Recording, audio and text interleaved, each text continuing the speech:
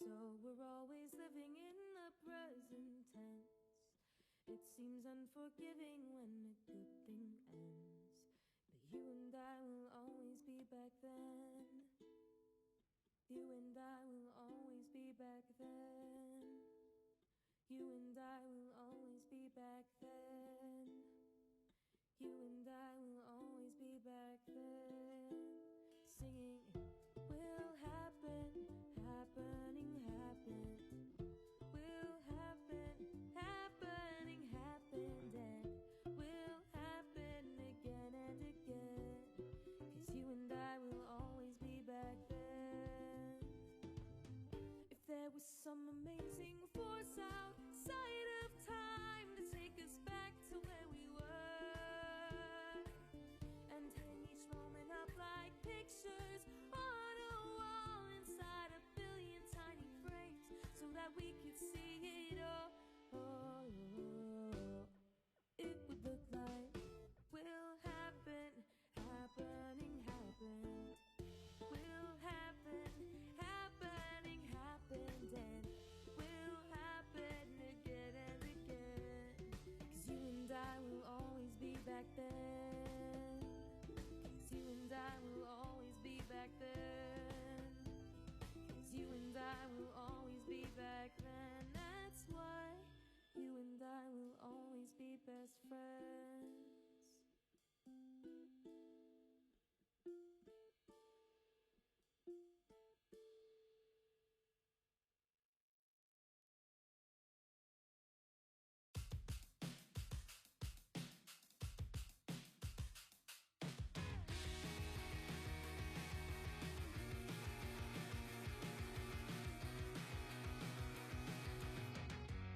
She's broken up with him inside her head.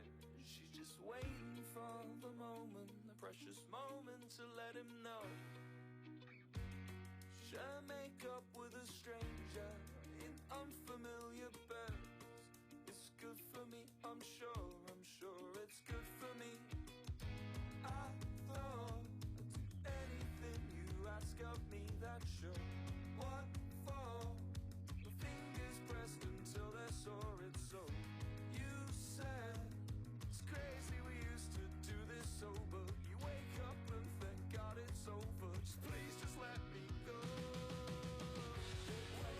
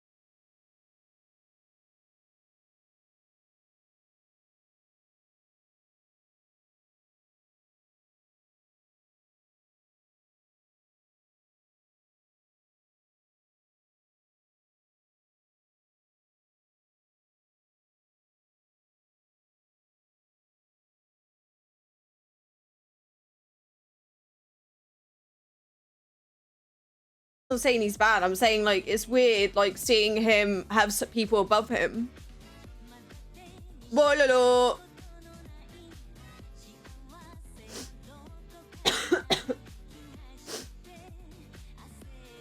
G2 1-2.015 in a row. Then they lost 5 in a row. Yippee! Bye bye! Bye bye, Bolo! Bye bye, Bolo! Bololo! Yeah, you definitely sound like you've just woke up.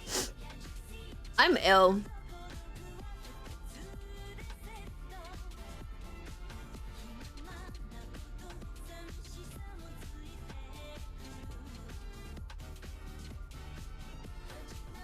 Hello.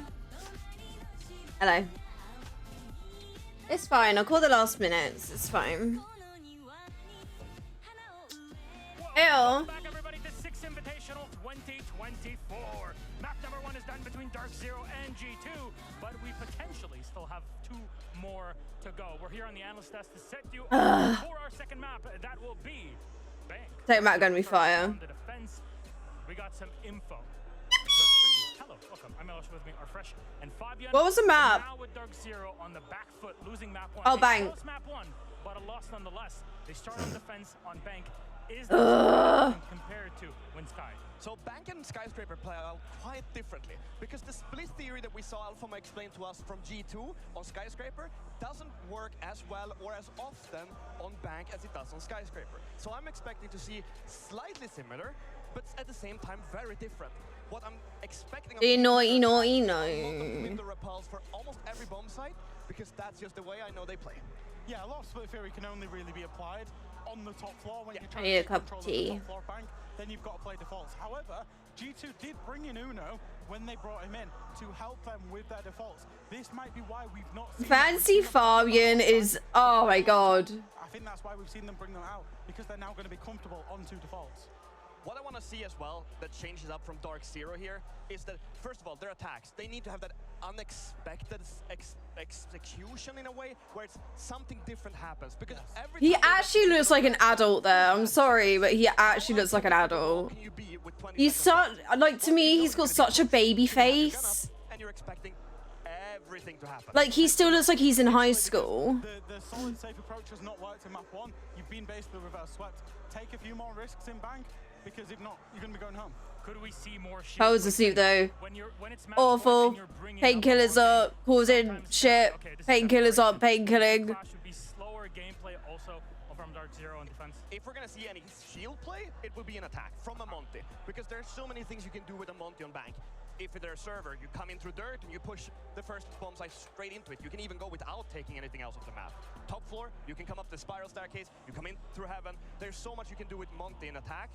Clash, not so much, just because of how spread out the players can be in attack. Although for G2, that it actually wouldn't be a bad idea. We saw it like 3-4 years ago. The clash on the server stairs might work really well for them if they read more into the fact that DZ are so slow. I mean, Buck on the attack. Also, we've talked how important the operator is for attackers in general. Great on the entry. Great to use on Bank. Yeah, I think Buck overall, because of the hard bridge that it, especially together with the vertical gameplay, he can be used for so much. I'm also expecting to see Ram, top floor, anything that's on the middle floor, because of how much vertical you can do super quickly. I think we'll see a lot of Ram as well. Fresh, who needs to show up here from Dark Zero? I think particularly Nath. Nath is one of the players that we highlighted in the pregame. We expected more from him. He's shown us more within this tournament so far, but he had a very, very quiet map 1. Don't know if that was his roles or not, but hopefully he can bring it up on map 2. Let's see if we get a map 3 or not. Fresh, Fabian, thank you very much. Our casters are ready. Up to you, Fluke and Hap. Thank you very much, and it is very much up to us. We are as high as possible in this building, and, well... Oh god, I could never. I have a fear of heights, so as soon as I see a little Oh, bless him! What I want to see in the Bank. I like how those are. But we can never be strong enough. Ayo, I woke up. Vincent, did you see who Tom's co-streaming with? I'm so happy for him.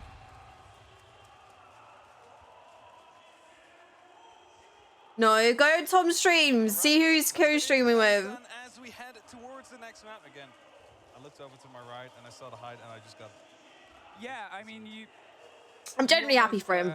I know I don't sound it because I've just woken up, but I'm genuinely happy for him. Now, here's the point I was going to make. If you hadn't have just almost slipped off the side, I was going to talk about... I was going to build up some hype. Monty Man, yippee! And the history of these teams. I need a cup of tea. You are washed, Troy. I mean, we got time. Who's Troy? Now we're going to see a Dokkaebi and his army band come through. We're going to see Ayo, Tom, you see? You see? You see? All the way down there. Did say, are we going to see more shields play? Canadian. Oh! No, his army. I was going to say, is that Canadian? Yeah, I mean, He doesn't know how to bam other than Doki. Dokkaebi his army about twice or 3 times. 2 of those times. Who's that guy next to One of him? them they banned Jaeger, Me. one of them they did It's ban me. Valkyrie, and they lost those maps. So the success rate of banning both versus not banning I'm a woo! It is. But I was also expecting like I think it is. Go into series and the further we go into a tournament. I thought it was Canadian. But it was like you watch Troy, and obviously chat's been saying you're watch Canadian, and obviously you say watch Canadian. Maybe that's why. Like if You're washed. was going to be a Monty that was going to be played, well, no longer. So Oh, I need a cup of tea. Someone make me a cup of tea. Yeah, we find ourselves leading in here on the defense side from Nah. the maps, the choice Troy of where we go Jurowski. here. We've complemented G2's attack quite a lot, their ability to get themselves in. Obviously, this being a map that is not their selection, it's fully their choice if you're unaware of how that sort of trade works. And here, if they can put a distance in on their attack more than they did on the previous map, remember the start they got off to, how much that would shake Dark Zero's mental if the first 2-3 rounds are taken away from them. Yeah, that's for sure, especially, you know, given the fact that the pressure is already on them with that first map off the board. G2 can start this off strong. It's going to be a big hit to the side of Dark Zero. Now, we start off by clearing out that top 4 as we usually do. The IQ, I like that pick, considering the amount of electronics that are out there. The yokai drones come to mind first. Those are usually quite a problem, especially in the late round if you want to go for you know, a plans to come through. But it also helps you to see the Warden if they are activating the gadget. Now, I sort of took the history of these 2 teams, and when they played this map on SI 2023, it was 7-5. So the growth that they had on Skyscraper, if DZ could manage it on this map, well, then it would be a 14-5, so a bit of a better growth here. I don't think that's, of course, possible, though. Nade, a man at the moment, a man to keep eyes on. Doesn't like that hand sanitizer, but does like getting the kill on anyone who might drop onto Gold Hatch.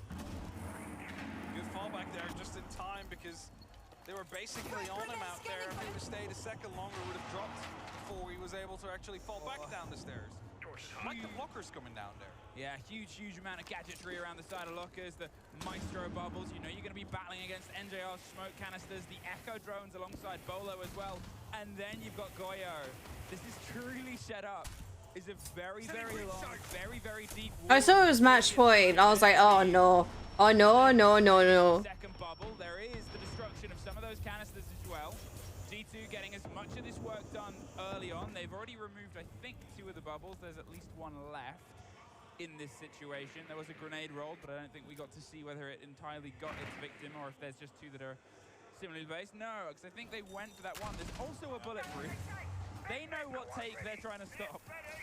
Yeah, definitely so. And as Doki is now Oh. being shot out through the window, it's in and it goes Oh. down. Instead, Doki not able to get the kill. Oh. The Bolt Hatch right behind them hit gold. They said Nafe was the stopping Ah. position, and he was entirely removed. Uno gets the plant locked in. He's gonna find a flawless.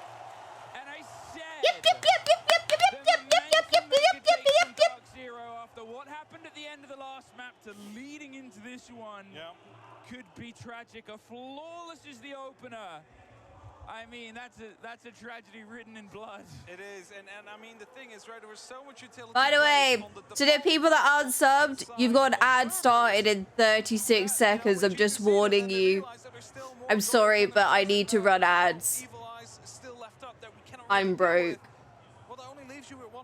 Imagine not being subbed. Not an ad. I'm just warning people. You got ad in 20 seconds. I'm so sorry. Love seeing player cams after rounds and looking at the players' monitors swivel the other players. Really good read on how much attention was being paid towards the default. Oh. They started clearing. Oh man, you got some crisps. I want some crisps. Scream is here. That's fun. But as pointed out in Alpha, thinking about how G2 attack, how they pull parts whilst they're doing the math there, they're realizing, oh well, Nave's a bit isolated here. We have this situation. They're not, you know, they've got one person watching two very important hatches. The other one is focused a bit towards the default because we're putting attention there.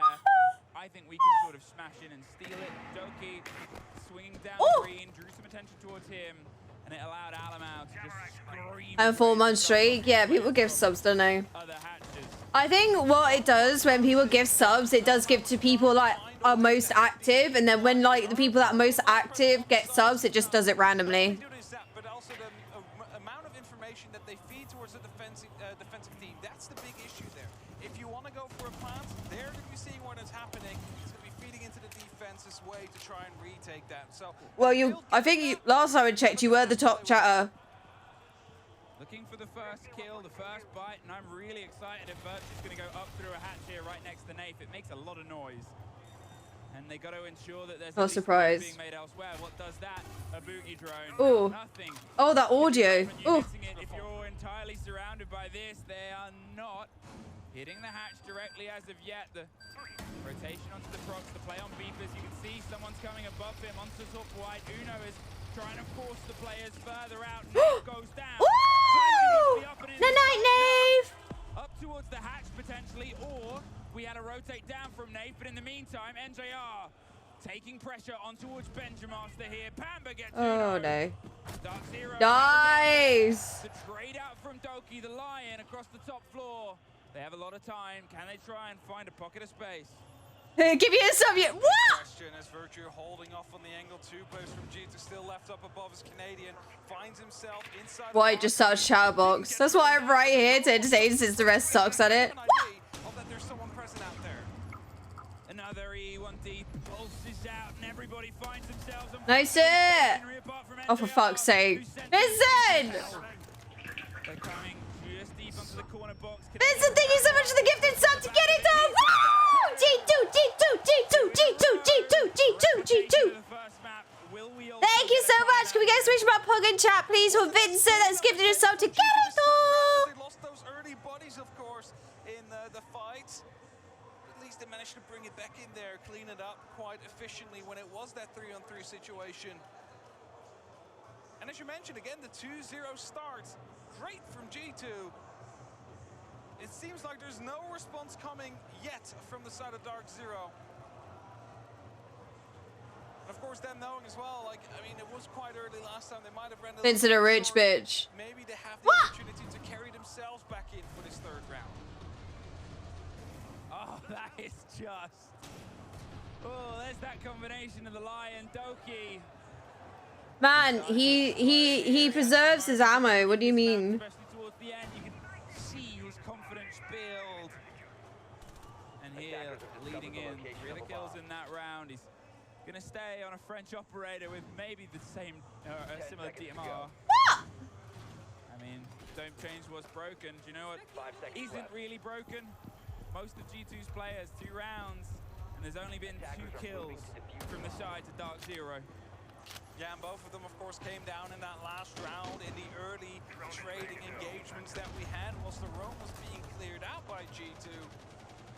And after that, when the site started being hit, nothing really being out there. DMR is not broken, and I still don't play it. I love DMR. Oh. Dark Zero, they're sort of stepping into the approach. I think they realized how much territory they handed G2 to be exploratory. They were dipping their toes in every single take possible. And there's some toes that are absolutely torn off. Alamau caught in the back, and this is a bit of a sort of wake up for both teams, I think. I love this emoji. Don't ask me what. The dino dance. I fucking love the dino dance. Spam dino dance. Dark Zero don't have a chance. Bolo, we saw playing around these positions before. Still on the hatch, though. They've actually just opted to retreat. Yeah, there's only a single player, Dark Zero, on the side before Canadian dropped down. So I think we're going to be focusing more on the actual side itself now. Nave on the hunt, going over to the top floors, going to see if he can do anything vertically. Whilst Virtue waiting patiently near the elevator hatch for a potential drop or a misstep of one of these players. Canadian got quite close there, just kept himself out of range, however. I mean, We Dino does! We Dino, we dance! G2 for the win! We Dino, we does! G2 for the win! We Dino, we does! Yes, sir! The fake Dino dance. Oh.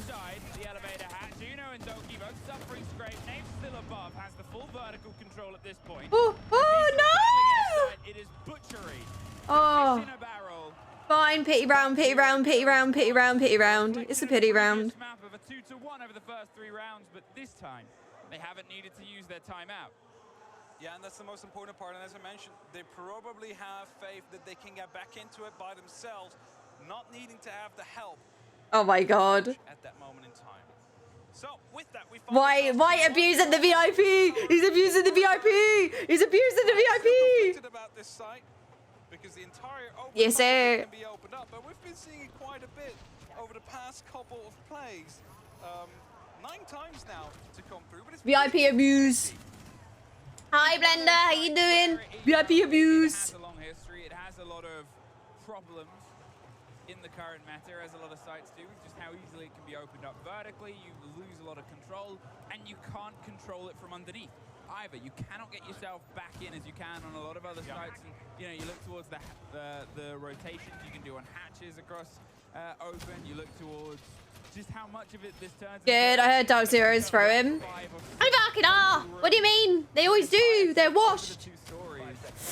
Very tricky to either survive 4991, but not for me. or reclaim it in time if they're able to get in the room and they got to play below you. But as long as they can do what they did in Pulls out the Doki on Legion. take the players, push E2 to this sort of width of bank and give them the full stretch, and see if they can deposit a couple more bodies. Now the way this usually goes is pretty similar to the actual CEO side. Talking shit about Dark Zero. Dark Zero trash. They're trash. They had to get boloed so people could actually support them. And JR's inside and JR's outside. Alamau. Like, I do feel bad. It seems like the whole team is just Bolo and NGR. I'm not gonna lie. NGR and Bolo are like the people carrying the team. When you rely on 2 people, it's just, yeah. Final last year, he actually typed shout out Nate in the chat. I remember that. So it'll be very funny to see the response on this side. Bolo gets the take onto Uno. And as I said, he'd lost his rotate option. Now they're losing all the players. Alamau somehow gets a scream through onto Canadian. Inside, getting the kit done. This is the problems on the retake. They're having to move quite quickly here.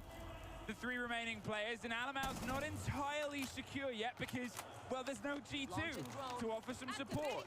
Benja, he's inside open. Virtue's trying to rotate his way up green to just get the crosswatch. Here it goes down again, but Asolis, well, they're fishing, and unfortunately, they're a little bit Oh, no! just in time. Pamba cuts Alamau, cuts Nice it. No, not nice it. No! Benja alone in a 1 versus 3. Come on, Benja. Let's go. Come on, Benja. Let's go. Take this fight yet. They don't need to. They don't want to. Attackers recovered the bomb diffuser. Aware of the fact that the diffuser has been recovered, and as soon as Benja's gonna start, they should be aware. Oh? Yeah, he's going off. He's just trying to bait out the Solace now, knowing Pamba's still around, and that plant will never happen as long as they are. This is usually why you need to have someone on the top floor to provide yourself with that verticality. The impossibility of this site. The impossibility of this site on the other sort of flip half as well as Benja. He realizes they're not giving him anything. We saw all 3 DZ players go wider and wider, further away. Nice. But look at the positions of Pamba and Bolo. Pamba's still above. The second that kit starts to hit the ground, there's the reveal. Oh, no. Here's the shotgun fight. And there is 2 Ah. So what happened there is Alamau, of course, found himself on the site early, but as you mentioned, there was no support Virtue, in the meantime, was pushing up the main stairs to find himself at the, well, steps towards the basement, but having the opportunity to stop anybody from coming down the main stairs, from rotating through the lobby. And tried to Because Ubisoft, suppose I didn't see anything about nerfing her. Whoa. And as a result, Solis got himself into position, and they were able to stop the plant from happening. Twice. I mean, what an advert for the operator. Ubi dub, nah. Ubi ain't dub. Ubi ain't dub. Think about the positions G2 had, the fact that they had to rotate higher. Ah! I mean, cruel, that last one. Was because they knew they needed to retake the vertical. They couldn't leave the Solis there, but then, you know, they lose the swing from the elevators. G2 had a window of opportunity, but unfortunately, I think it was not the one they ordered, and they were a little bit surprised on where to put it. Didn't quite fit the decor and the design of the building. But two apiece, all to play for DZ. They've bought themselves into here now. Round is pretty close though. It is coming down to just like a slight mistake or a lack of control. What?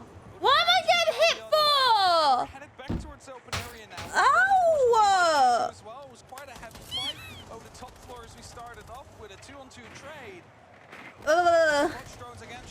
Canadian plays Solis using the ability as an option. Panzer Armor work with Troy is a noob. Honestly, the thing is, I always say Canadian needs to stay off Solis. Oh, look at that. He's fucking on Solis now. I feel like he doesn't know how to properly use Solis. Like, he'll run around with the gadget. For what reason? What are you trying to scan? Like, I feel like he's just a shit Solis, man. They had all 3 bubbles stolen, and then Canadian got the kill onto the player in exchange. I think it was. It might have been NJR. They used to. I think lessons learned from that previous video. A minute gone. G2, they're closer to the site, but they don't have the control above. He's the best player in the league. He's fought that many years. They had an awareness on each other. Canadians looking for a second. It's Benja. Oh. To all of these fights where Dark Zero have a little bit more intel, a little bit more of an idea of G2's approach. Virtue up the white stairs with Bolo more than ready. There's the demonstration. A bit of a slip, a bit of a snafu out on the back. I'm assuming that was from a gunfight. Loading new mag. But Alamao's now on a sliver of health, and you're still looking at, you know, a side of one of those impacts, the C4 itself. And that'll be the end of his life this round. Yeah, this should be a Dark Zero round. They have complete control. The thing is, they've won, what? They've won 2 attack rounds, and in my opinion... Alamao dropped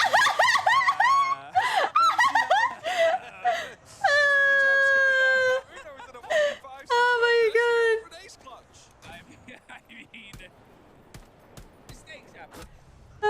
The thing is, they've won 2 attacking rounds, and this is like a defender-sided map, so don't they just have to win all the defense rounds? Well, that's definitely a whoop. That'll be me in ranked. That's honestly me in ranked as well. I'm just like, yeah, it's fine, I'll just drop down. Gets his moments here on his home turf. But luckily, he's full of... He's as deadly as he is funny. Dark Zero. 3 rounds. 2-4 is always what you aim for as attacker. 3-3 is sweat, but not needed. It feels very different. Statistically, they're getting themselves into this as Amare! less of a sort of it's G2's game, now it's Dark Zero's game. They had a lot of fire and a lot of fury. I can survive this. Skyscraper up to 5th point here. It feels Probably me though. That's what? It only takes like it should only take like 5 HP. He got red, so he had 20 HP, so I don't get why he died to it. I think it also helps that they haven't called in their tactical timeout. It just gives you a bit more like control feeling, that is, because you've done it yourself. You brought it back yourself. Of course, the coach is part of your team, but you only have one of them. One of those call-ins that you can do with them for 45 seconds. And as Bolo, again on the Yokai, this time there is no IQ to stop that. Nope. There is no commando drones to steal things as well. None of... Takes 10 to 15. There is still a burn of utility. The blinds come out with nothing behind them. But then, like, Rez is 20, so I don't get... He should at least had, like, 10 or 5 health. That killing him? The reveal of the swing. They know they cannot just push up dirt without taking a direct engagement. They might not know that the player has left. Now they'll have the reveal. Canadian in the core of the map playing his favorite thing, which is... I'm not sure why. Yeah. That's what I mean. He shouldn't die to that, but it's whatever at the end. 2 minutes and they've already got rid of all of those Goyo characters. It happens, doesn't it? Ah! Right out, Canadian with the heartbeat had the full read, the E1D. A little bit too late there to stop that kill. Yeah, a bit of an unlucky moment there for G2 that Alamau met with Canadian, but at least the trade comes in. Benjo Oh! free-fired, and that's a diffuser now dropped in the hands of Nave. Who didn't opt to drop as well, stayed on top of the hatch. They're dying to rats, man. I'm gonna go test it out. Thank you. 3 versus 3. Virtue, he's sort of Pretty sure it only takes 5. I don't know if you're like, I don't know, it's weird. He's the closest man, but with a minute 30, they can rotate, and the pings are still on him. You wonder if rats! Rats! They are the rats! Hope it's not a default, but as they opt to go for a slightly longer engagement, Virtue, he's expecting the fight, the swing. It's Pamba that just sort of says, I'm here, and then heads off, wastes a bit more time, wastes a little bit more of this precious Rats. They are the rats. A minute left, and I still think both those Yokai drones are on the board. One of them was in lobby. That must have been the intel that was being fed about Virtue's positioning, closing in on the player in elevator. And there's 55 seconds are left. You just see G2, they're preparing themselves, they're preparing angles. Uno is looking to go for a plant. It's Virtue that has to go for the pickup, because Uno is going to be probably jumping in after those Candelas to see what he can do. Now, as Bolo rotates the Echo drones round, with the amount of time left, they have the charges to dictate the story of this, put themselves onto the 4-2 split, 30 seconds, and Uno, he's dicing and dancing around a drop that you assume Dark Zero are going to pay a little bit more attention to, but there's a rotate coming up the stairs. The Valkyrie's gone on an adventure. They're going to see if they can find an engagement. If Uno they have 4 more drones. It could all be over. The long throw, the play, they've gone 2 stories up. Bolo, he's alone in the site as the pressure goes around. Nave, he may as well be in Narnia. The 2 versus 1 with 5 seconds. He's quickly rotating. Round onto the back. Yay! G2 keeping things level in the first half. I love the little bit of game sense out there where they don't plant right on the first site they open up because the hatch above has been opened. That means that if that roamer's still out there, you might find yourself caught. So what do? You dig in deep. Small Scottish lad for Scotland! Difficult to retake, especially coming from above. And how do you rat with advantage and lose that? Because they, G2, are the pro exterminator! Welcome to hell. Now I feel less bad that I cited a call earlier as being sent to hell. Because, I mean, they're welcoming them here. Scotland forever! Whether they had it on a read, I said there was a lot of reads coming against them. There were yellow pings onto the locations of the players towards the top of the elevator shafts, towards where Nath was able to get his first kills. And here, G2, whether game sense, whether expectation or information, turned it into the problem child here. 3 apiece. Still both timeouts on the board. Still both bits of attention here. G2, they've not played this See the thunder went, honestly. As Fabian rightly predicted, they will have a game here. Oh, I'm cold. Test of Dark Zero, because whatever game G2 has, I'm only battle pass level 150. I just opened 3 esports packs and oh mate, no, I did get battle pass points. I'm sorry, but you know, this is where it really starts coming on into play. I feel like after a certain, if you complete the battle pass, it should be like, hey, you completed it, you don't need it. Still is around with that drone. Those Candelas not finding anything now. They're in and they're off to the races here. There's the cover and there's the kill. There's a drop in the hatch in the middle. Do they know there's a rotation round? There's a player right on the hatch here as well. This is a surrounded situation. Alamau, he's holding on. He isn't too far away from a fight with Pamba. He really desperately wants to take it. The smoke canister forces Pamba out of position. Good shit! Beautifully played with Benja getting one of his own Bolo's gone. The refusal to hand over open area, the refusal to give up the ground leads to a little bit more success here. A very long use of the exit Kyra. Oh yeah, no, do that. Yeah, that's a good idea. Keep, because if yeah, Left in pocket there. I think the amount most of us play, it makes no sense to keep them. that means that if anything else is going to I always finish the battle pass beyond anyway. No point because you only have those 2 pellets. doing that. So that is a concern. I mean, true, but it helps getting through the battle points when you have no For weeklies. example, those are going to be in play. You're going to have to worry about them. One way It's a or good another. little And with boost. a minute 20 left on the clock, it is, you know, a 4-3 situation in favor of G2, but those really haven't done that much yet. They're only now starting to get themselves into the top four, but Doki's still around. So if there is a drone going to be leading it, Ooh, good shit, Doki. and instantly falls back towards the lobby because he knows Nafe is out here. I mean, there's a player on his left and a player on his right. Where are you going to go, Nafe? You've got to find a fight either way. Benja gets a big scrape onto the Hibana, who's just going to try and angle themselves forward and at least put a wall to their back. I fucking love Doki, man. On the hatch. The break on Oh, leaves Canadian inside the site alone with a kid. nice! Yippee! Oh, it's not Scream, I'm sorry. Oh. It's G2. Brutal. Death they've brought along with them. The Executioner seems to be hanging over this arena. There's the player. They're just better. He dropped this hatch instantly. As soon as they lost that first engagement, he was down here to try and get a response. Look at that. Waited, Oh. waited for the right call from his team to put the pressure on. Oh. Sad Welcome to hell. Fans in the crowd who are love it.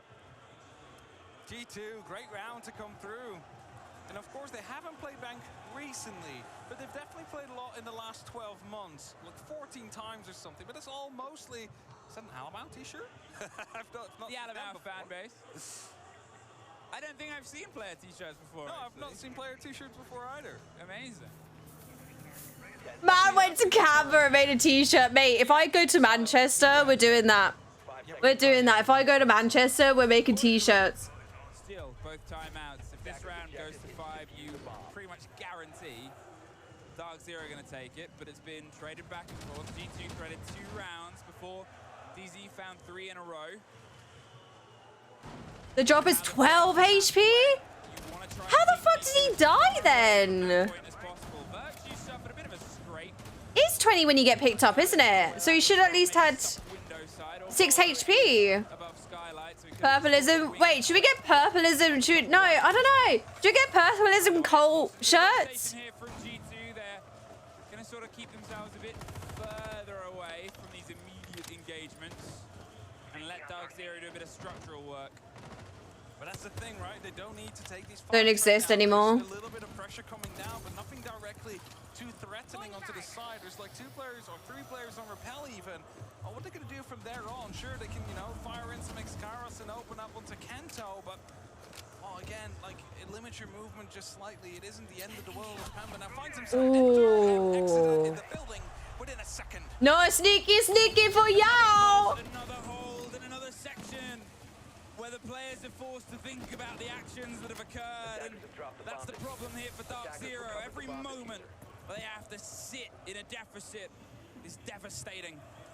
Doki has the perfect read on the player, slightly hidden behind that speaker. You know, it's only going to be a Oh, moment guys, I got accepted for the marketplace. When it's break time, I want to have a look. Benja's sitting, holding, wasting time and attention. So if you guys, woo, Benja, go. So if you guys have applied for marketplace, check your emails and you should see the price I redeemed. Check your emails. I got mine last night. It was a dumb o'clock last night. With Doki getting Canadian, NJR, all that's left of this round, and he started it on those big windows on a fight. Oh, they get hungry. Oh, they get hungry. Oh, they get hungry. Exits in this moment. It's 2 stories of problems. There goes Virtue.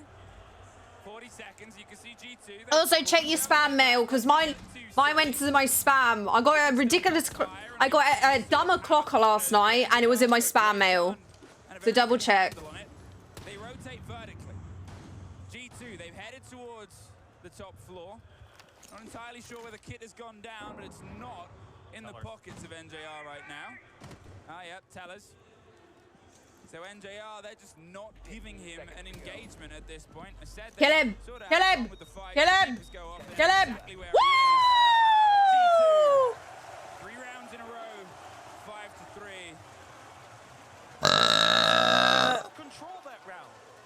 Entering the building, shut down. Struggling with taking down Benja, who finds himself like... It's over! It's over! And as we have the timeout right now, I think that's a rightful call, not only due to the scoreline, but also due to how that last round went.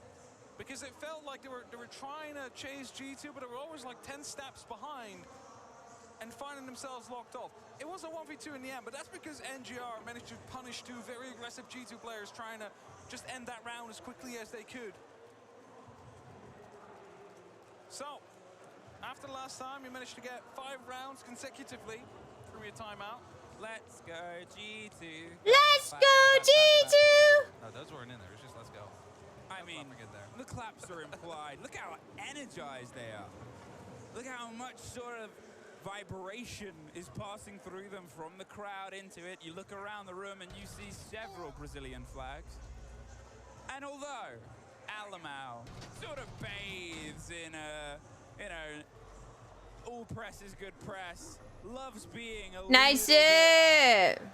bit of an argument, a little bit of a sticking point, a little bit of a response to the rest of the world saying, no, no, no, Brazil's not the best, NA's not the best, EU's not the best, I am the best, and I bring that wherever I go.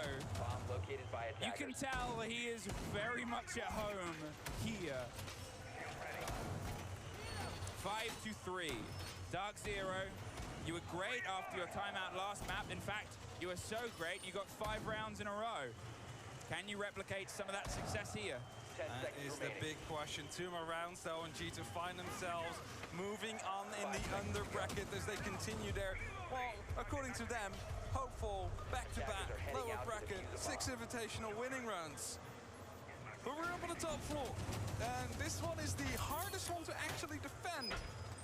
48% of the rounds that have been played over the 6 invitational have gone towards the defenders once you were on the top floor. So Dark Zero, you gotta prove you can attack. But he did drop such a kill bomb on VP, even though they lost. As you've done before. Oh, sad for Bolo. Man deserved to go further. Yeah. A lot of uncertainty in what they'll do, in what they'll bring, and how you need to face it. The first reveal round Compared to him, his P performance. Don't have the 21 SI in brain right now, but but still wish for more. 2 stacks, 2 stories, and 2 ways of getting it. But if they've misplaced Benja, well, Yeah, I feel like I don't know. I feel like yeah, I feel like Dark Zero isn't the team for him. I feel like he needs to go find another team. I feel like Dark Zero just isn't the team for him. Nana! Ooh! Oh no. Benja versus Bolo. Benja versus Bolo.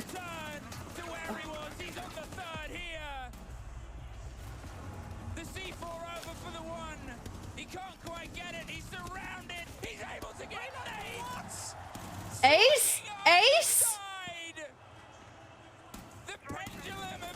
Oh no. Oh! Benja!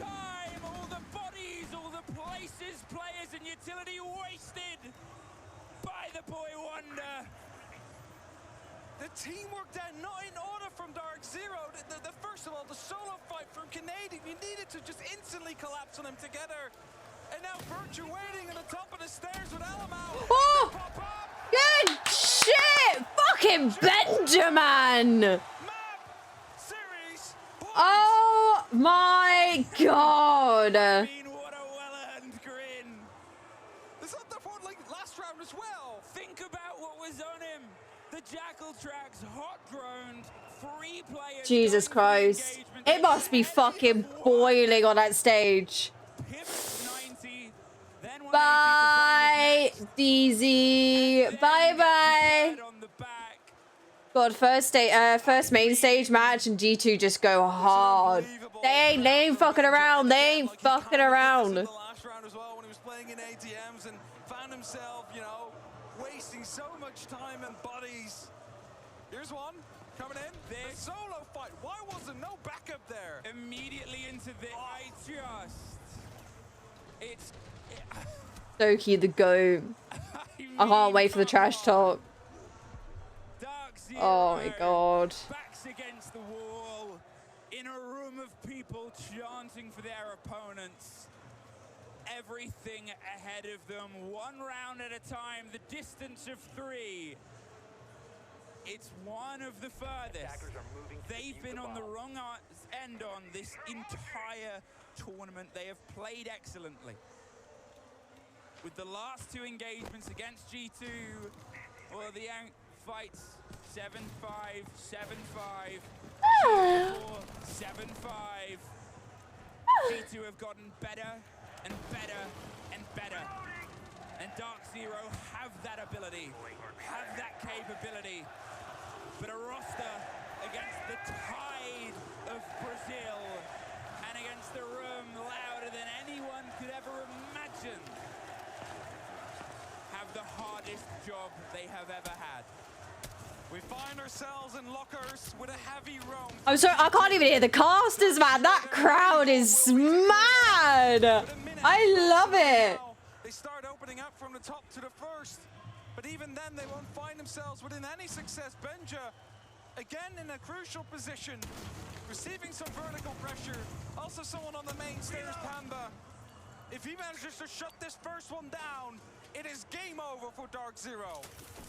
Every engagement has to be perfect. Nice! Is that poster child of perfection? Oh, Doki, no! Against Doki.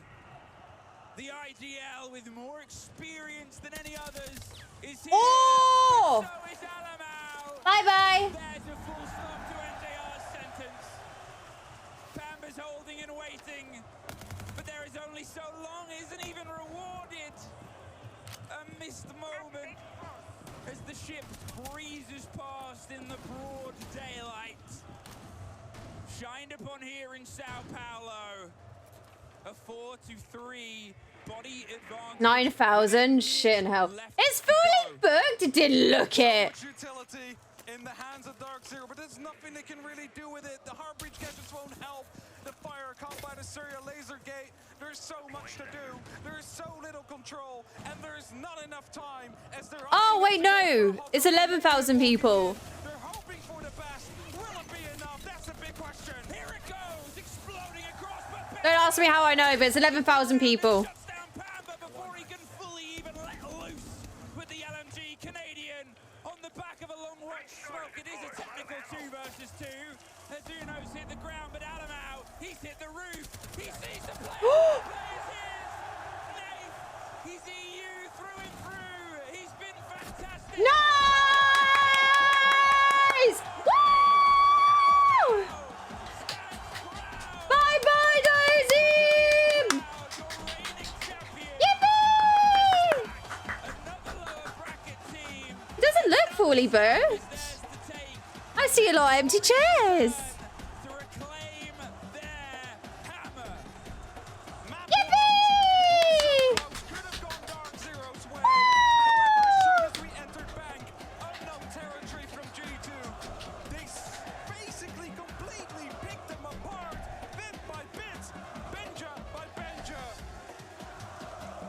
It's time difference. People are going to be working. True, true, true, true, true.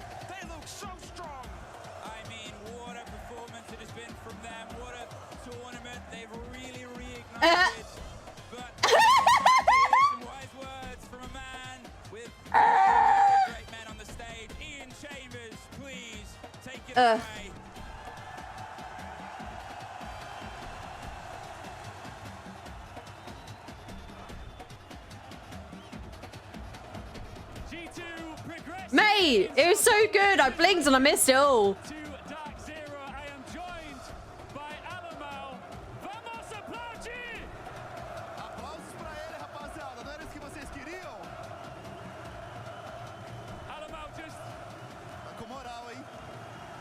they got a translator. That's cute. A arena toda tá com você, ó. Lá, tem pra todo lado. Alemão, senhoras e senhores. The crowd surround him. Yeah. This must be amazing for you.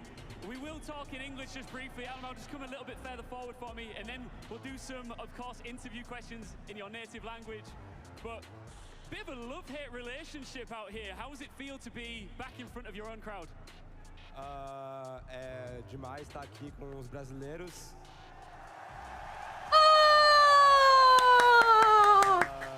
Tava esperando por esse momento por muito tempo, né? Acho que todo mundo queria ver esse Invitation no Brasil e agora a gente chegou aqui para defender a marreta. Gonna do it in English? We were so anxious to play in Brazil with this crowd. The crowd is amazing, and now we have to. That's so sweet of him. Run it back to map 1, 5-2 down. Everything changed. The momentum shift. What was it? I'll play next. Crowd gonna light up even more. No Sky a gente sabia que eles eram muito lerdos, né? Então a gente só jogou para execução e eles se perderam todos os rounds. We just waited for the executes because they are so slow and can just win by not doing anything. So that was. Look at his shoes! What are those? From me, Sonics, W7M, wait for you next. Oh, they're so lovely. I want to play W7M, but maybe they won't even win against Sonics. So I don't know. Rapaziada, eu quero pegar os touros para mostrar que no Invitation é outra história. Can you repeat that? Ele tá dizendo que aqui no Invitation é outra história, né? Você tá quase sem voz. Tá emocionalmente diferente jogar aqui? Não, pior que eu tava meio doente, eu acho, anteontem. Acho que é por isso que a voz tá meio rouca, porque eu nem berrei tanto nesse jogo. Tá bom. Parabéns, então. Você quer enfrentar os touros. Tem certeza que você quer essa galera contra você. É isso que você quer. Quero pegar os touros. Just finally from me before you go. You're in the way. Whoa. English G2 fans watching at home. Guys, thank you for the support. All the G2 fans. I want to see you guys back in Europe, but here in Brazil. Preciso dizer obrigado a todos os brasileiros aí torcendo por nós. Minha família aí, tá todo mundo ali, ó. Minha família, meu pai, minha mãe, minha irmã, minha tia, minhas primas ali, tudo ali. Então, obrigado por tudo, rapaziada. Tamo junto. Alamo, thank you very much. You can make your way back down, and congratulations once again. Bye-bye. Listen. Entire families over here. Yeah? They're all out here watching? Yeah, watching. Well, G2, the reigning champions, take a step closer to reclaiming the hammer. Will they go all the way? They've got a lot of hurdles in front of them first. Back to the desk. That's what I wanted, Villainy. No. Well, they said, like, they said they want to go against W7M, but they might get beaten by Sonics. That's all they said. Ian and Leo, and yes, Alamo It's all the trash talk you're getting. He's got the eyes of Brazil on him and G2, and the entire world is watching. The world champions move on to the next stage. Congratulations to G2. We're back on the analyst desk to break things down after a map 2. Milos with me are Fresh and Fabian. Gentlemen, I have to say, G2 looked so composed on Bank. Oh my god, who the fuck are you? Family, right? The amount of support Sorry, they got from the crowd, did anyone see that snack behind? incredible. Like, I've never Or was that just me? like this. Am I just a typical woman? I've never seen a crowd support Alamo, then call him names, and then support him. What? Oh my god, she's back! Oh my god! But if we go back to the game and we break it down Sorry. a little bit, G2 again, they show how excellent their attacks can be, the amount of trust they have. I didn't touch his to go off the structure. Shit, I should have said, should I? Decisions and finding off the gaps, and then just obviously backing that up with all the gun skill in the world. And then when they don't find those gaps, take the first round on. Oh no, he's a snack. Don't forget, he's small, so he's a snack. What do they go and do? Well, they drop all the hatches and they push side at the same time. They go from everywhere and overwhelm Dark Zero. That was such a good attack. Oof, ouch. It's not ouch when he says it himself. And then defense has I repeat his words. individual gun skill that they have. What can Dark Zero even do against that? Especially when they understand Dark Zero as well, right? I know I said it in the interview. We have to wait for them and do nothing. We've stopped short on the desk of basically saying that. Dark Zero's attacks were just pathetically slow again, which has been a big problem for them across the year. And G2 reading their opponents so well. Both maps could have been blowaways. Dark Zero obviously did manage to find a few rounds.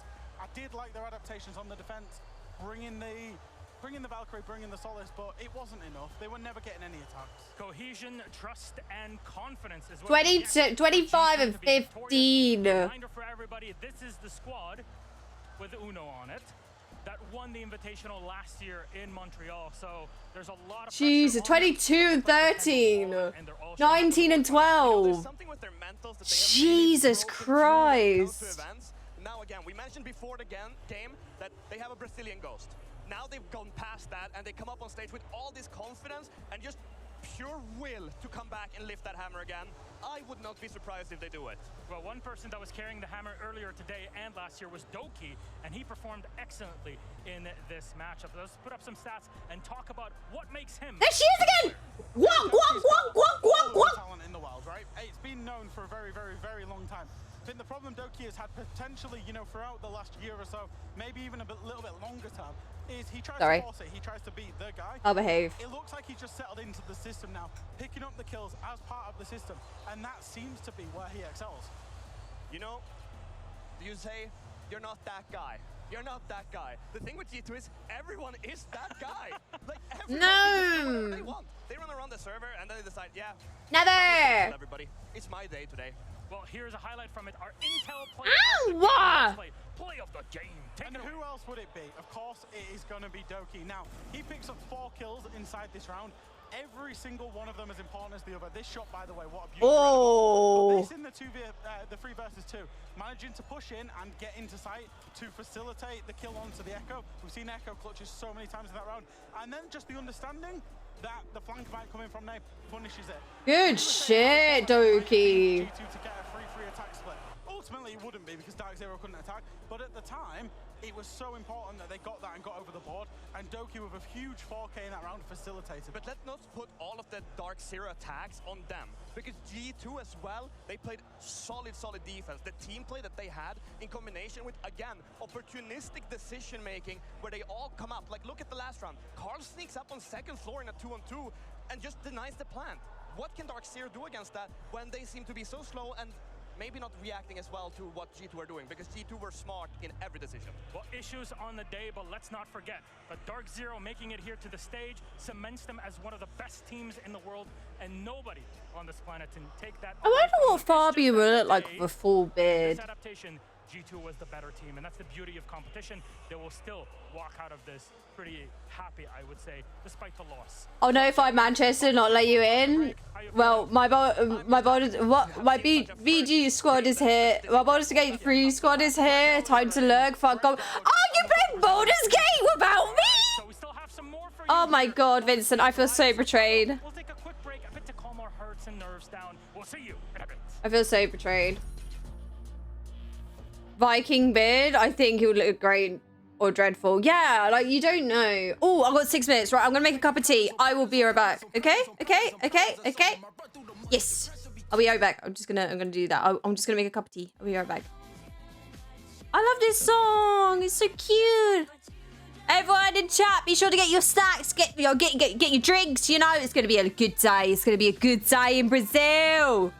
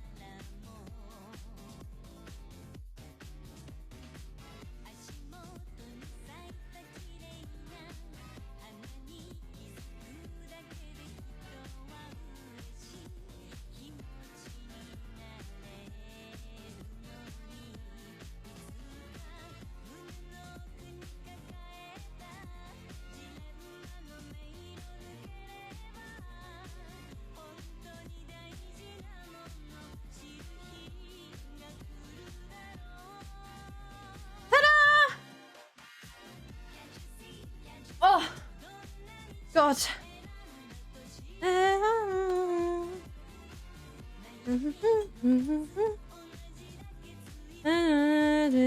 Right, let's check the Marcus bait out.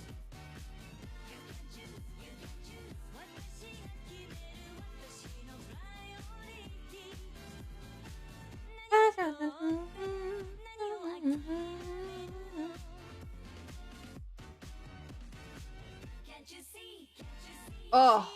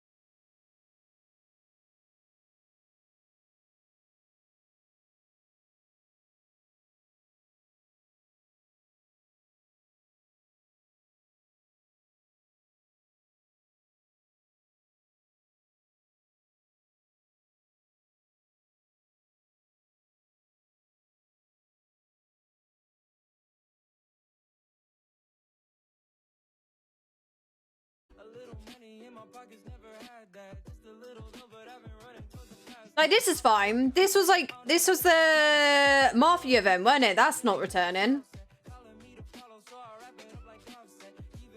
Buy that. It's not returning. These are all last sold for 120.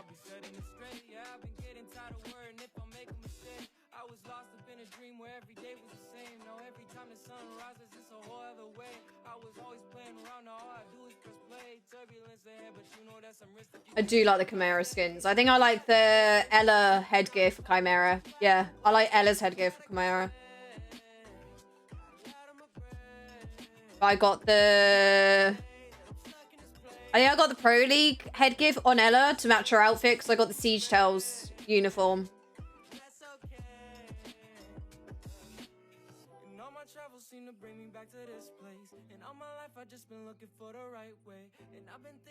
I fucking hate Commanding Force. I hate Why is it so green? It's so shit. There's no map that is that green. I hate it.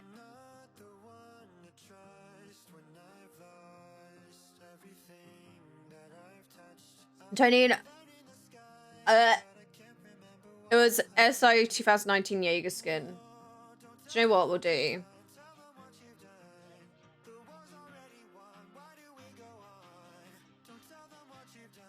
See, this, like, I understand because it came from, like, a 5... Yeah, this is, like, from the board game.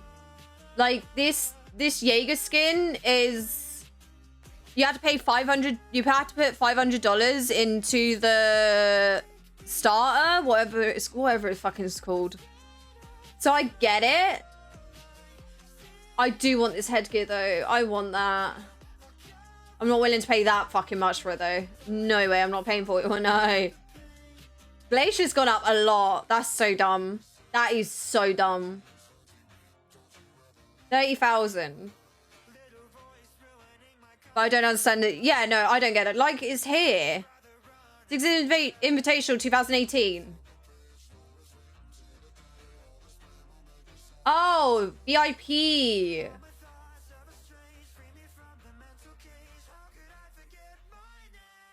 So you only got this when you went to the event as a VIP?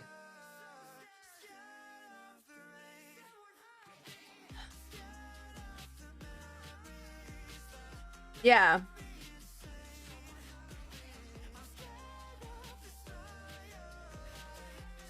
Was that only year 3? I think I got that one. That's only year 3?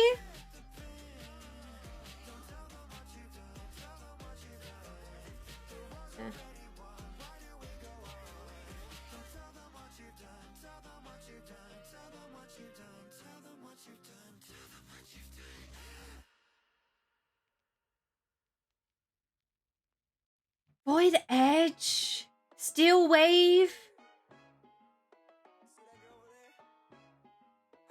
Oh wait, tell me if I got something. I forgot. No, I don't have them. Okay. I forgot it shows a tick if you got it. So I don't have it. Okay. I lied.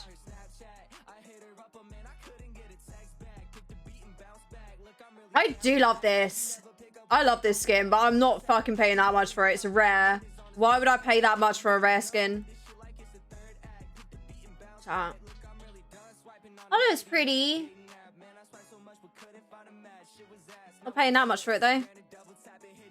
It is nice. That is a nice skin.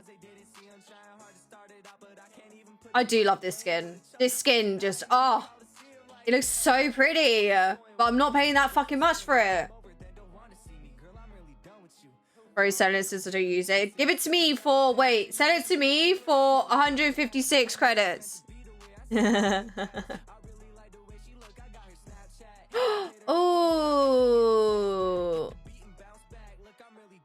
that's cute.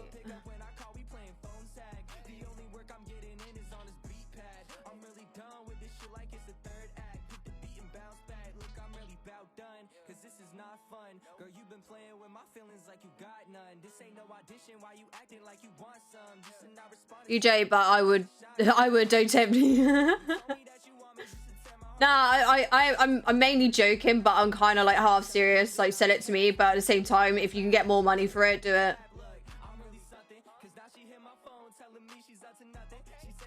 Why the fuck did someone buy a windmill for 680 credits? Pina colada! I love pina colada. Ugh. Oh wait, shit, is it?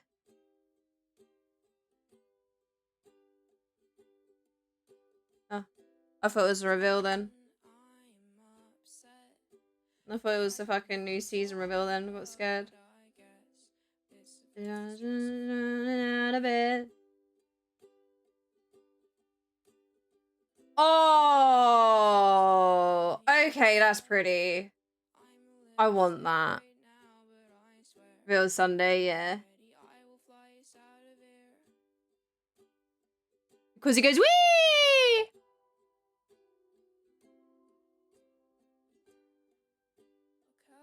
I'm gonna hit some standard and I'll be lurking later. Bye, good luck. Tomorrow, not Sunday. Oh. I'm losing track of me days. I'm not gonna lie. I feel like sitting here watching the SI has actually made me more have dementia.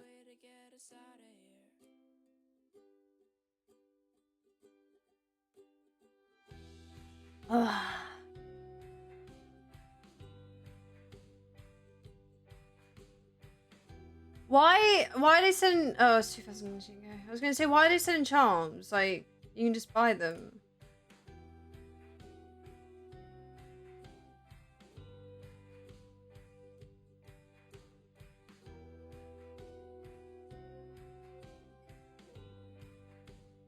Oh my god, Mouse Esports. I have not seen that in a long fucking time. List dementia 16 times. I actually forgot what day it was. I woke up. Like, I didn't even wake up to my alarm. I did not wake up to my alarm. I woke up. Kirito and fucking White were like, you're missing out. It started. I was like, oh, fuck. I was like, what started? I was like, I literally woke up. I was like, what started? I don't know what's going on. Like, I was literally like, I don't, what's going on? And then, I was like, oh, shit. Hopped out of bed, literally turned the PC on. I was like, oh, fuck, oh, fuck, oh, fuck, oh, fuck. I literally just caught the last round. I was like, oh, fuck, oh, fuck, oh, fuck, oh, fuck.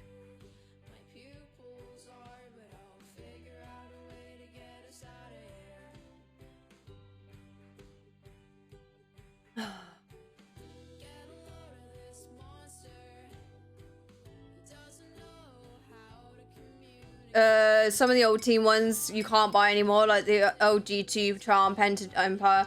I totally forgot about Mouse Esports. Oh my god, it's Baby Yoda. I totally forgot about Mouse Esports, I'm not gonna lie. Rogue? Oh my god, Rogue? I totally forgot about Rogue. Where the fuck's Rogue at? What happened to Rogue? Oh my god. My dementia's going away.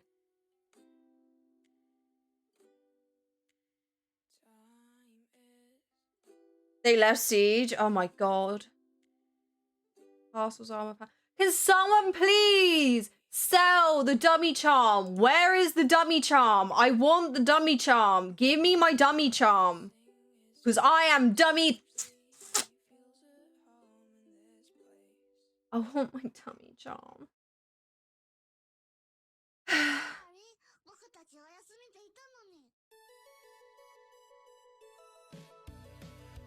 Oh, so you sell the fucking Alicorn? Is it Alicorn?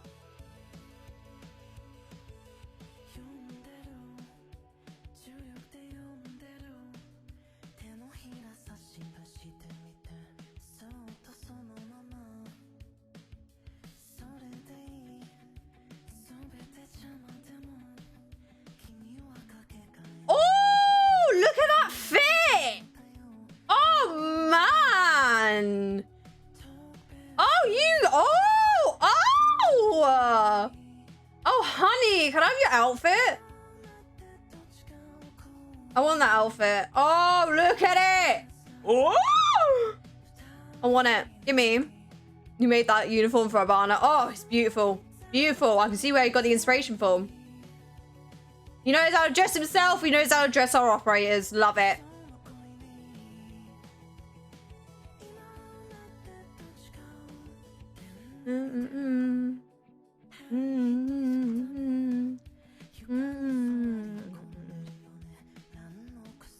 If you could design a uniform for any operator, who would you design a uniform for?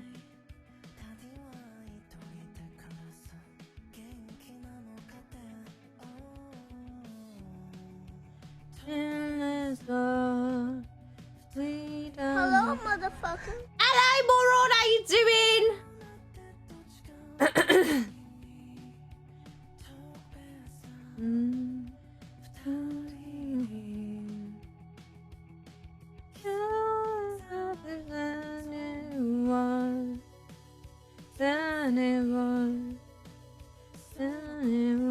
Circle Legion for defense, Bucko banner. I would agree. Thank you, Duo. I would agree, but at the same time, I kind of want to do a uniform for some operators that have next to no fucking skins. I would say Gridlock. I feel like Gridlock needs some loving.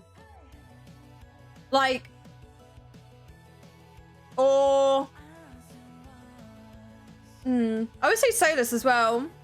Gridlock and Solus.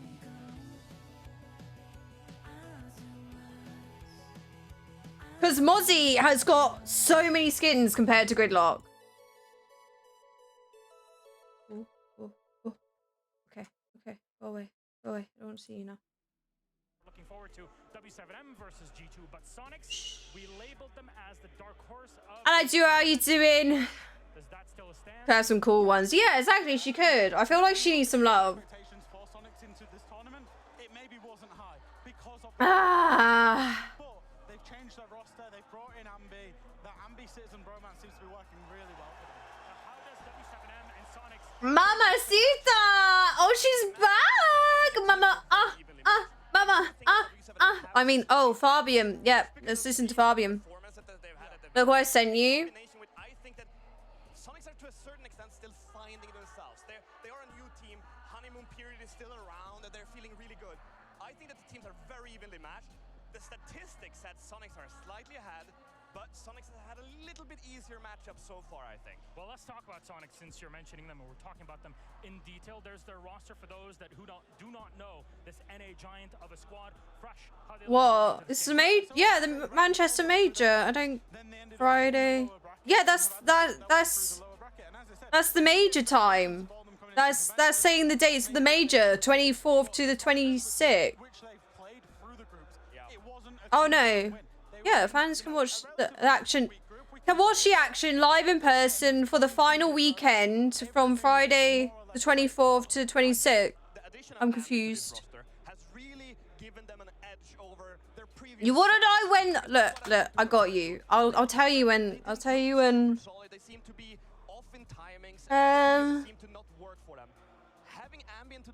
What date are we on? Okay.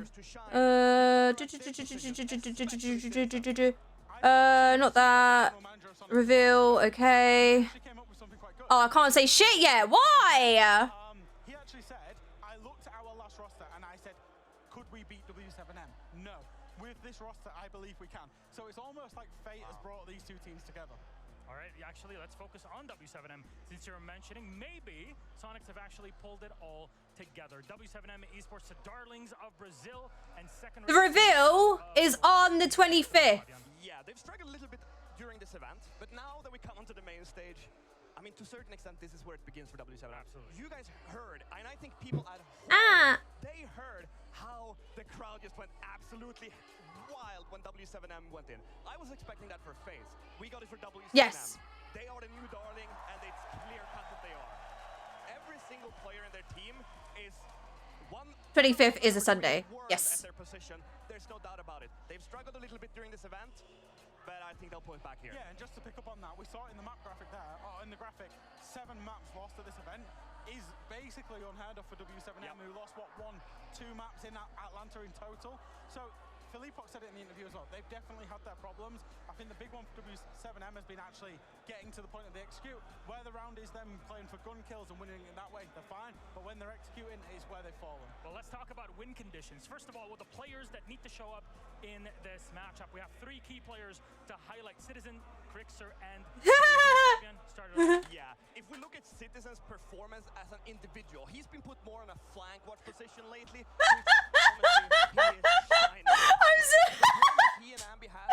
Why just sent me a screenshot? I don't know why. It looks like a meme template. That don't look real. That looks like a meme. They act towards each other in the way that they are next to each other. We've seen them walk at a hotel. We've seen them walk the mall around together, getting cheeseburgers, Smackies.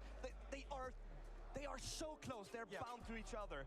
And that's just so nice to see. And an engaged Citizen is an unreal Citizen. Moving through to KT. No. Look at that EPS, despite the fact that he is negative on entry, obviously broke the kill record. Yeah. You know, nothing's getting taken away from him. And unbelievable in terms of just the raw mechanics and FPS element of this game, where he, you know, you see time and time again where he picks up 1 kill, then he picks up another one, then flicks back, picks up another one. he plays into Crossfires and beats them as a one-man army. Absolutely incredible fragger. There's that big question of, do you have the confidence, but also do the play styles fit? And we actually have a graphic. Oh shit, we need predictions. My bad. And what is the comfort picks for these two squads, Fabian? So looking at the different operators here that they have the most played at. Let's start with W7M. There's an assumption well they play with it. They've put up these different angles that nobody's used to seeing, and therefore they get a massive advantage when their opponents are trying to get up to them. And they seem to have a tendency to not get them destroyed either. That's something that I see from W7M. It's like they get to use the Kiba barriers much more than I've ever seen before. I'm seeing operators on both teams that the other team is going to want off the board. Yep. I'm seeing Fenrir for Sonics that W7M are going to want off the board, and I was starting Azami for W7M. The Sonics are want off the board because of how these two teams play with the North American and Brazilian styles. Well, you said that Sonics are built to defeat W7M. What maps will they have to be playing on for the series? Again, best of 3 series until we hit our BO5 Grand Final. We start off with 4 bands, Border, Chalet, that's Nighthaven Labs, and finally Oregon taken away. Clubhouse is our first pick. That is W7M with Sonics starting off on defense. Sonics will pick out map 2. That'll go for Bank. And W7M starting off on defense. Again, no surprise, Cafe Consulate removed to take us to Skyscraper. Finally, W7M is starting off on the attacking side. Jack, overall thoughts? So, Clubhouse, first and foremost, I think W7M is probably one of their best maps. It's definitely in their top 3. I've said it time and time again. They'll take anybody to that map. Not surprised to see them pick it out. Bank for Sonics also makes sense. It kind of, it plays out with the Sonics playstyle, and I think it is quite advantageous for them. Yep. I think that Bank, if you start there, I think that Bank makes sense from Sonic's point of view, but I don't know if it makes sense to play that against W7M. We just saw G2 beat Dark Zero on Bank with a Brazilian playstyle against a North American, little bit slower playstyle. Sonics doesn't play like Dark Zero, but there are definitely gonna be similarities and a little bit more like each other. So I'm leaning slightly to W7M here. The one curious thing for Sonics was Bank was a permaban of theirs for a very, very long time. They obviously brought Citizen in and worked on it. This event, they're absolutely loving that map. So if that's where they're most confident, then that's where, you know, you should just feel comfortable going to. Confidence is absolutely key. That's where it is. What they need happens to on come Clubhouse? out. I think the W7M will go away with Clubhouse. Bank is where I'm looking for the real competition. I agree. I really hope, and I actually think this will go 3 maps. All right, Fabian Fresh, thank you very much. We are all set for a matchup. We'll take a quick break, and then it's time. Quick break! Yippee! It's W7M going up against Sonics. Salve, rapaziada. Eu sou o Herd, sou entry fragger da W7M, capitão da line também.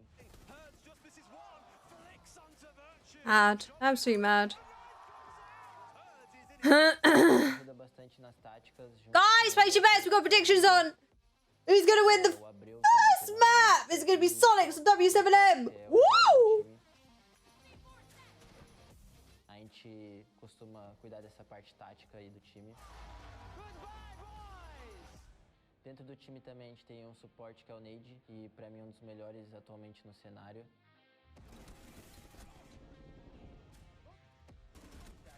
Tanto em skill individual, quanto em ser um cara que ajuda no clima do time e tudo mais.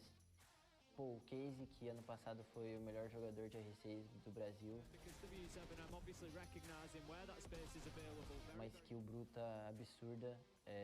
Pra mim, o melhor jogador do mundo há tempo. Oh, he's the best player in the world. E o 9-2, cara, que é tipo a peça que tem que ter em qualquer time, que é o cara brincalhão, o cara que deixa o time num clima suave. Bota o cabelo, sua criança! E pra mim também o melhor Sup 2 que tem no mundo atualmente. Ele faz a função dele ali como ninguém faz no mundo. Rapaziada, a gente já ganhou 2 Major, acabamos de ganhar um aqui em Atlanta. Mas a gente quer a marreta, a gente vai em busca dela, porque não tá bom, a gente quer mais. A gente é um time que trabalha muito e eu acho que isso é posto em prática nos campeonatos e tem dado resultado. E, bom, é isso. Isso é a W7M.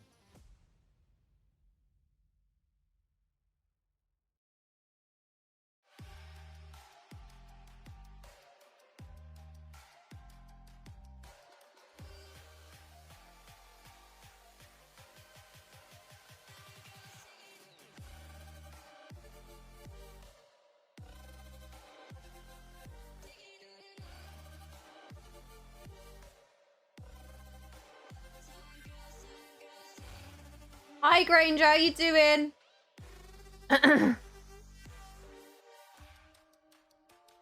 Wait.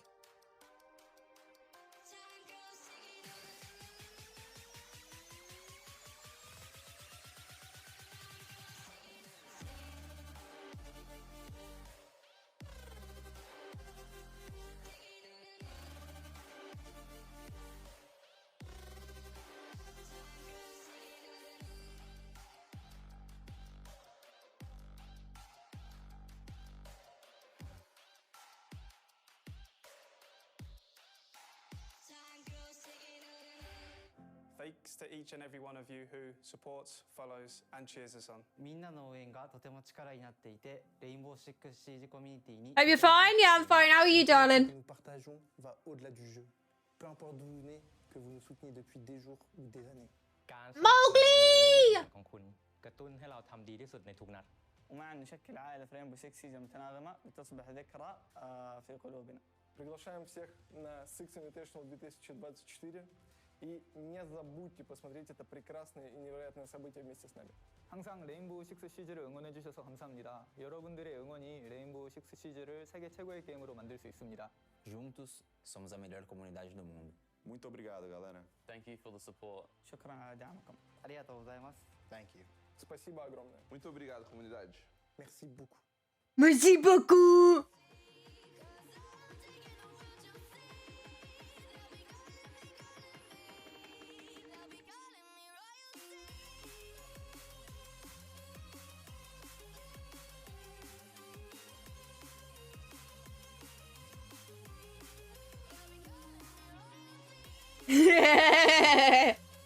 The most known copyright-free song.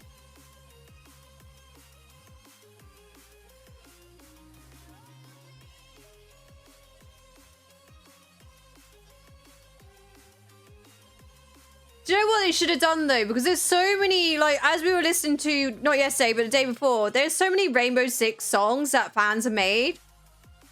Why don't they just say, hey, we want to use them? That would have been so much better.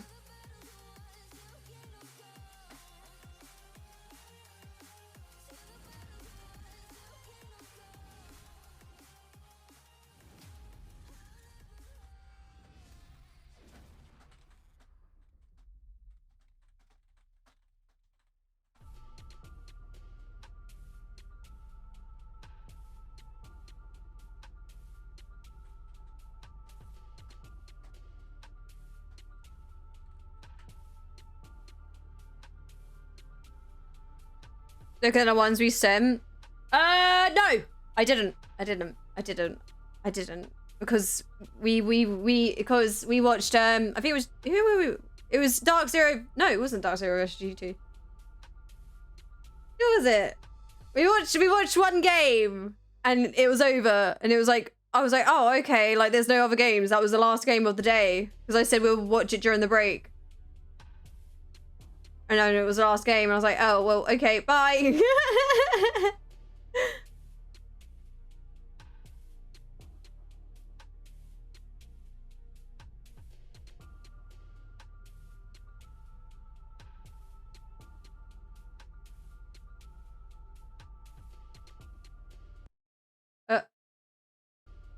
Okay.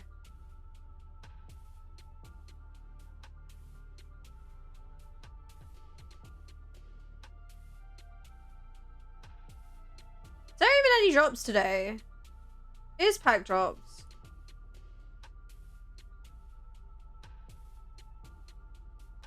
Is it pack drops today? Are drops enabled on my stream? They better be, or I'm gonna be so sad. Where am I? Am I here? There's kudos.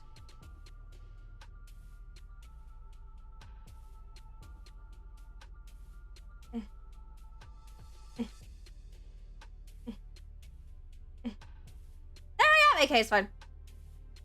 It's fine. That's how I check if drops are on my stream. Welcome back to one of my favorite cities on earth, Sao Paulo, for the Rainbow Six Invitational 2024. Chegou a hora, rapaziada. O melhor time do mundo venceu os 2 últimos Majors diante da Sonics, que quer quebrar essa sequência invencível dos touros. If you thought it was loud in here already, you are not ready for how loud it is about to get. Our next Oh no. Ruby Arena is backing here. Vamos tentar descobrir para quem vocês vão torcer a seguir. Sonics! Oh. Okay. W7M! Oh.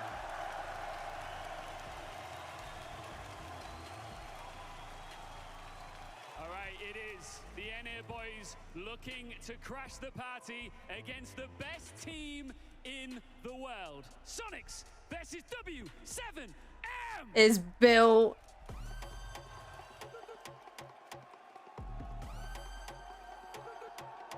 Don't touch me. Don't touch me.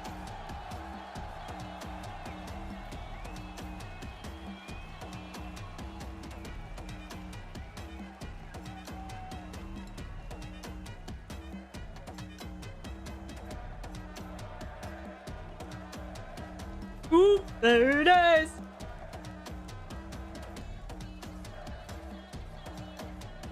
Woo! Oh my god, he's so small! He's so small! No wonder why he's got an attitude!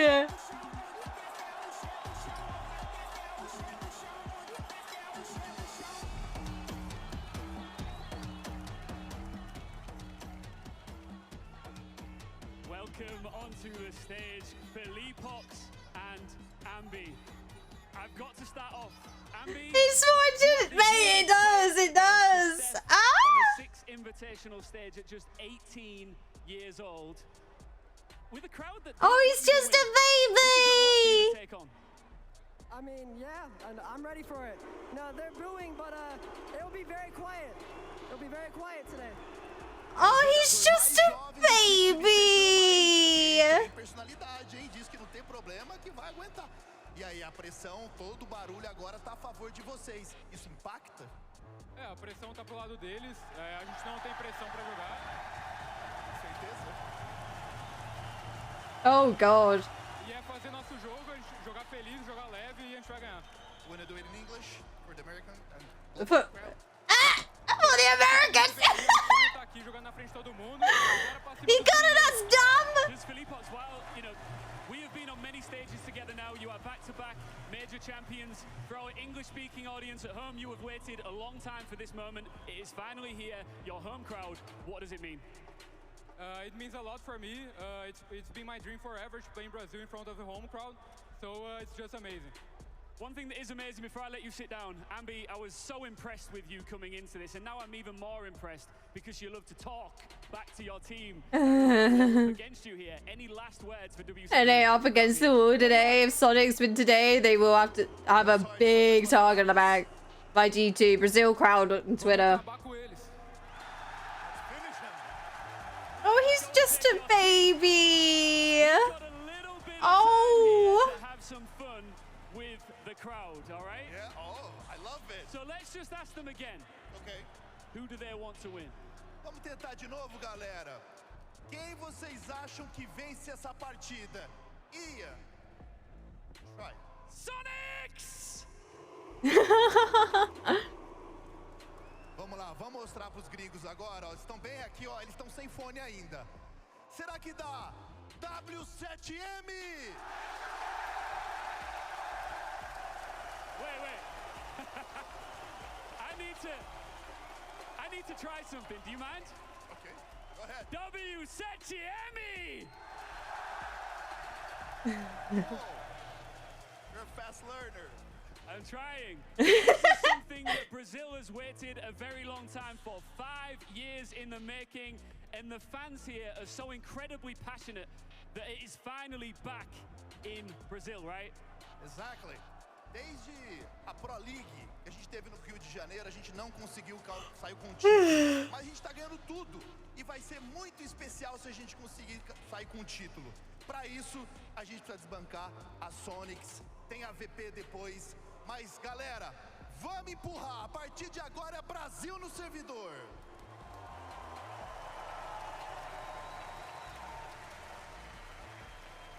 Sonics versus W7M is right now. Over to our amazing casters. There are two signs in the crowd that you can see from home. This is Brazil, and welcome to hell. If I hope to meet anyone at Manchester, Ian is one of the top 3. Up against North America's final hope in Sonics. Firstly, can I just say, Ambi up for the interview, the 18-year-old, his first SI, first time on the main stage. What a great job. He's just a baby. This Brazilian crowd is taking no prisoners. They have waited over 5 years to watch a Brazilian team in the flesh at an S-tier tournament for the Sonics. It's now the last hope. I need a pee.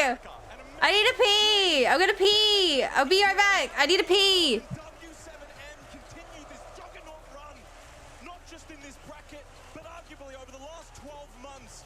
Winners of Copenhagen, winners of Atlanta, now looking to be the winners in their own home country at Six Invitational. But it requires a mighty effort, a lower bracket run that is not going to have any guarantees.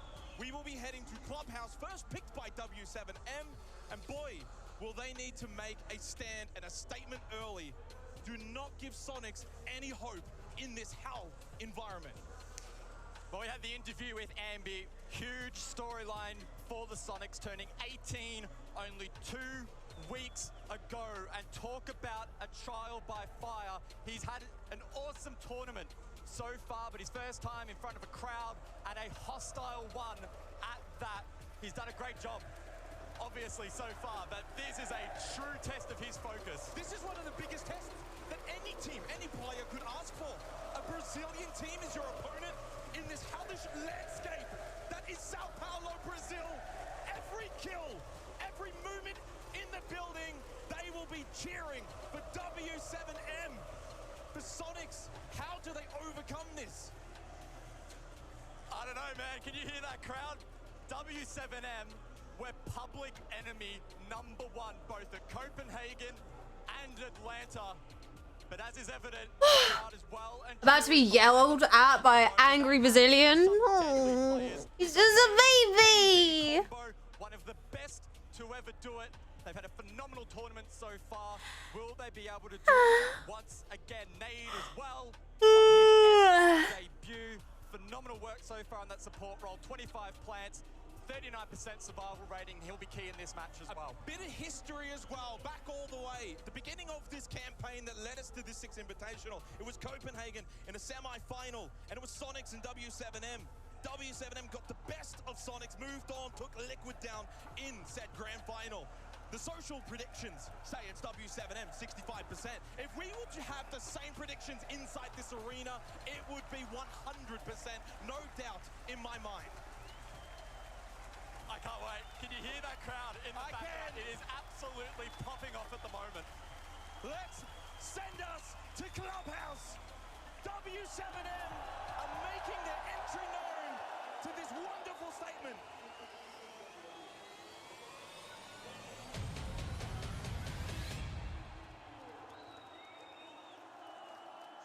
As we get underway, all eyes on W7M in front of their home crowd, virtually no one in the stadium going for the Sonics. But back home, an entire region now has their fate resting on the North American team. Can they upset arguably the favorites of this tournament coming into it, winning the last 2 majors now in their own home country? Sonics, can they be the villain in this story? So the buck band out. That will limit the verticality available to the attack, and that's where W7M will Ooh. hard breach ban as well, as we often see here on Clubhouse. Maverick this time around.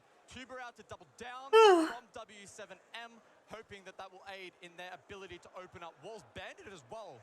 Oh. Intriguing, Jake. It means that all of those key defenders that we keep talking about in this kind of meta Bandit Man. available outside of the Nerf 2 Brow. Let's not worry too much about the actual raw statistics. A lot of that gets thrown out. The emotions come through on this stage. These little moments will be the deciding factor.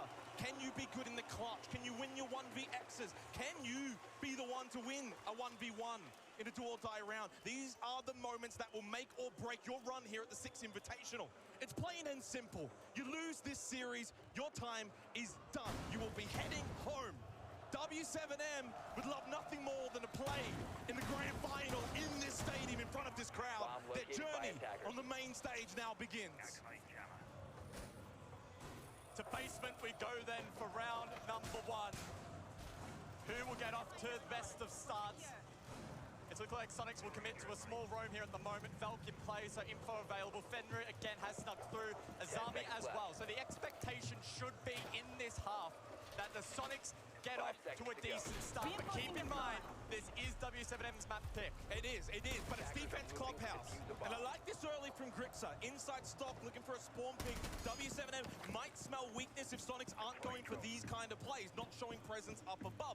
Sonics have to, whether they want to or not, show some kind of presence up above. Otherwise, W7M will run all over them. Citizen, best player really on the team at this event for the Sonics. He's over towards main stairs and already trying to cut off some of these drones and obviously deny as much information from W7M as humanly possible. But it is a slow start from W7 and opting for the droning, going for the long rotate in through Garage. Control then through Garage and the Claymore to cover the flank of KZ. Ambi contesting over towards Blue. The young gunner from behind, not quite able to scurry away back towards site. Yeah, very fortunate to get away there, Ambi, but I like this early from Sonics. They're not just bunkering 5 on site, they are very much wanting to try and get in the face of W7M where possible, but also where smart. Citizen towards main stairs. Can he find the opening pick? Not straight away. Obstacle through the soft reach doesn't happen. Hurt has information from that IQ. It's not the fast of starts here from W7M, but that's okay. They don't need to go too fast. It's clubhouse, it's basement. But W7M typically around that minute 12 mark when it comes to the entry. So expecting them to maybe look for a peek bot main stairs anytime here. The Ying, the Capital, and that Grim will be key in the final part of this push for W7M in displacing defenders and putting them exactly where they want. The groundwork's done. The easy part of the round for the attack fulfilled. Sonics have not given away anything for free. They still have Nitros in pocket and impacts. It's Citizen to get the first Nitro off. The second, it's a perfect start for the Sonics. And it's a quiet crowd right now. Nothing to get excited about. Slow push from W7M and a double kill from Citizen, the top-rated player on the Sonics to begin. 60 seconds left in the round, and suddenly it becomes a recovery operation now for W7M. No real foothold down below. Suddenly time's a factor. KZ, what can he do with the Quan Hive launcher in terms of getting those bees out, clearing out key positions? 45 seconds then for W7M, who have been stalled out massively in this attack. Can Philippox on the Ying unlock it? Candelas go out, looking to clear out this blue position. Citizen close by, doubles in, one in towards third as well. Grixer's also clean, and this is super clean from Sonics right now on the verge of flawless to begin inside of the arena. Grixer's knocked down, but in North America cannot hear you right now, Brazil. And the boos echo through the stadium. A perfect start for Sonics. The groundwork from W7M solid. The timestamp as well was also good, but the execute faltered, and it was all off the back of Ooh, not a good first round. It's fine. It's fine.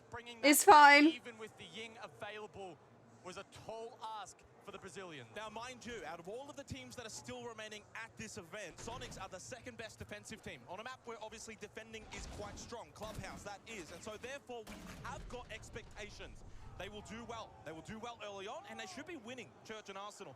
Now, we go to tertiary sites. We go up above. It's Gym Bedroom. Following that, potentially Cash and CCTV. This is where W7M will have their best opportunities on the attack.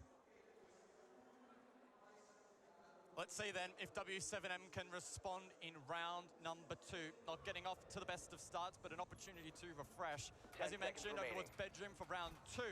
Maestro in play in combination again with that Valkyrie. So information is going to be absolutely critical for Sonics, and W7M will need to do their best in denying it. No IQ, for example, as a direct counter, so we'll see how they deal with it. In terms of the emotions as well, perfect start for Sonics. Flawless round, never really gave anything up to W7M. Made no mistakes, really cleaned down on basement. This will be a bit of a difficult test though. Jim Bedroom, a lot more angles of attack. Ooh.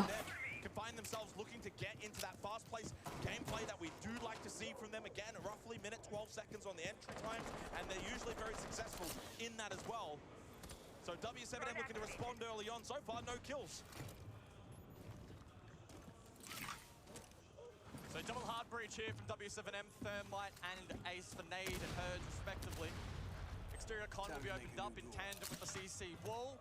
And Sonics will need to react accordingly to ensure that they don't give away too much map control here for free. We'll see Citizen up close and con, Ambi's over towards Cash, and that prompts the rotation from the attack to head to that Jacuzzi wall. Triple stack over towards Jacuzzi now for W7M. Nade looking to open it up with the exothermic charge, and will do so successfully.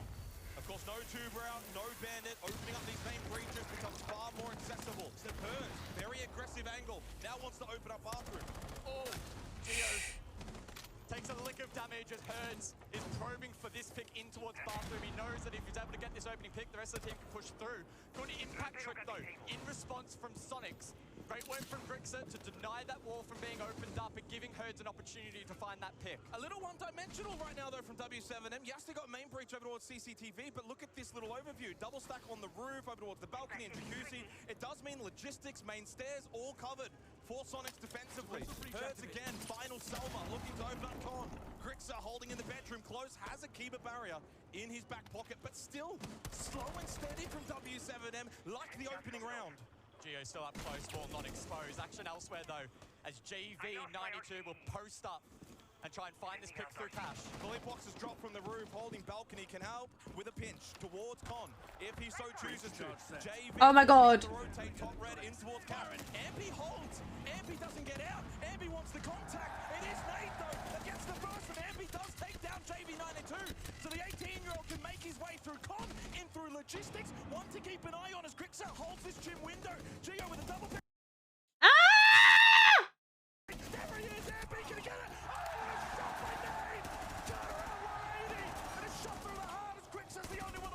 He gets a second, 2 in the round, and 2 more to go. 20 seconds. Yippee! W7M on the board.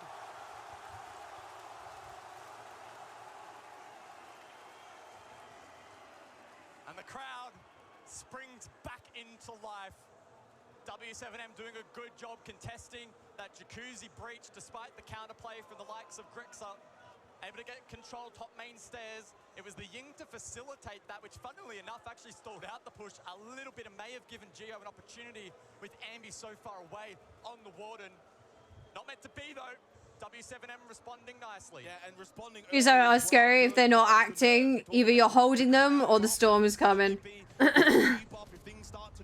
I do want them to win. I just feel bad. I want the baby to win. I want to go for Sonics because I want a wee little babby to win, but I want Latin America to win. I want Brazil to win. I do. Really good positional advantage to be able to manage Sonics. So that was a big moment.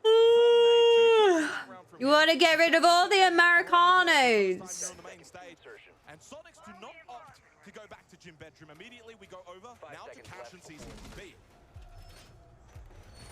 So we'll see a similar lineup to what we saw on basement here from the attack, namely that Grim Capitao combo in trying to create space to vacate that for the defense. We might see something like a Rafters stack with that utility to help flush that out, for instance, but can be used in other positions accordingly as well. Hurds on the Nomad, so dedicated flank watch available for the attack.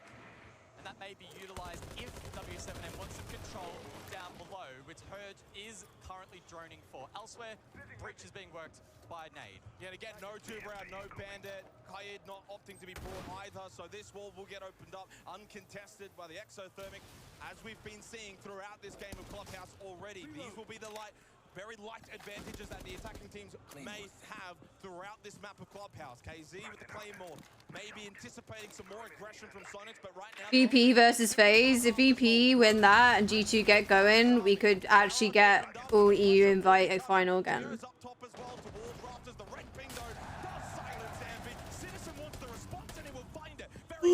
Yeah. And it's now a 4 versus 4. Yeah, good work from Citizen, sensing that there would be pressure down below. W7M finishing their work on those exterior garage walls that will expose the rotation back towards site. Gio holding that currently, and with Philippox and that secondary hard breach, here's an entry point now. He can get in, and those bolts can get to work on rafters. Heavy focus in towards garage now. The incendiary bolts to go out. Of course, Magnus are so far stopping that. The bees as well in terms of the information and the pings that can come through. Philippox trying to just Ooh. away on the rafters. Nice. Nice. Swiftly dealing with this garage hold, and it's now in favor of W7M. They deal with the lurking Citizen, and just like the round prior, it's down to Grixer. This time in a 1 versus 1. Nice. Good job. W7M. And we talked about how key it would be that the Capital Grim combo was synced properly there by the attack. I thought there was going to be a slim moment there where the magnets weren't cleared. As such, the bolts would have been captured, and that entire attack probably would have fallen apart for W7M. But they just paused, didn't let the pressure get to them in the moment. They ensured that they dotted their I's, crossed their T's, whatever, cleared the magnets, and you could see they're putting so much pressure on the double-stacked rafters from Sonics. That was a huge win condition for the defense, equally so for the attack, and it's W7M to win it out on that occasion. Yeah, I should add, by the way, for Sonics, this is not the start that they would have been like Clubhouse defense. They're not sure really where to go. First was Gym Bedroom, then Cash. Now back to Gym Bedroom. Really clinical clear from W7M as they were able to clear that garage rafters position, really with no kind of response at all from Sonics. Sonics were more so opting to play into that roam game with Citizen, try and make sure main stairs comp push wasn't going to be really much of a factor, but W7M was far from clean in garage. It will be a top red Cash extension though from Sonics here. Not quite do or die round, but certainly these are the big rounds for Sonics on the defense, letting W7M get out to a 3-1 lead on attack. Not the start you want in this kind of arena with this kind of crowd. And it's important to remember as well, Sonics with a flawless group stage here at SI24, but then faltered against FaZe Clan. Didn't win a single map, so weaknesses have been exposed against Brazilian Siege. They would have worked on that, looked back, and well prepared themselves for this matchup. But after a slow start, W7M finding themselves in this game. And picking up the pace as well for W7M. They're certainly looking control. Feels like they're the ones that are dictating the server, despite the fact they're on the attack. They look confident. They look comfortable. When they get into the building, it's Sonics that need to be wary. In the opening round, I thought Sonics did a good job holding main stairs, going for a stock ping. I think I need to see a little bit more from that from them. Ambi CCTV and Citizen top red. That's the extension you really do need to bring. The question is, how quickly will they fall off it? Pressure towards Jacuzzi. Wall gets opened up by Nate. Again, uncontested, as will be the case for all of these rounds on this map. And it's Gio again to hold this power position. It's his 7th consecutive 6 invitational appearance, and he's hunting down the hammer for a 2nd time. I mean, what a storyline. Not many players can say that they've been at the height of Siege for as long as he has, and he'll be a key player throughout this match. Yet to find a kill so far, but in that kind of power position, he could be Ambi, good for one, but an immediate jump from Filippo. Nice. Oh no. But a good trade. Gio on site, strong. 2 men holding, remaining against the 3 of W7M. Nice. Oh! Yippee! Yippee!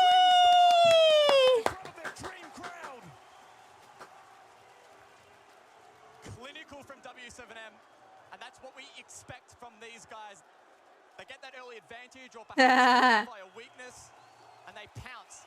Hitting that initial trade onto Ambi, you don't see many teams with the confidence to go for that set play and then execute it as cleanly as they just did. Worrying signs early on for Sonics on the defensive Clubhouse. So far, having only been able to win basement once. They do go back there though now for the 5th round. It started here, Herds completely catching Citizen off guard with that top main stairs control. The con push wasn't successful, but then the logistics drop got the trade, and suddenly from that point on, W7M had the numbers to overload those positions coming away in towards site from top main. 3-1 lead. And a lot of proud fans right now with the way that their team has started. Oh my god. Oh god. How can they respond now? 2 rounds to go in the half. I don't know why. It just cringes me out. I don't know why. If you're a W7M fan. For the perfect season. Back-to-back major champions looking to solidify that by lifting the hammer. They've been far from perfect at this event. They have shown weakness. Now it's up to the Sonics to try and identify that in this match. Look to exploit it. We head into round 5. Double shield lineup from the Brazilians. Osa, as well as the Blitz. Shock drones as well in play for JV92. IQ as well. So the counterplay here from W7M in response to that Valkyrie that is persisting for Sonics. Well, so far, at the very least, they get to go back to basement. That's good signs for Sonics. They looked very strong. It was flawless. Great way to open the round and, of course, the match in itself. W7M have picked up the pace, and that's probably been the storyline for them at this Six Invitational. Talk about a bit of a slow start back in the group stage. Obviously, they were unable to top their group. It was the Russians that did that. But they've slowly, very slowly, guys, been grinding and working their way back to what feels like peak performance. And talk about timing their run. So far, it's timed to perfection. What can the Sonics do to slow said run down? KZ expecting that swing from Secret. Ambi wants to go, but instead, he gets denied. He's not 21, he can't come into this club, and KZ will send him packing. 5 versus 4. Advantage, W7M. I'm loving the confidence from Ambi, but you can see they're directly off the drone. Shadow advantage as well. W7M punish that. They are the ultimate punishers in Siege. You put a foot wrong, and more often than not, they'll be ready and waiting to punish. Minute 20 now on the clock. 5v4 advantage, and it's a better start on the basement bomb site for W7M. Good news for Sonics, though. They still have that mirror up. It's still something that can change the course of this round. But here comes Philippe Box over towards Dirt on the Blitz. Can this be stopped? Nitrocell available for Gio, holding that entry point. Has he been droned out? 60 seconds left in this round. Gio's getting antsy, wants to swing. Instead, probably just needs to hold the angle. Time this right. There's the denial. Says no entry here. Go another way. But it's Nate that finds another way. With the kill onto Citizen from the hatch through Moto. And suddenly the defense for Sonics is scrambling. 1 in towards Dirt still for Gio. 2 towards this Arsenal side. JV walks straight in. The trade comes through. Gio from Dirt makes it a 2 versus 4. But where's the clutch factor from Sonics? At no point on this defense have they looked like bringing back these rounds. Yippee!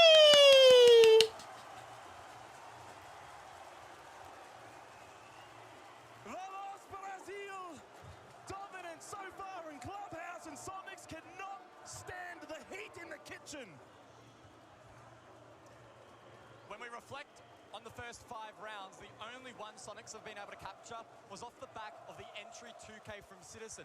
From that point onwards, they looked really solid. They locked it out in a flawless fashion, but they have shown weakness now, fighting from behind. Timeout. Tactical timeout! You're gonna need it! Make every second count!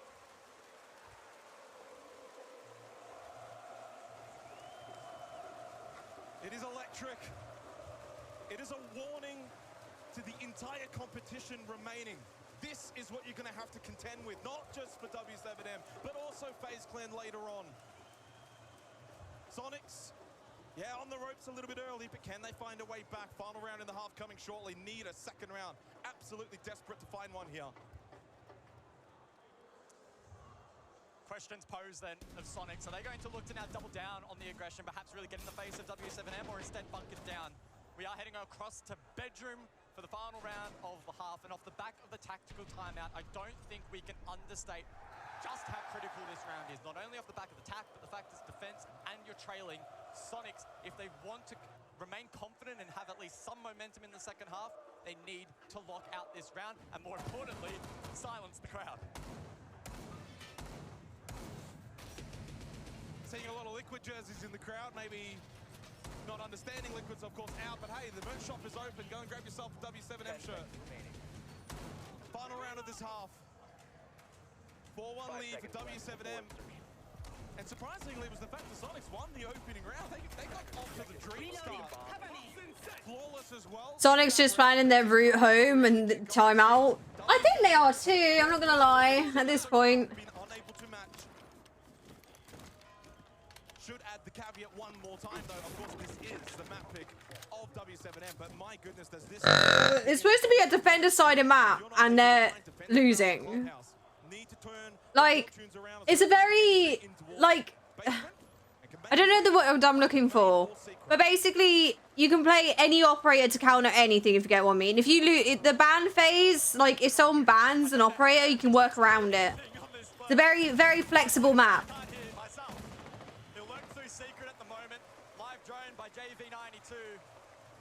He'll be looking to contest red stairs more than likely. And who else but Citizen to run into on that part of the map? There'll be counter pressure from the breach.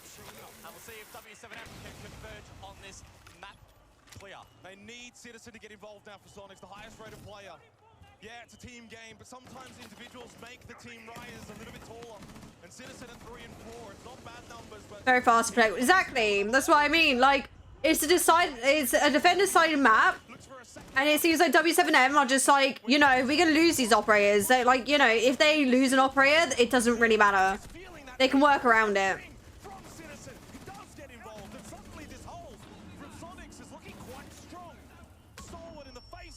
From W7M looking to take this top red position into cash, but they're just unable. But Geo had to be pushed out. He got droned out. But again, Citizen gets that kill from Con with the nade, falls back to sight, and suddenly things look good for Sonics. And without the tools like the Grim and the Hive Launcher, Capitao and the Bolts, you could see that facilitated Sonics, and it allowed them to go for those aggressive swings. And W7M weren't quite expecting it. There's a great play there from Sonics. They're not backing down without a fight. It'd be very easy to go into your shell with this scoreline, with the crowd, with the stakes, the expectation.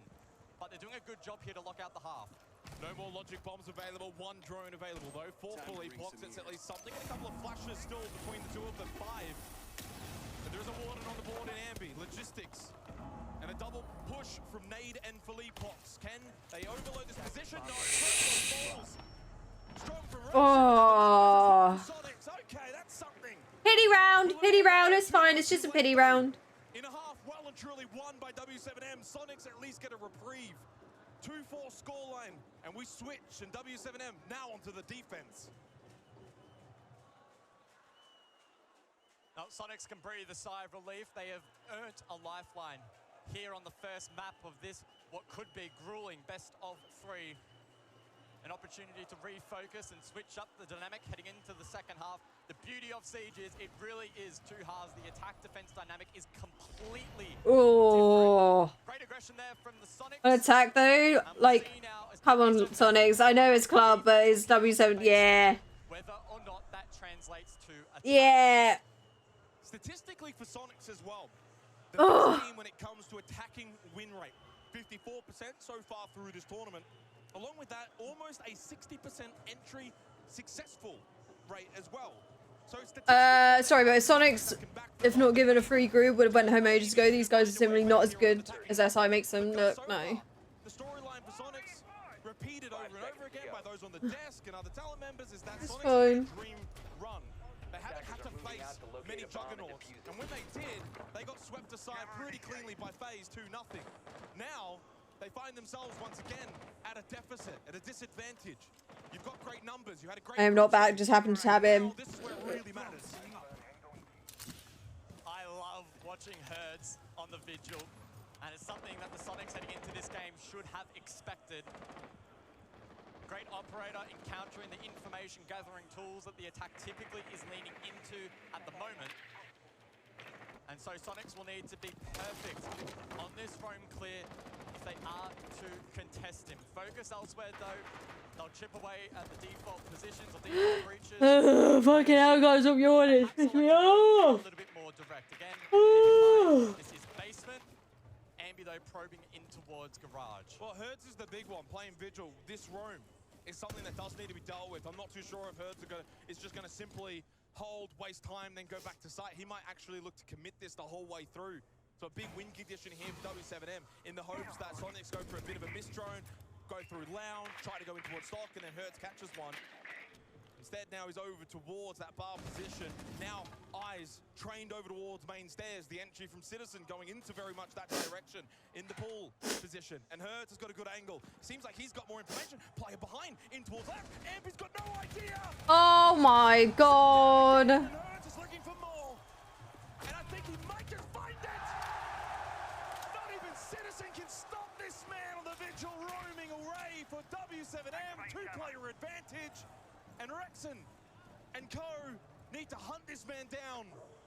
I mean, they're trying to drone him, but Hertz continues to reposition. Oh, so it's only 3 games today? Okay. Okay, that's cool. That's cool. And Hertz is finally dismissed by this attack. Makes it a 4 versus 3. Still advantageous for W7M. Oh, the audio, please stop. Ah. The audio keeps breaking and it hurts my ears.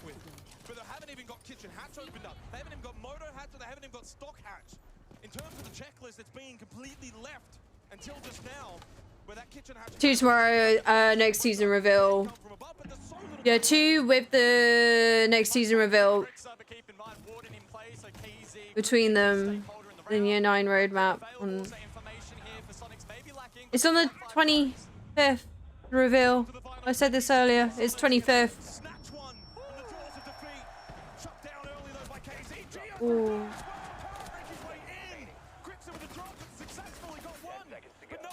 Might have changed it, I don't know. Good shit. 24th is the new season, 25th is Year 9 roadmap. Okay.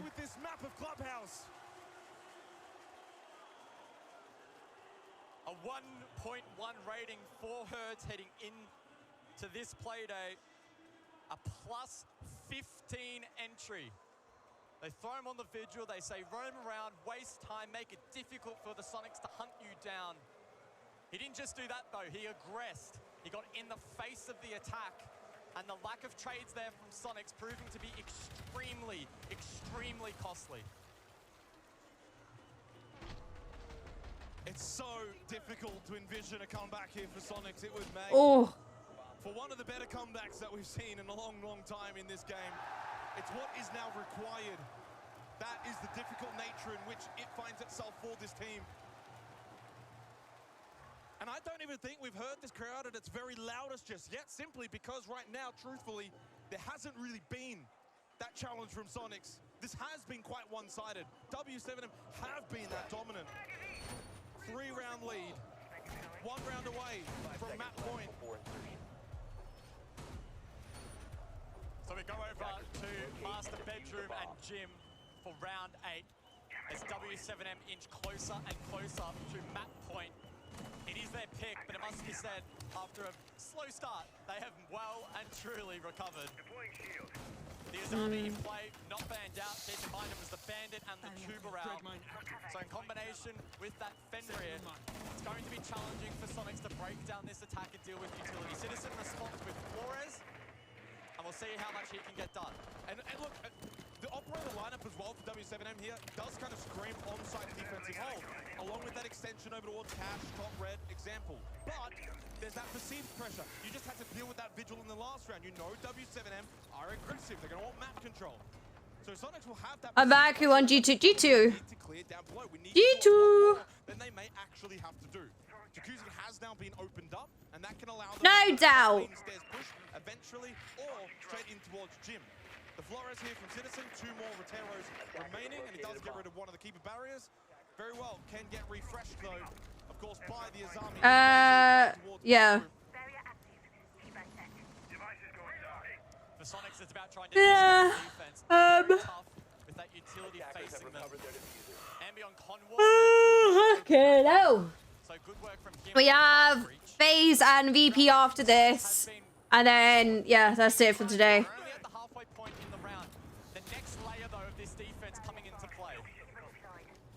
Nitrocell available through full epochs, but he finds himself over towards the con position. So more of a late round Nitrocell, not so much right now over towards this battle at Jacuzzi. So far, slow and steady for Sonics, but they are also making work elsewhere. As you mentioned, opened up that single con wall. But JV92 towards top red, and look who's on the stairs, it's Geo. Is JV aware of this? To win the battle, he does, and that cuts down any kind of chance for Sonics on a back push from Cash, and they're losing the forward battle towards Jacuzzi. Whoa!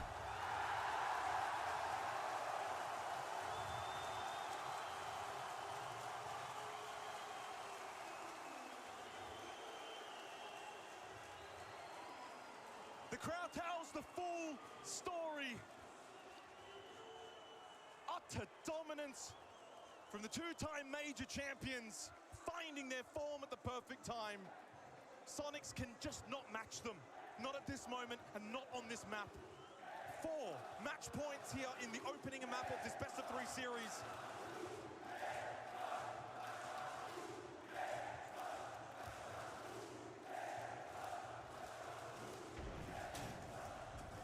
As we look back at the round, a couple of 50-50 fights, probably naming the one top red, going the way of JV92. That was the trigger point for the attack. And that stack outside Jacuzzi Breach punished. Mirror window still standing, CC wall on the other side of the map not opened up. So it must be said that the groundwork from Sonics, maybe not ideal. I still think though, with single con open and Jacuzzi, that round could have been a little bit more competitive, so I think they'll be disappointed with that end result. W7M though on the flip side, I mean, what a turnaround. I thought after round 1, I was like, oh, okay, don't get the jitters in front of your home crowd. They have not got the jitters at all. Absolutely not. Look, maybe that opening round, like you said, was that a little bit of a tease? No, certainly wasn't. Sonics have not really been able to do much since. 4 match points. Is the pressure just getting to this team, simply put? Or maybe that run that they had, currents into the upper bracket, the opponents maybe weren't the strongest. Maybe we're seeing the real Sonics here at the foray in the main stage.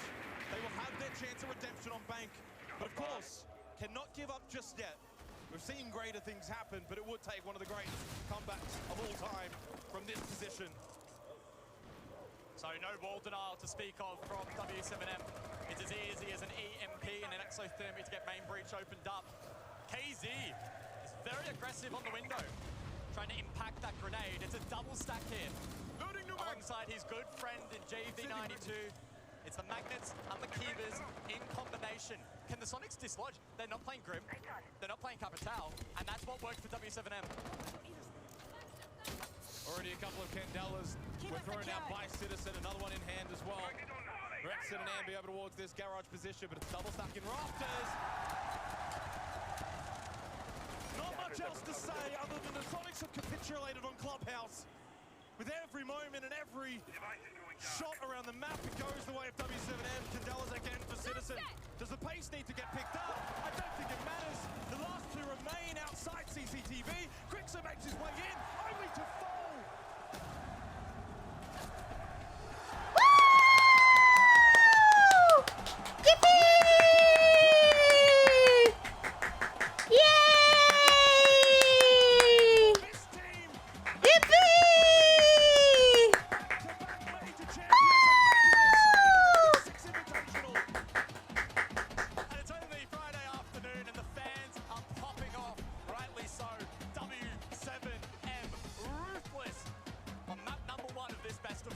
Incredible performance. Of course, Sonics won the opening round and flawlessly. We thought maybe for that moment we were going 7-2 when attack start. That is honestly on a defender sided map as well. That's fucking crazy. a lot of 1v4s and a lot of 1v3s. At no point did we get down to even like 1v1s. They weren't even scrappy.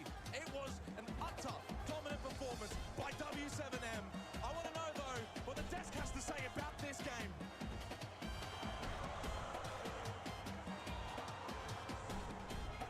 Thank you very much, our wonderful casters, Dustin Xenox, and we're back on the Analyst Desk. I'm Elishtamedic, your host, and goddamn, a hell of a crowd that we have here. And it's still Friday. People are working, people are studying. Tomorrow is going to be even better than today, and already look at how incredible this place is. And look at my incredible analysts for game number 2. Foxy and Laxing, 2 pro players that are with us here to talk The details, first of all, gentlemen, you look absolutely fantastic. How you doing today?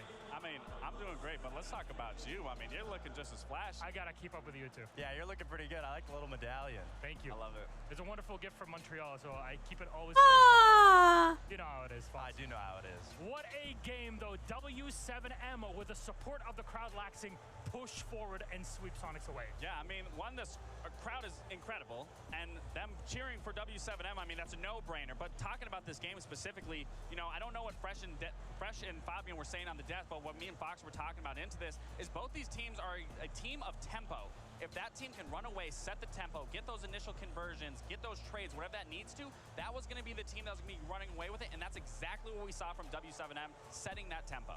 It's all about the start of the game, and W7M, the only time where they looked shaky was when they weren't able to get a leg in the game. They weren't able to get that opening kill, but they were able to understand what was the key thing stopping them from getting that, and it was Sonics' Valk and Fenrir. And W7M from then on was doing an amazing job at shutting it down, taking it one step at a time, and then when they go to execute, there's nothing in their way to stop them from getting those flashy plays. So Sonics, they try to slow the game down, but W7M immediately take out the operators that do that. How do you counter this sort of thing? How I see it is, I saw a little glimpse of hope previous round. I think it was round 8. Round 7. Geo ends up swinging and taking a gunfight when the round was really coming down to it. Geo ends up getting 2 kills. They end up running away with that round. What Sonics need to do is they need to continue what they're doing, playing that turtle, but they need to know when to get aggressive. They need to know when to take that initial gunfight and not let W7M get control and then constrict the site. Absolutely. W7M was doing a great job. Sonics needed to pick up the tempo and continue to fight against them. But I think when you're at an event like this and you have the crowd against you and you're losing and bleeding rounds, it's so difficult to battle not only against your mental, but against the crowd screaming at you. So from then on, lessons to learn in preparation for map number 2. We'll talk about that in the moment, but still, what is there that Sonics can do to refocus? Just realize where everything went wrong that game. We've talked about Sonics, how good they've looked, how strong they've looked as a team, that they look comfortable. They didn't look comfortable this map, but that's the whole point of a best of 3, that you shake off that first map, you figure out what needs to be done, and it is. Maybe you need to play a little more aggressive and set that tempo for your own self so that way you can continue going forward into those rounds. Exactly. Their backs are against the wall. If they wipe that first map, at the end of the day, it's still a 2-0, even if they 2-1. So they need to bring a little bit more aggression into the next map. Well, we know how good Sonics are in terms of strategy. We look to that to be built for map 2 Bank. But we'll talk about that in just a moment because Alphama, our telestrator, is on the other side to talk details. Thank you very much, Milosh. And indeed, I just want to take a look at how W7M is not only super strong fundamentally in terms of fragging, but also in terms of strategy. They outsought Sonics, and I think it's amazing to look especially at the defense hold right now from Sonics. They're on cash on Clubhouse, and they're investing so much in Rafters. They have 3 Kiba barriers to keep the 2 players here and here safe. And on top of that, they have the Wamai, throwing Wamai this to protect the Kiba barriers. Now you take a look at how W7M is set up. They have a 4-way crossfire here from 2 players coming into garage and 1 holding the door and 1 holding the breach. Let's take a look at the footage right now of how they are able to do that, just achieve that by using utility operators. Now, the first thing you have to do right now is you want to get bottom control on the small staircase here. And they will do that with a double pinch. 1 from stock, he's getting droned and pushed into garage from that angle, and Felipox kills him. Now that's the first step because you want to get in below to 3 gadgets. Now this is Grim using his swarm bees to remove the players in Rafters. And at the same time, Felipox killed the Wamais here and is sending fire to remove him. That's the first player that will die from the fires that strikes in on Azami. He will die from it. And then second, after that, because of the swarm bees, the Wamai will also die. This is perfect utility usage right now from W7M on top of being amazing fraggers. If you want to see map 2, it's coming just after a short break. Okay. Okie dokie. Oh, do I need a drink? I'm good. I'm good. I'm good. I'm good. Oh, man. So, VP. I'm going to be rooting for VP next game. Because they're from Russia, aren't they? There's a lot of fucking Brazilian teams. Like, I'm looking at Liquid. There's so many Brazilian teams. I didn't realize how much Brazil played this game. It's mad. Compared to, like, last time I tuned into this, it was more like... It was more USA, UK, you know, And I think there's only like 1 or 2 Brazilian teams.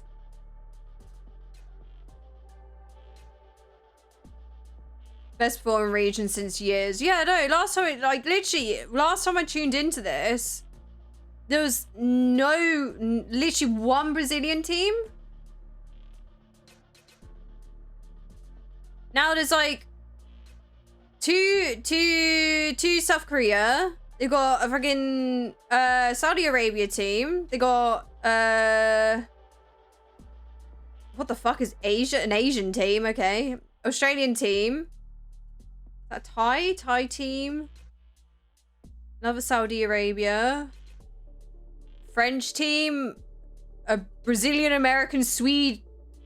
How the fuck is that? What? Oh, that's spoy. Okay, that don't make sense to me. How do you have 2 Brazilians, 2 Americans, and then a random Swede in between?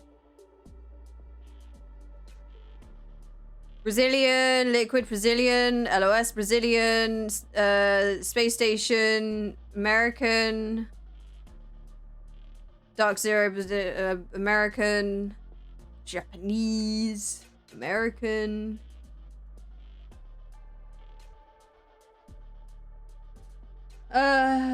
Okay.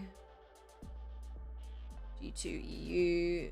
Okay. Okay.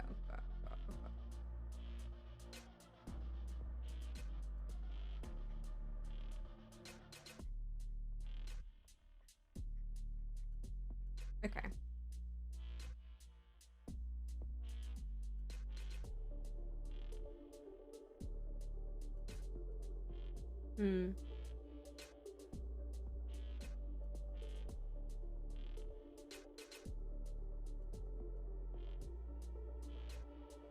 In Siege. Black Dragons, NIP, Liquid Phase have been there forever. Prevalent in Siege. Well, not since I last checked. I was like 218, 219. There wasn't that many. There was 1.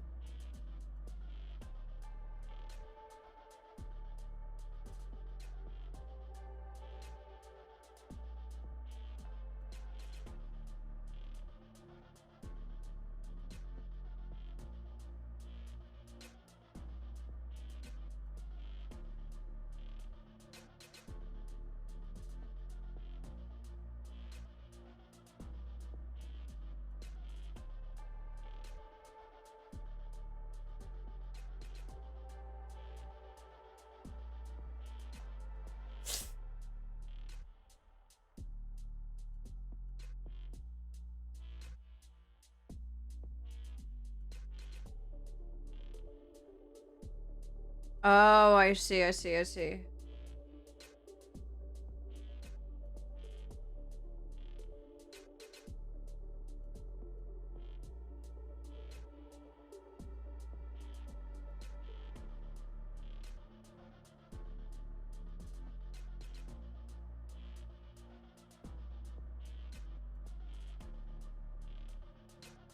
Whenever this game plays G2, and then we're watching FaZe, and then whoever. Do you know what? Yeah.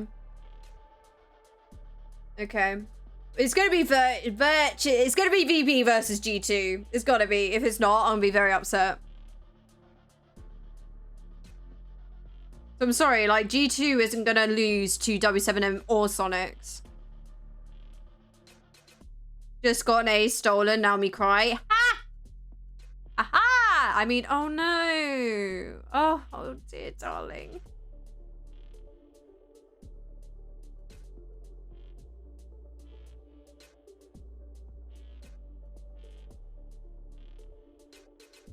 Oh dear.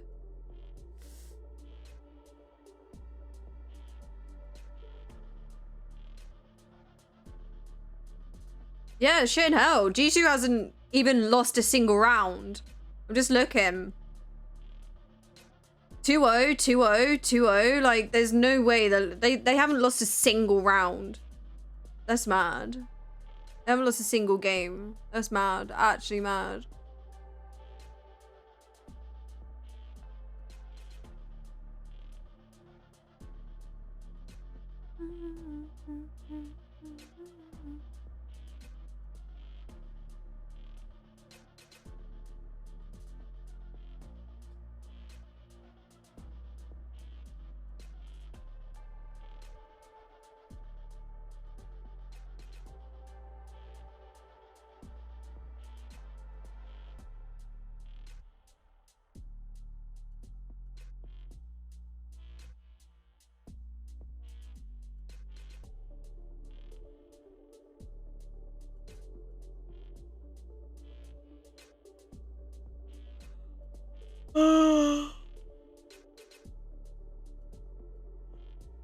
Fucking hell. I can't stop yawning. It's really pissing me off.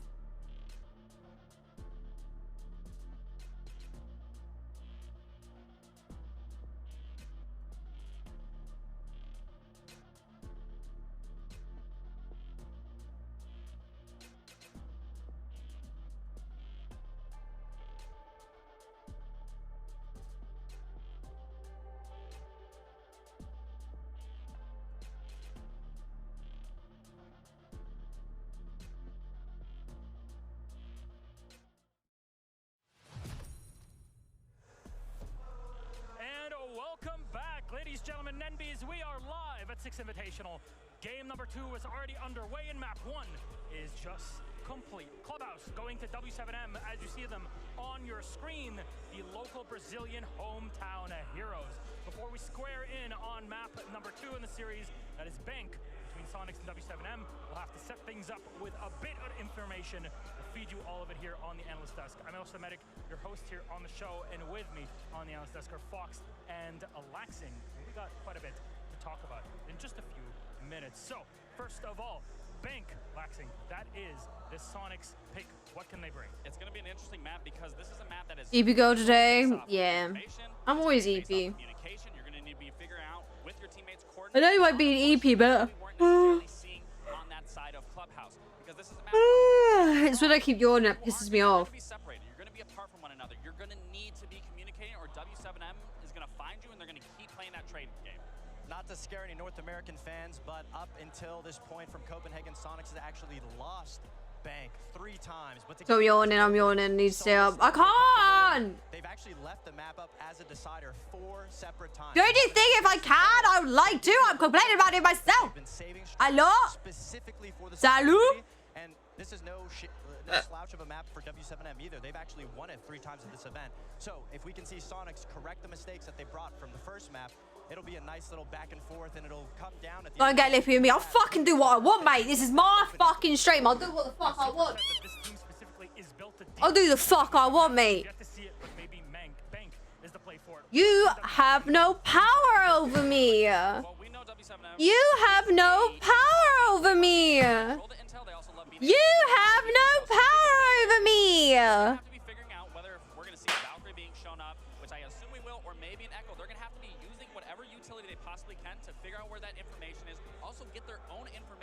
I ain't afraid anymore. Trying to do within the map because again, it's not going to be so condensed like Clubhouses. This is a very open map, so people are going to be in different spots that might be a little. Oh my god, he's throwing stuff because Equal Halleck can't do anything. Oh, we love. Oh, we love. Like Lax was saying, from W7M. Oh, Equal baby. And so far, from what we've seen from Sonics, they haven't been able to respond to it, like you mentioned, well enough to be able to put a little bit of a safe foot down and fight back against W7M's aggression. Who's got to show up here for Sonics to bring it back? All of them. I mean, that was a team effort. Losing 7-2 isn't a map where you can just blame on one person. That is a team dynamic issue there. And again, you just got to wipe off that first map and come together and play to your strengths.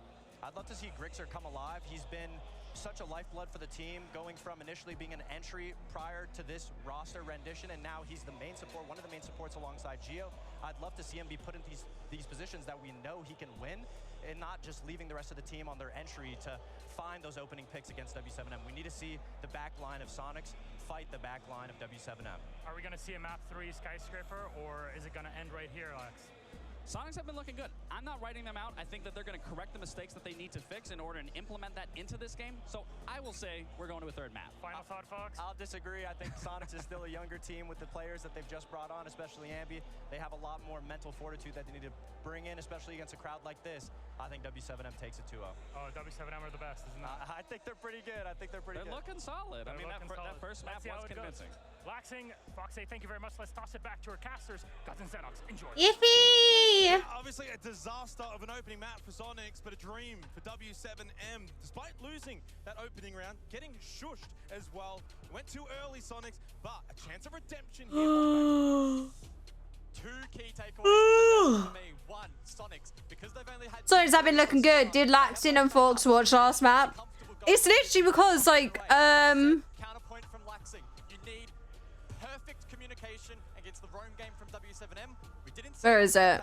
So we'll need to see us reach up here, map. Yeah, no, the only reason he says that is because here, like 400, 4000, you know, they're kind of like they literally look exactly same as like as G2. They literally look like they could be G2, you know?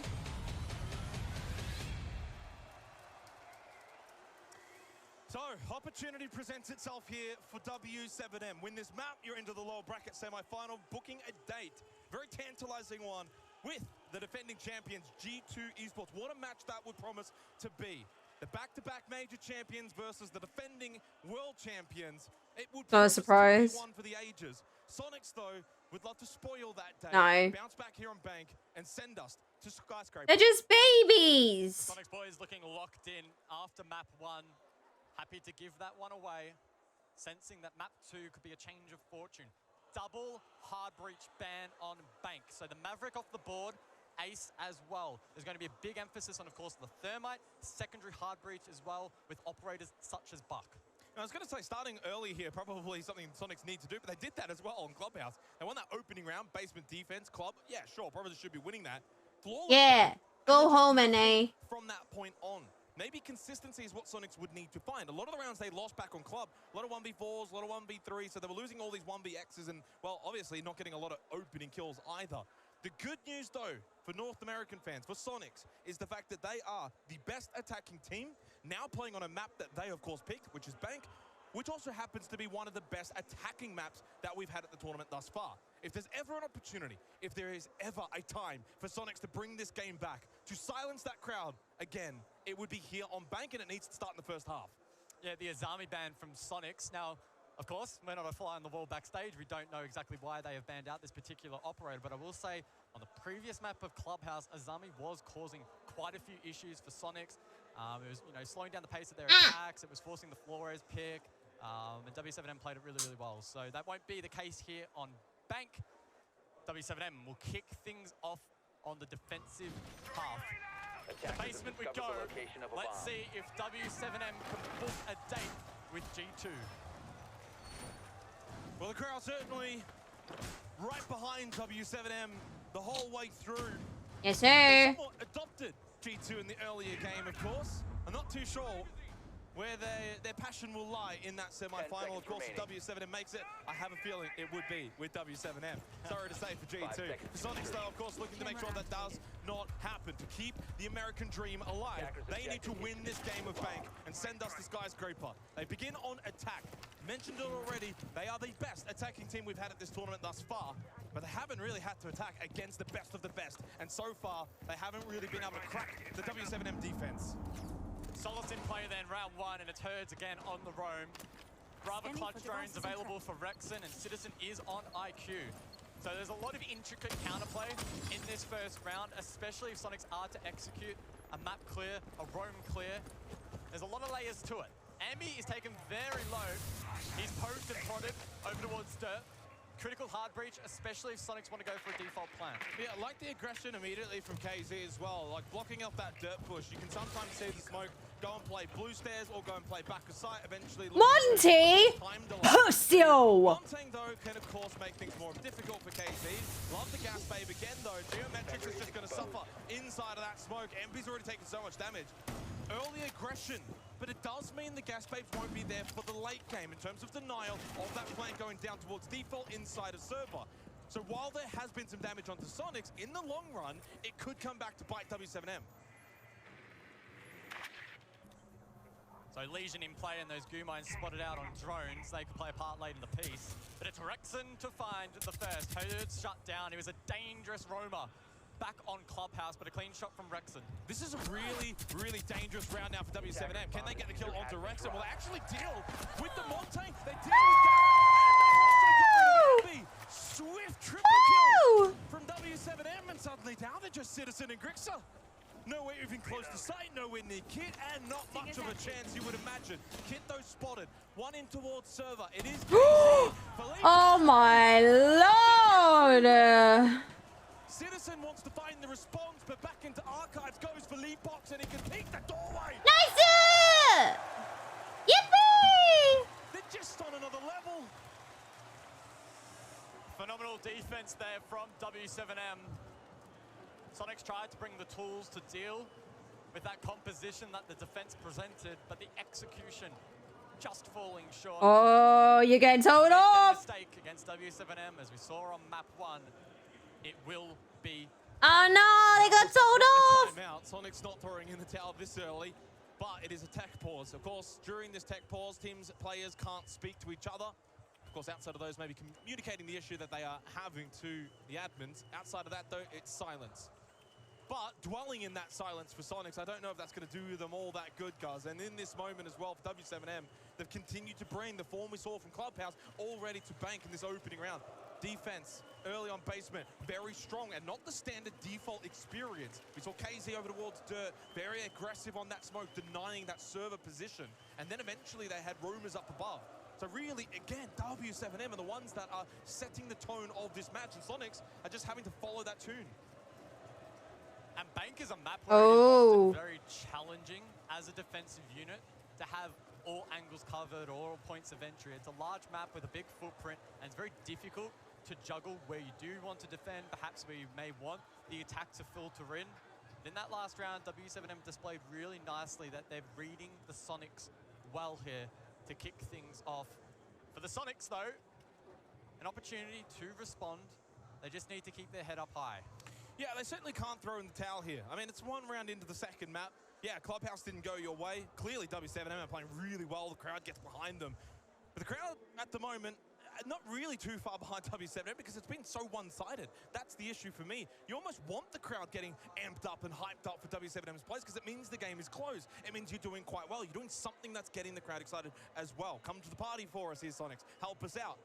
Obviously, tech pause gives us an extended time here to quell on the thoughts as to how they want to kind of approach this mentally, individually.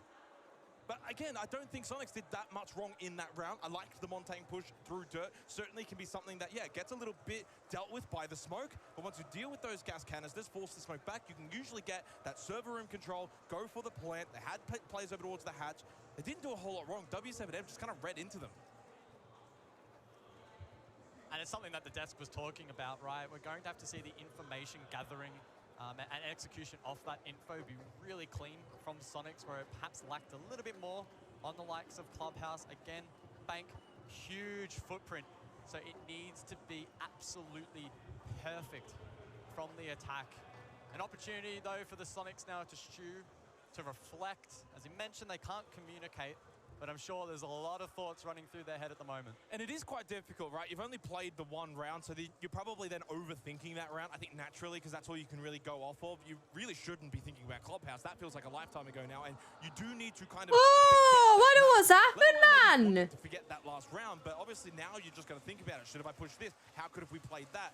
How could have I made a difference in that round? And that's probably the question the Sonics players need to be asking themselves. How can I be the one that makes a difference in this series against not only W7M, but also against this crowd?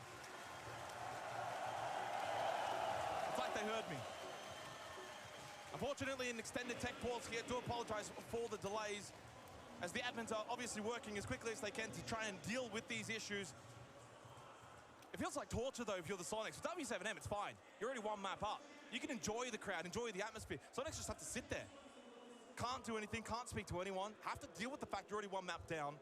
And you cannot imagine a worse scenario than just sitting there with so many thousands of fans watching you, hating you. I mean, again, we saw Ambi there trying to chill out. Again, only turned 18 2 weeks ago, just before this event started. And whilst he has a lot of experience in Tier 2, Tier 3 over in North America, this is a whole different kettle of fish. Not only for him, but pretty much every other player. Nobody has played in front of a crowd. He looks so angry. I want to know what happened. Which is insane. Yeah, I mean, that's the biggest thing. I mean, I'm glad you what gone wrong? What fucked up? What broke? Then, of course, coupled with the grand final day. It's a long, long way to get there, especially if you're W7M. You think you've got to obviously get through Sonics today. Then you've got to deal with G2. That in itself is already going to be a very, very difficult task. Then, even if you do manage that, a lower bracket final before the grand final, such a long, torturous journey, but one that they're slowly navigating. But I'm not going to lie, I think the extended pause here might actually favor Sonics in a little bit, only because of the fact that it felt like that first map was so quick, so intense. It kind of just went by them, flew by them. You come into bank, you lose the first round, things don't quite go your way. And while they can't communicate, it does just give them more time. Experience the stage, sit in the chairs, feel the atmosphere. Not have to worry too much in this moment. Let the nerves or the Hi, enthusiasm, the adrenaline, just love you, leave your Mom. body momentarily, then get back into the server and look to reset. And because that's arguably what they need to do. Sonics looking to lock in here. Again, keep in mind that they have not played all 3 maps in a series so far at this event. Perfect group stage with 2-0 victories. Then against FaZe, a 0. So I definitely just what? I don't know what's going on. Like he looks angry. It must be something really fucking serious that's fucked up. I don't know what broke. Thank you so much, of course, for bearing with us. We will give you the answers when we get them. But so far, the crowd during this technical pause, during this delay in the action, as they light up this arena. I think it was mentioned as well in the last cast that we had earlier on that this was something the crowd was getting involved in. Now we can visually see it and enjoy it. It's been a wonderful crowd so far, a wonderful event. And to think Ooh, what they're playing. Fenrir, Fawn, Mira, Echo, and Valkyrie. Ooh. In this moment, we will have to go to a short break, but hopefully Dokkaebi, Finker, Fuse, Pally, and Glaz. They got 2 snipers. Okay. Oh, okay. Oh, shit. I wonder what broke. Were they doing a break on? What the hell? Oh, what broke? Big boy broke. What broke? I want to know the thesis. Well, that gives you 4 minutes to go grab a snack, I guess. Anyone wants to go grab a snack, grab a drink, you got time. Yes, sir. That's actually bad. Oh,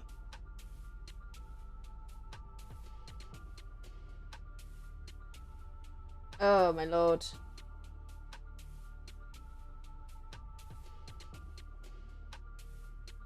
Time for TikTok, I guess.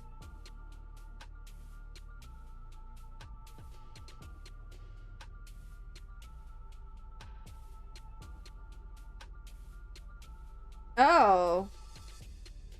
Well, the first thing I see when I open TikTok is a spoiler for the new operator. Okay.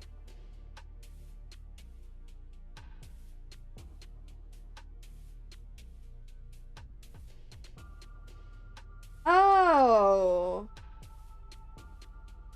What the hell?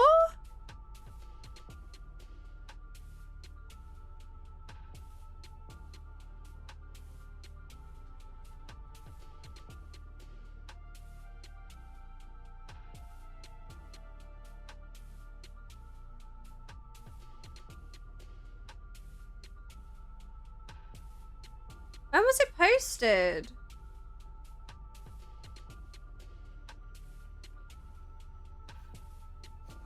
Oh my god!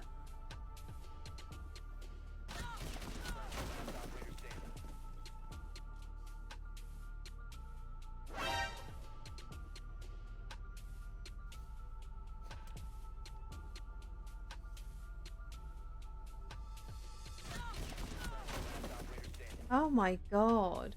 We need crossplay between PC and console now. No, we really don't. We really don't. No, we don't. Why would you want to be dominated by someone on keyboard and mouse? I want to play with my mates. Buy a PC. Exactly. I'm sorry. But can we just admit console versus PC is a bad idea? Because look at when people are playing mouse and keyboard on console. Excuse me? You're complaining about cheaters using mouse and keyboard, but then you want to go and play with your friends on PC.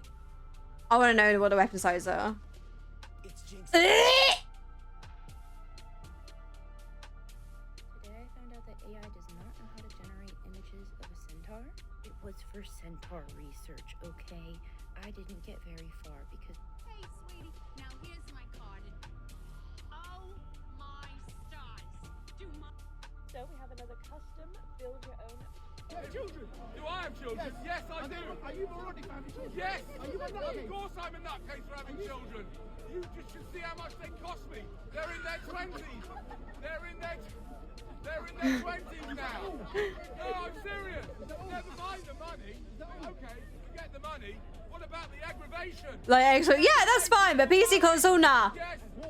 That's what I mean. Like, the thing is, like, people complain about people using mouse and keyboard on console. That's classed as cheating. I agree, that's classed as cheating. But then people, the same people are saying, let me crossplay with people on PC. Right, so you complain about people using mouse and keyboard and saying how mouse and keyboard is better, but then you want to go play with a whole fucking another server full of mouse and keyboard users. How does that validate your opinion that mouse and keyboard is cheating? But then if they come to console and use mouse and keyboard, that's cheating, but then you want to go against people that use mouse and keyboard. Like, I don't get what the fuck. If you want to go against people that play on mouse and keyboard, then don't complain about the cheating. Am I right? Fans, the march. Hey, lady. Ooh, I wanna know if you be my girl.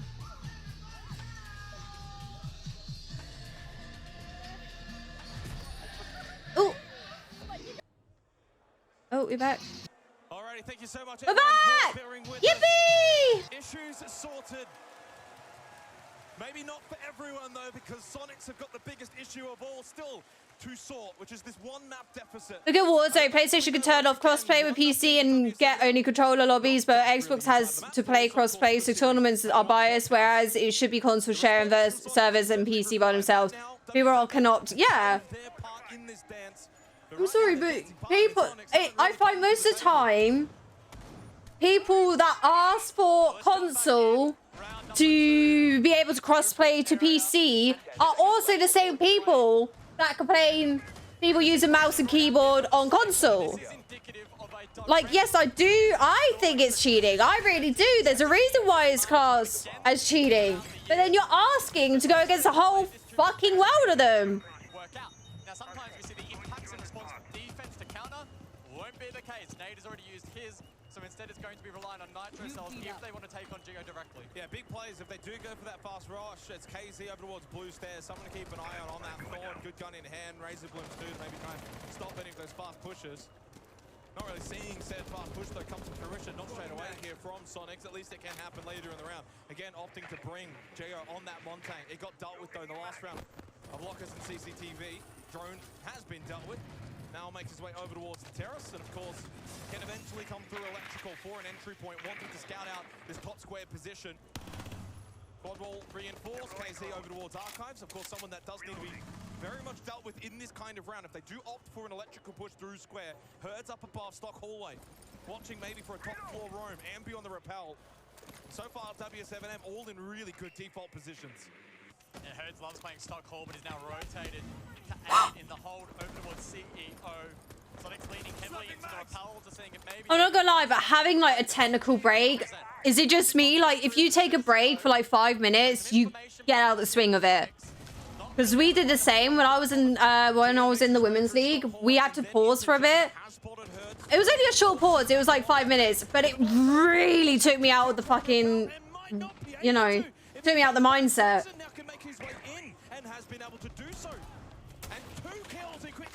Now for the Sonics as Ambi pushes through front desk. Really strong second. Monty Gamer Pusio. Now at a disadvantage. Not many times in the series have they found themselves in this position, and the drones now come out for Sonics, having cleared that top floor. Turn their attentions over towards site. Echo and Velt combination here for the defense. So Yokai's and Black Eye cameras will likely have a read on Sonics. We'll see if the defense can respond accordingly. You can see Herds and KZ sitting those cams, feeding it to the 3 remaining defenders. 3 defenders of which will need to perfectly. Yokai to aggress one. Like, tech breaks aren't even that long. They're normally just like ult fixed. They're looking to get proactive on defense, sensing that they're under pressure. So they clear out Archive. Square control established with Sonics. 3 on site now for W7M. Again, not many times in this series have they found themselves in this position where they're down a player, where Sonics have got map control, and Nade wanting to keep Mainstairs in control. Just back off. Just back off. You've got 20 seconds. So they could overload this stock Just back off. Keep stock in control with W7M. It's down to Ambi. Secondary hard bridge to open up the stock hatch. Time a factor, and with that, Nade gets aggressive. Red ping, prone, smart from Ambi. Nade makes his way over towards Square. That's a double kill on site. W7M shot through the wall. Time the biggest factor. Geo can't play it. The loot box is in his face. Help that play. Rexon though. But as soon as he goes to Oh my god! I thought they fucking threw. Oh my god! No fear there from W7M. Electing to re-aggress over towards that square position and cutting down the defense as the push came through. Again, a lot of that attacking prowess had to be centered around the Monty and facilitating him to make his way across, Geo that is, get that plant down and then play the post from far-reaching positions. But again, W7M, even at a major disadvantage like that, don't put a foot wrong, get proactive info, they play off it, and they just absolutely decimate Sonics on that final push. Look, as great as that Montagne can be, and very much a big factor in that kind of round for what you want to do, it does make everything a little slower. Top floor clear, a little slower. Wanting to plant on site, a little slower. Minute 26 is typically the time of entry when it comes to Sonics on the slower side. And Good shit. Aware of this, have studied this, have VOD reviewed this, and you could see how aggressive they were. Mainstairs, knowing for now Sonics were going to be coming in late towards that janitor and stock position. So what did they do? Double push up. Those on site for W7M are strong. 2-0 start here on Bank defense again to set the stakes here for Sonics. The quote-unquote best attacking team at this event so far statistically on one of the best attacking maps, and you've lost the first 2 attacking rounds. Does not bode well. All signs pointing to further dominance from W7M. The Monty persists for round number 3. Grim as well being brought in by the attack. Sonics looking to layer more information on top of the Dokkaebi, which will persist. Hard breach in the hands of Grixer, so opportunities are plenty here for Sonics. How will W7M respond?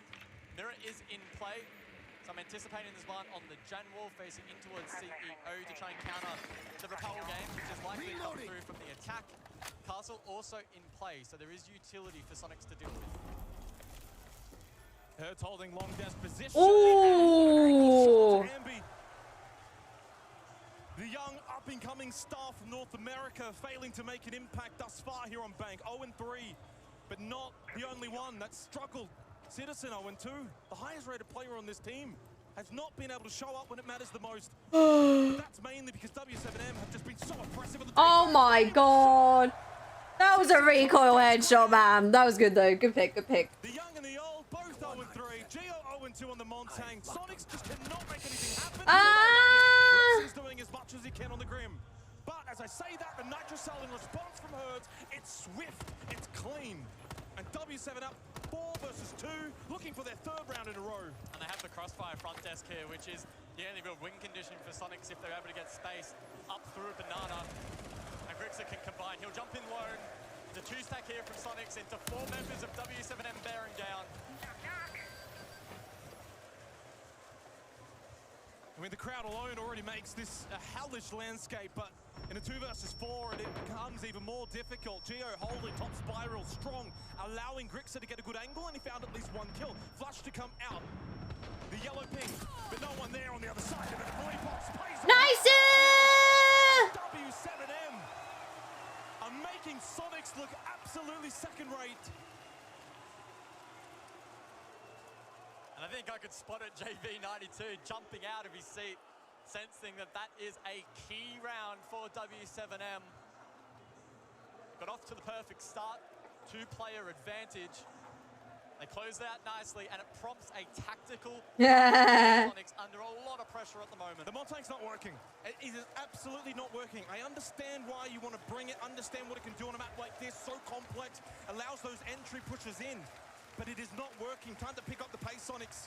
Because if you don't pick it up now, you're about to find yourself on a plane back to North America tomorrow. 3 rounds down, 1 map down. They have just not come to the table. Time to put the shield away. Time to grab the guns. Time to start to pick up the pace and try and go straight at W7M. You've got one last chance off the back of this timeout. Don't let it slip.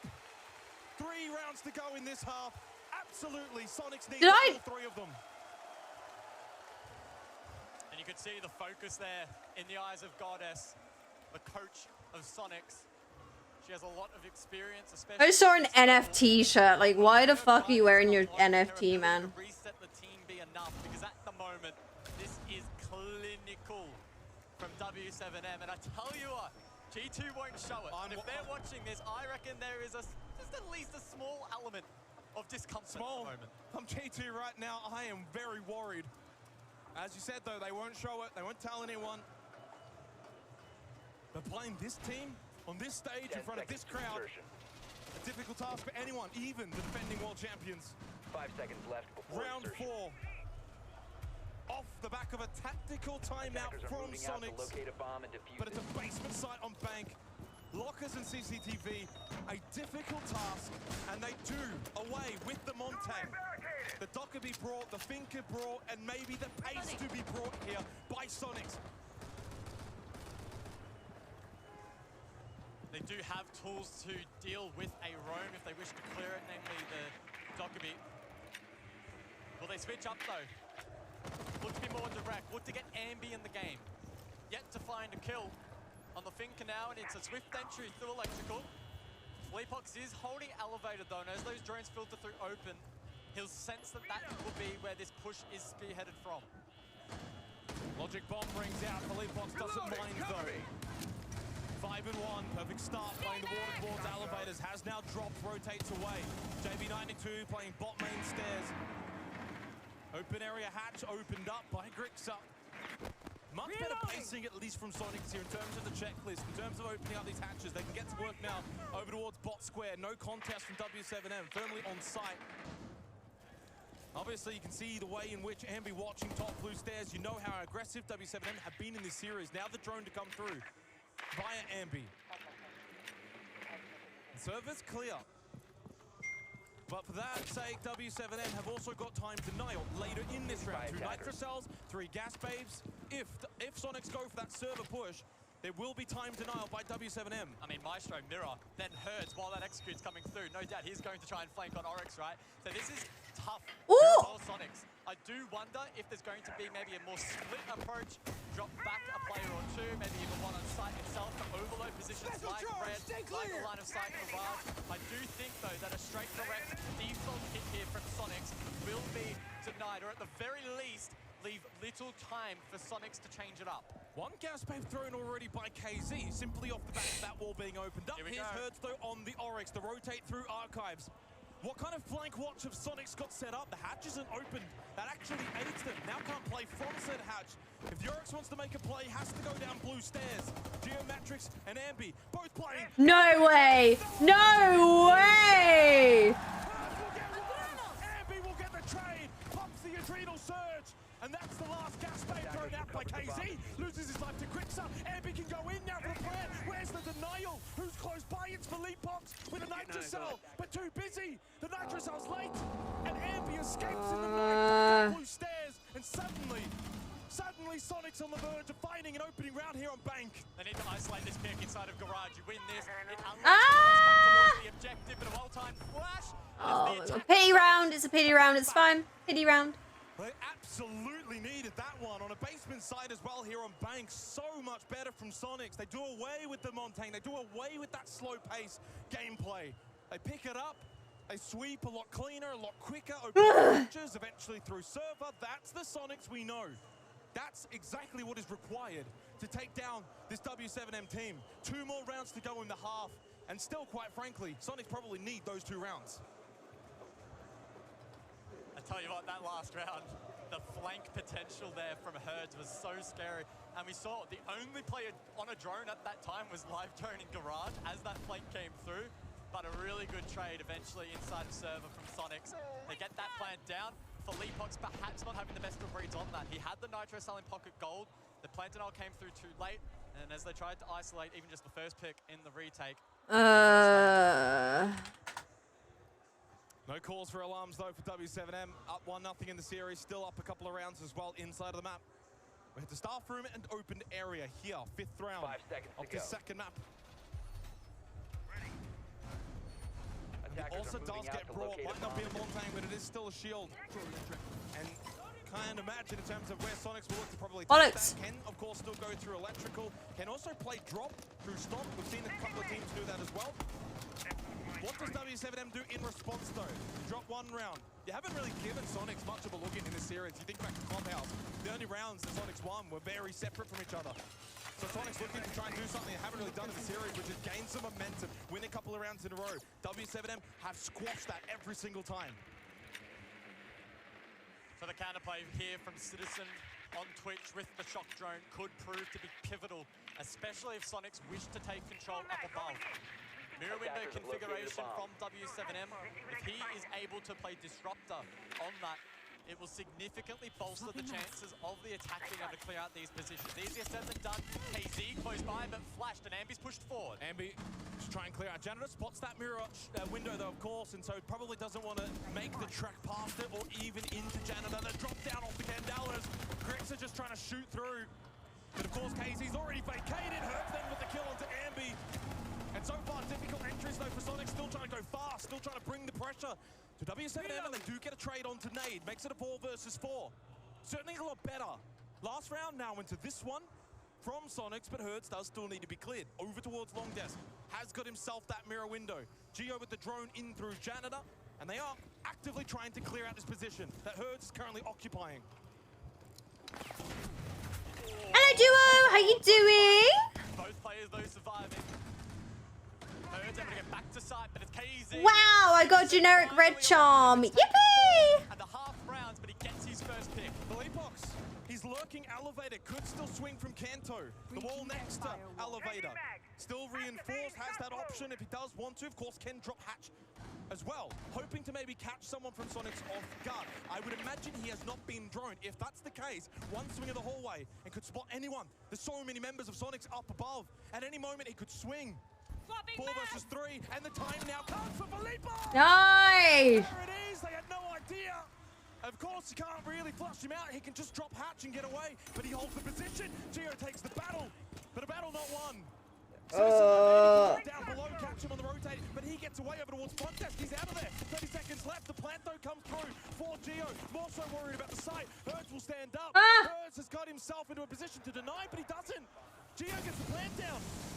Nice, nice.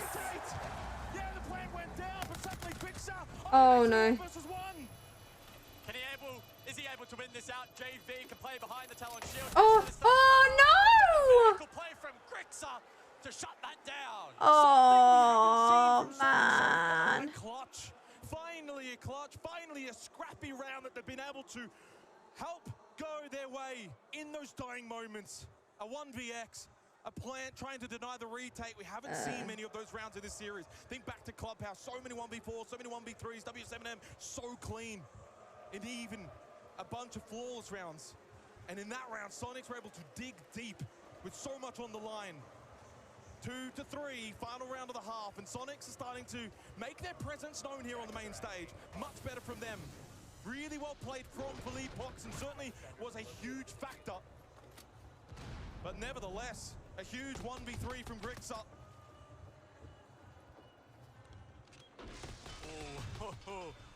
Just had the line of sight. Grixar played well on Clubhouse. I mean, there are a couple of opportunities for him to clutch up where he's left in those 1v3 instances, and he did his best to play them as well as he could. Great work there in the post. The plant denial there from W7M not quite hitting the mark. As you mentioned, there was that game plan potential for also to drop down, the Talon shield to cover from that stock hatch position, and it worked out nicely for Sonics. And if they're able to claim one more round here, it really does ignite some belief. So Tellers and Archives now. Final round of the half. W7M looking to, of course, maintain advantage. Not wanting to allow Sonics to get themselves back into this game to tie things up 3 to 3. But Sonics are starting to bring the heat, starting to bring the pressure, starting to get a bit of a groove. That American dream still yet to be realized to try and make top 4. They're the last hope. I Already down barely now. am hungry. They were already down a couple of rounds here as well. But suddenly, just suddenly finding some hope. Information gathering tools have been the name of this game so far. And Philippok scattering those black eyes on the Valkyrie around to gain information. Combination with the Solus to then counterplay the drone work here from Sonics. Krixer on the floor as we'll send a Rotero down to the lobby. That one though gets muted out. Nade elsewhere onto these castle barricades, absorbing again. More utility here from the attack. First one doesn't land onto single, so that's a little bit unfortunate. Jay will have to try and smack that down. Philippok's now with the read. He will though fall back. Minute 45. Pivotal 6th round. Heavy doing a lot of work here on the IQ. Rexer maybe anticipating again more aggression from W7M, but they've quelled that a little bit. And the repel in successful. A foothold inside of the building now for Sonics up above, top floor, Ambi and Citizen. Both able to sweep across. Herds inside of stock. Opting for aggression. Opting for a play later in the round. God. Hasn't been droned out. Position unknown. And could very well spell disaster for Sonics. And again, the drone economy here. Look for Sonics. It's actually not that bad, but much like the previous round with Philippok inside of Elevator, they have allowed a defender to get into a wrap position, a playmaking position. And the longer Herds waits, the more impactful this can actually be. Ambi over towards top main stairs, just to the very left. Nice! Herds kept himself quiet, even on the solos. He gave up his job of trying to get rid of drones, opting instead to play that hidey hole inside of stock. Again, continues to take the battles, expecting the swings to come from top square. Makes a rotate. Nice! Grenade, he gets one onto Rexon. Herds is just roaming. 30 seconds left, and they shut Nice down. it! Only down to Grixon again. Can he clutch up? Good shit, good shit, good shit, good shit!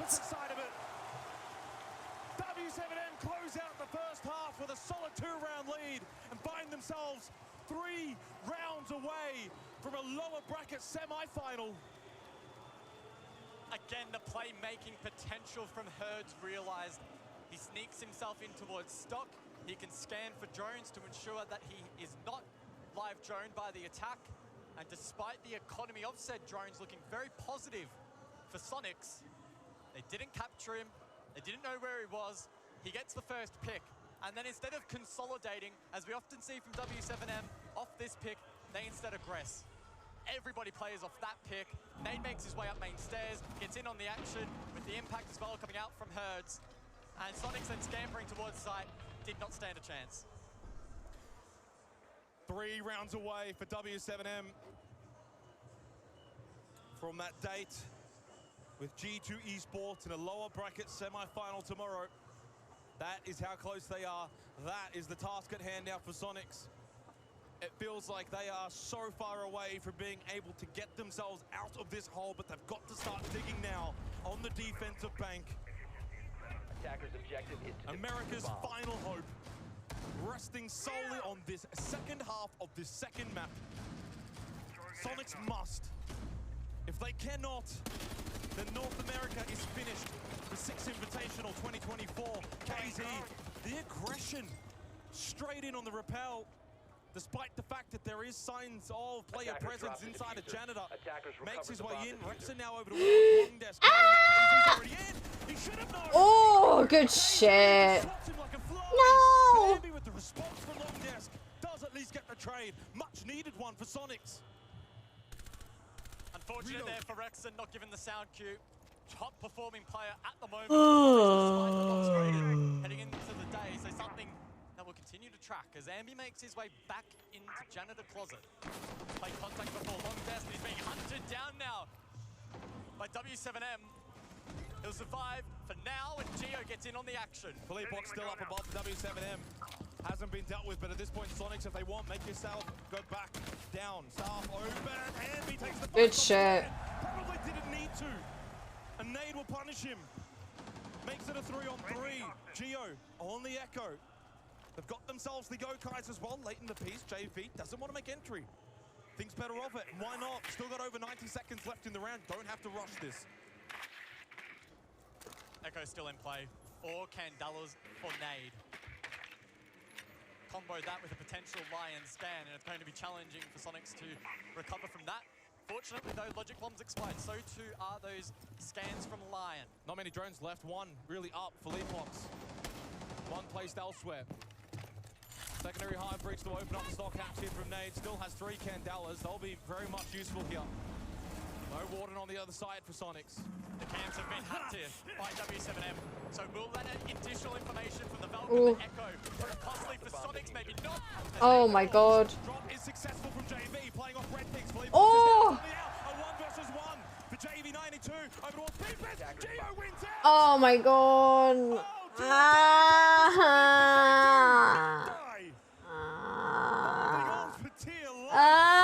Slim margins.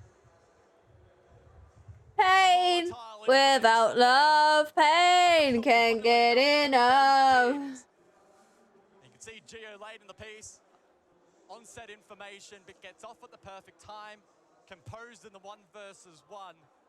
And that's the kind of clutch potential that this guy has. As mentioned previously, this is his 7th consecutive Six Invitational appearance. He's won it before, and he knows what it takes to win it again. Yeah, very impressive again, I think, for both teams. First and foremost, love the aggression from W7M, the entry here from KZ. Rexen should have known. Scrapping these rounds wins compared to me. Yeah, just scraping, scrape, scrape, scrap. 1 versus 1 opens it up, and again, red ping information. Knowledge as to the 1v1 for both players towards Beepers. Geo holds strong, makes it a 3-4 scoreline. Sonics, a lifeline, perhaps. One they're going to have to just grasp onto and ride into the sunset in the second half if they're going to have any chance of taking down W7M. Need to get on a roll, need momentum, need a couple of rounds in a row. Must win this basement site. W7M clearly signposting in the last round. They want quick entry. And a very quick Lion scan here, indicative that it's probably going to be much the same. They back themselves in to win this trade game. While Sonics did an okay job last time around, it's so volatile sometimes for defense. And it's KZ. Wow. Wow, he gets the best. He's already in open area. Yeah, again, quick entry from W7M. And already the air traps as well onto those rotate positions. So has himself really good position and site map control. Above, in towards open. Rexen down early as well on the Fenrir, not ideal. Hertz now can drone over towards Janitor. Geometric sitting in there on the Mozzie. Extensive roam from Sonics here. Opting to try and take these contact fights up above rather than just sit on site. Not the conventional way that we typically see. Yeah, drone and act it. Yeah, drone and act it. Geo's position surely will be known in a moment. And he doesn't have a reinforcement to play off. A couple of lines of sight and a rotation. Oh. Oh. Through the soft wall. 2 versus 4, and it's down to Crixer and Citizen. Drop from Citizen on this Talisman Archives site. Opting to not play basement, opting to not play the more conventional defense. Sonics, has this been their undoing? Has this been their demise? W7M opening up this defense.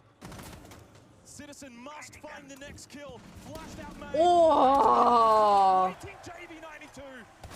Good shit! Yippee! Yippee! Yay! JV92 in perfect position to play clean-up crew. And he's working the crowd who continue to back these boys to the finish line.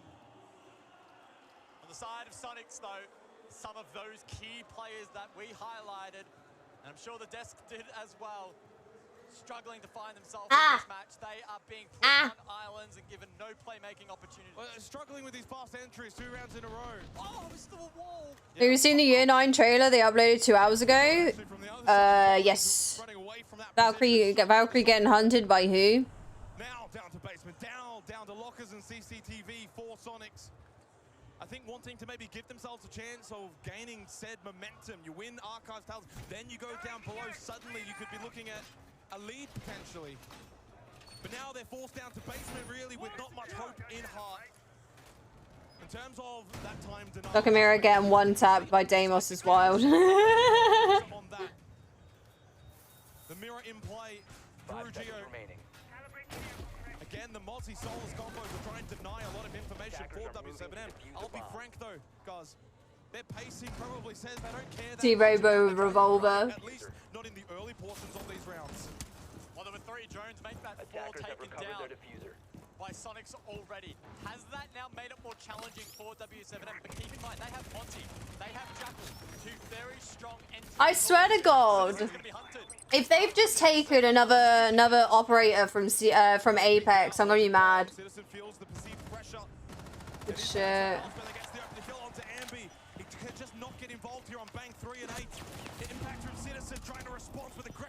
Good shit.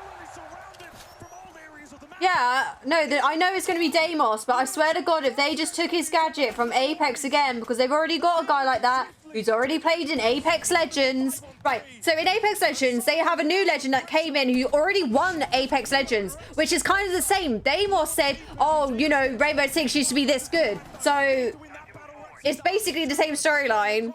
And I swear to God, if he's got the same power as that guy in Apex, I'm going to be mad. Because they've already taken from Apex so many times. And they've taken from Valorant.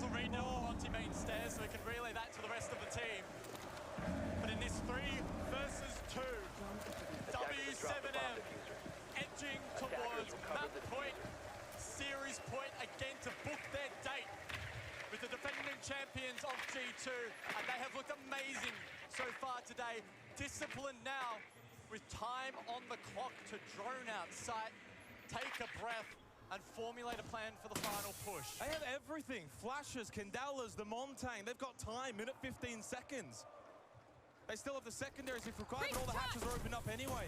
So it's in the matter of where do they want to go. They open up. Hi, Skip. Lobby hatch open. They can go main, they can go server.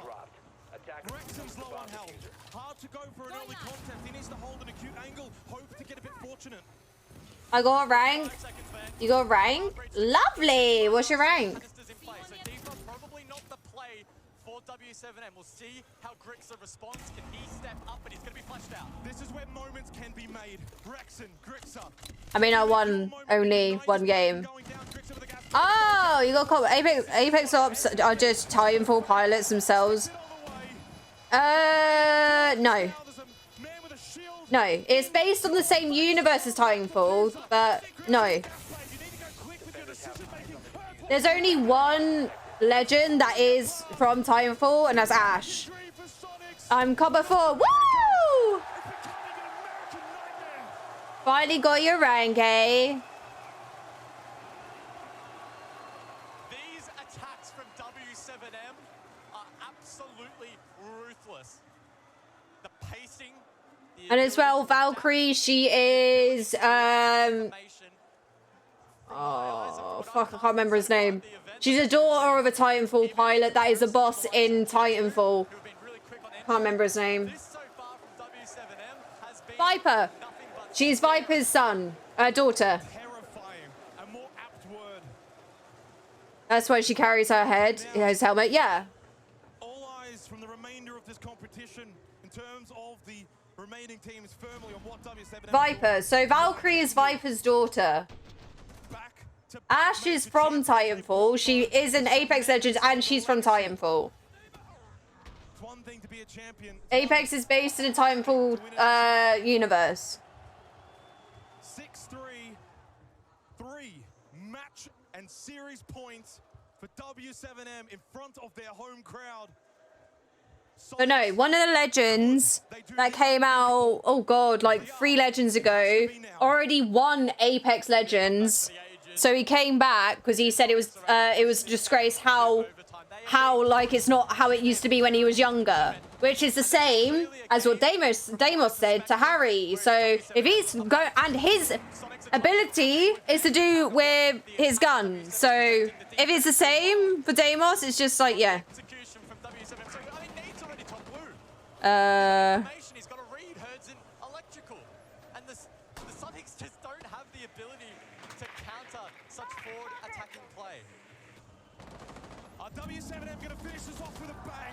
It starts with one from KZ on a Grixer. With a frag grenade that hurts so sorely. And they might just go fast. Rip the band-aid off and send on to team kill. Ernst takes out KZ, but JV does his job. One back onto Geo. And fast is the pace with Beep. Is he got no idea? Oh! Decimated.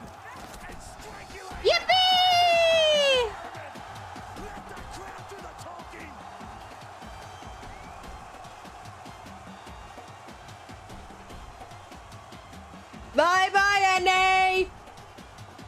Chelsea. Ugh. Energy inside of this arena is palpable. What a display by W7M as they continue their run in the SI24 lower bracket. Back-to-back major champions now making an incredible run here at Six Invitational in the lower bracket. That tantalizing date with the defending world champions in G2. Yeah, they got some crowd favoritism today, but it won't be tomorrow. Tomorrow, G2, you will re-enter this arena as enemy number 1. Already wasn't so cheer invested now. It's not. And Sonics, It's really not. where's that nearest airport? That's the kind of date that I want to be a third wheel at, because I tell you what, that is going to be one hell of a game. All the momentum, all the passion from this crowd rallying behind W7M. Just soak it in.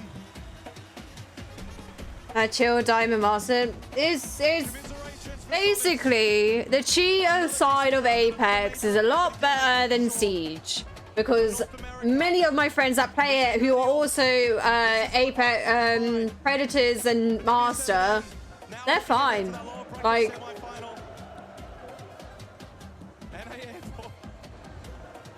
Like, I've been tempted to go back because I'm just so sick of the Siege cheaters. If both teams play at their very best, it's going to be a wild. You don't want to miss it. Two-time major champions versus the defending world champions in a lower bracket semi-final. You do not want to miss that. You really do not. And we do not want to miss this moment here as we go over to Ian, who has got himself, of course, a crowd that is extraordinarily happy.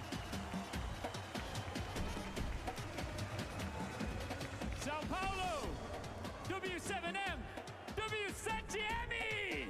Uma salva de palmas com os vencedores. Fala um pouquinho dessa emoção dessa galera toda aqui. E o sonho de mais um título segue vivo, hein? Pô, muito emocionante estar aqui jogando na frente da minha família ali. Eu tento nem olhar muito pra eles, senão me emociona ali. Mas jogar na frente dos fãs, de todo mundo, é realmente surreal. O que você achou dessa escolha do banco? Que vocês têm um retrospecto muito bom no banco e eles não estavam tão bem assim. Eu não entendi porque eles picaram o banco. Hello Dragons, how you doing? Picaram pra gente e aí acabou sendo 2 a 0 aí de boa.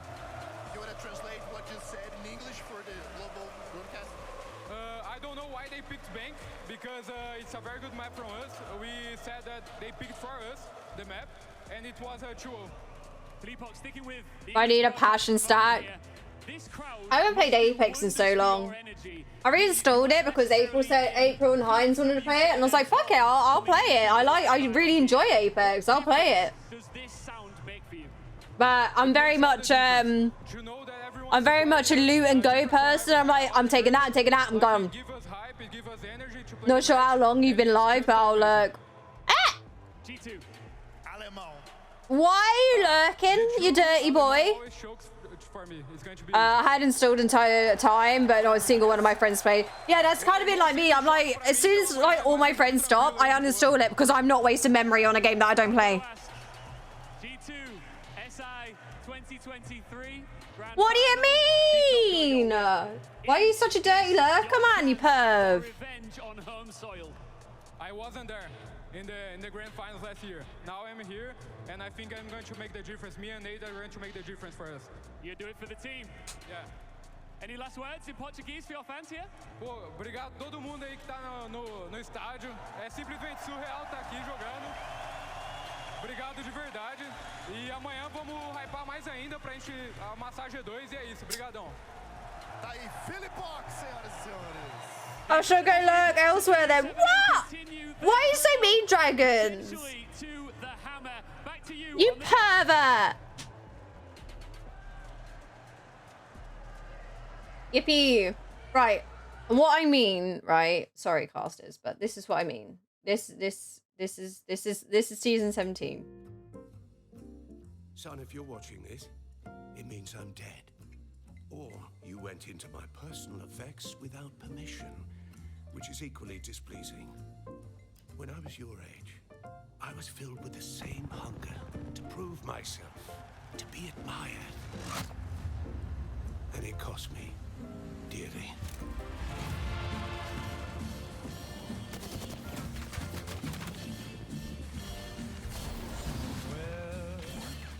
You'll hear talk about why, after all these years, I've taken up arms again.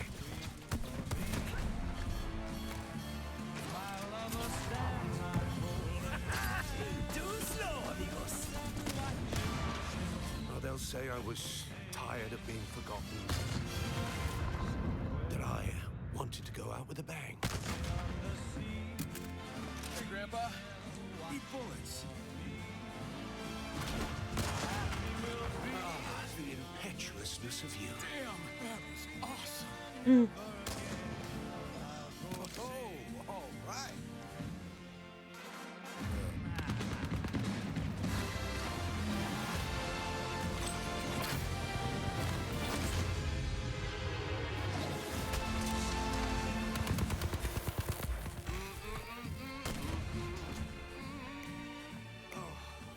Weak tea, I'm afraid. Yeah. Perhaps a part of me did miss all of this.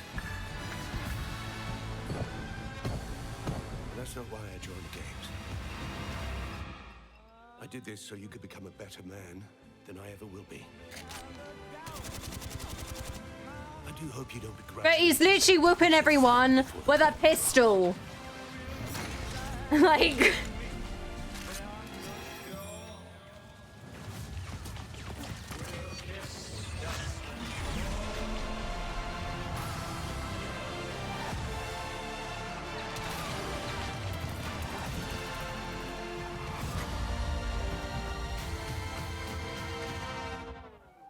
Whatever happens, remember, I love you, son. And don't ever, ever go through my things. Oh dear. I think it'll show you, yeah, gameplay. Disgraced champion. Excommunicated father. Forgotten icon. Will this old dog triumph and return a legend? Or will his competitors' new tricks prove too much to handle? It's time these worlds remembered the name. August Brinkman.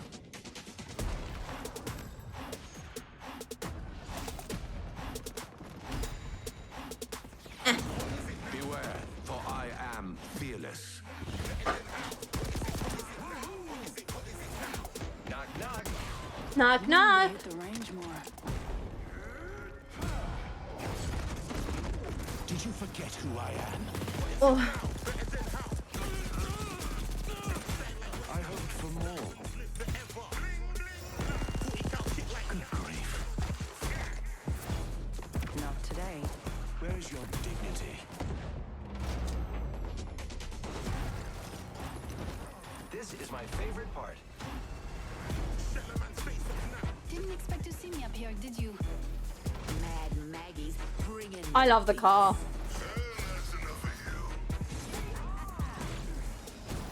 Ready yourself.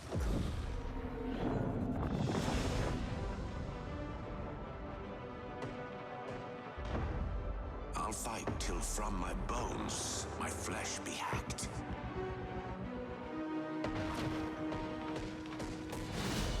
To me, allies.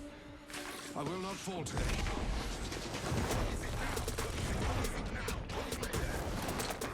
Be glad you didn't meet me. I got a sweat with. You are beaten. Looking for me? Here I am. The wing of my estate for a worthy opponent. Oh god. I forgot how good that fucking trailer was. That was such a good trailer. Oh, I forgot how good it was. Detail, Lax. Fox, thank you very much. And for all those watching at home, we love you so very much. Honestly, we have still one more game to do today, and that is our top seed matchup. So don't go anywhere. We'll be back in a few. Oh, we got 6 minutes. Oh, Ubisoft.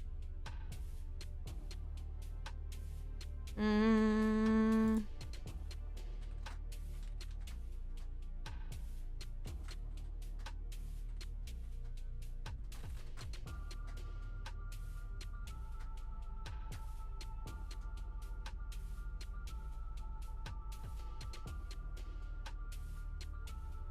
dun dun dun dun dun dun dun dun. I like the music.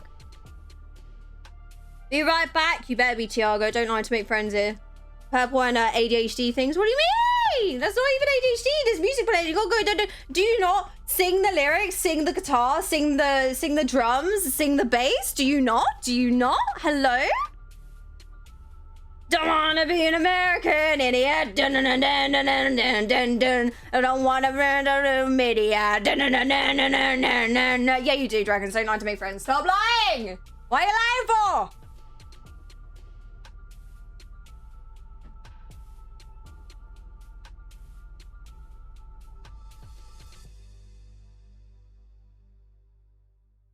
Uh-oh.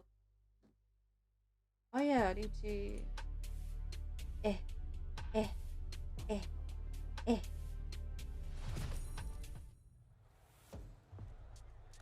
We are back here live in Sao Paulo for the 6th Invitational 2024, and we are flying through maps at such a I have a deja vu right now. Oh no, not the deja vu. I never lie. I don't know what you mean. You fucking always lie, man. You're full of lies. You pack of lies, mate. On the stage with the amazing, brilliant host, Leo. Thank you. You're so kind. That's it. E nós temos então já brasileiro amanhã no sábado, e se a FaZe passar pela VP, que é o próximo jogo, teremos brasileiro também no domingo. Será que a gente vai ter uma final brasileira? W7M FaZe? Isso a gente descobre já já, Ian. Before we get into FaZe Clan business, let's just no, why? I say you're an egomaniac and you admit that you're an egomaniac, so... Time for another commendation. Mais uma vez a gente vai fazer uma homenagem àqueles que representam a nossa comunidade. Nah, the lying part of me. Nah! I never say you're lying to make friends. What the fuck? I say you're lying when you say, oh my god, Purple Dragana. That's when I say you lying. Lead for Rainbow Six Siege here in Montreal. Hello. My view is that gameplay is the core. Right, fuck off. A good game will evoke interesting emotions in its players. Some games Fuck it's off. excitement, some games it's passion. Fuck off. Imagine that feeling when you're the last guy left on your team. There's 4 guys left. You Fuck have off. to clutch and you Fuck pull off. it off, and you get that amazing. Fuck off. Siege does that for sure. Fuck off. Reaching a Fuck off. site, entering Fuck a off. site, being tactical, taking Fuck out the off. opposition. We have many ways that we can do Fuck that, off. but it has Fuck to off. make sense in the universe of Siege, Fuck and off. the rules of Siege, the lore of Siege. Fuck off. Fuck off. Fuck off. Ah, Unison Dark! Multiplayer games meant console games. Fuck off. 2 kids sitting in front of a TV playing with a controller. Eh? And then as soon as Doom came along, it was really Doom that did it first. They do it You could again. actually play They with redid someone else it. without being in the same room. Why? I love gaming, but it was multiplayer gaming that made me go, this is what I want to do. This is where I want to spend my energy. This is what I want to do for my career. And so I ended up joining Rainbow Six Siege, which was a great idea. It has a bunch of unique challenges for a game. Hello, Kirito. How are you doing? Involving making sure that everything we add doesn't upset the balance of what we have. Changing the meta a little bit here and there is great, and that's what we want, but we don't want to completely break the game, so balancing is really, really important. So one of the things we do as a gameplay programmer is we make sure we prototype everything 100 times before anyone even sees it, before it makes it onto the test server. We've made dozens, maybe hundreds of prototypes of operators, weapons, gadgets, things we want to bring to the game that never made it, some of which were great, but didn't quite fit in with the values of Siege or the background of Siege. So Let's celebrate. one of the highest priorities Whoa. of the ability to work on something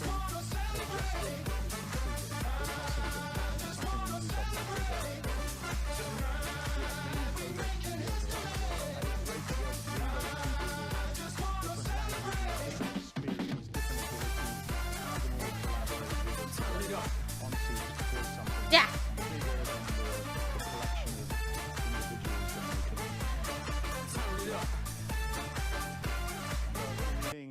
director, Ta-da! there was The more you know, the more you a know. bunch of emails from users about Yeah.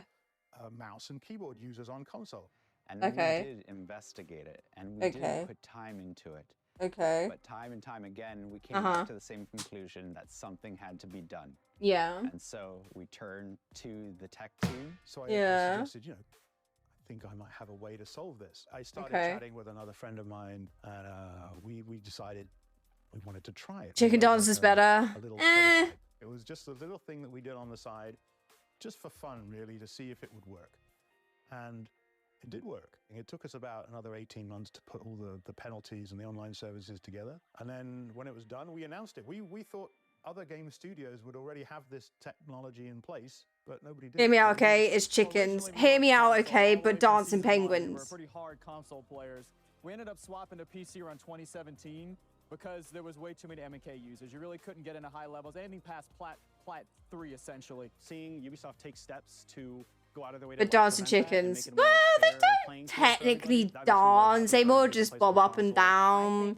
You know? Amazing. They've been doing a great job with it. Literally, like, there's been way less mouse and keyboards on console. I think Mousetrap is a good example of the things on Siege. It's usually the designers and the programmers and the Oh, people who are man. actually working and building the game that come up with these ideas that end up making it into these cool, unique things that Siege is known for.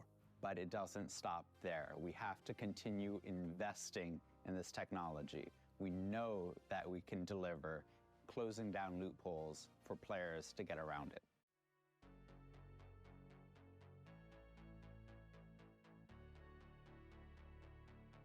At Ubisoft, we try really hard to constantly improve. What the fuck is this? Siege is a 9-year-old game now. Why the fuck's he showing him do? Oh, he's doing badges. Okay. I was like, why the fuck's he showing this? What's this got to do with video games? You understand why the game is fun and enjoyable, and you work continually So weird. to try and improve it. We wouldn't be there without our players. Their feedback is really, really important to us. We are always listening, and we are trying to address what we can with our constraints as well. The amount of passion that this team has for the game is incredible. Like, we're talking hundreds of people playing the game, organizing internal tournaments, playing rank stacks all around the place. We're just as passionate as our players. The gameplay team, especially here in Montreal and in Barcelona, I'm so proud of them.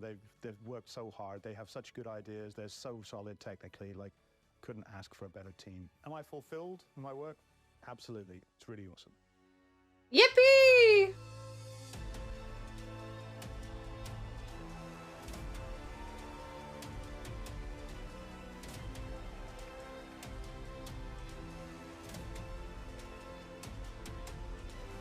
Oh.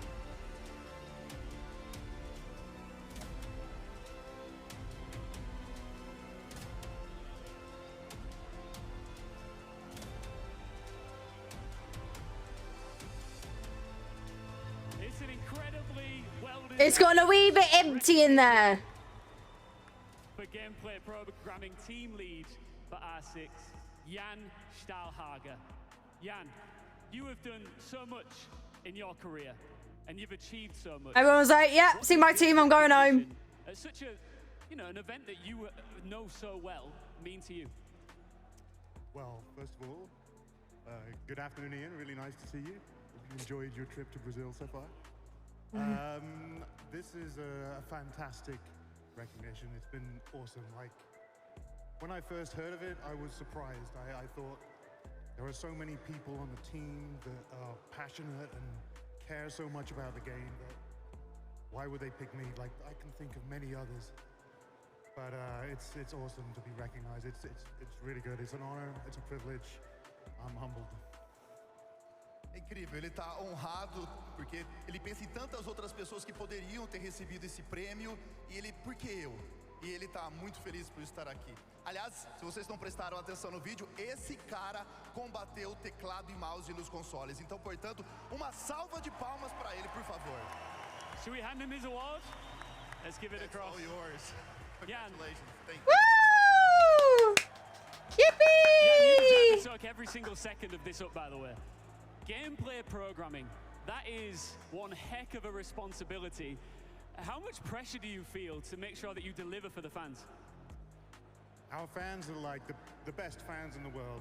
they demand a lot, and we try so hard to make the best game. They demand a lot. You don't see. Stuff that we have lined up. It's Hello, Apple. How you doing? Some of it you'll hear about on Sunday.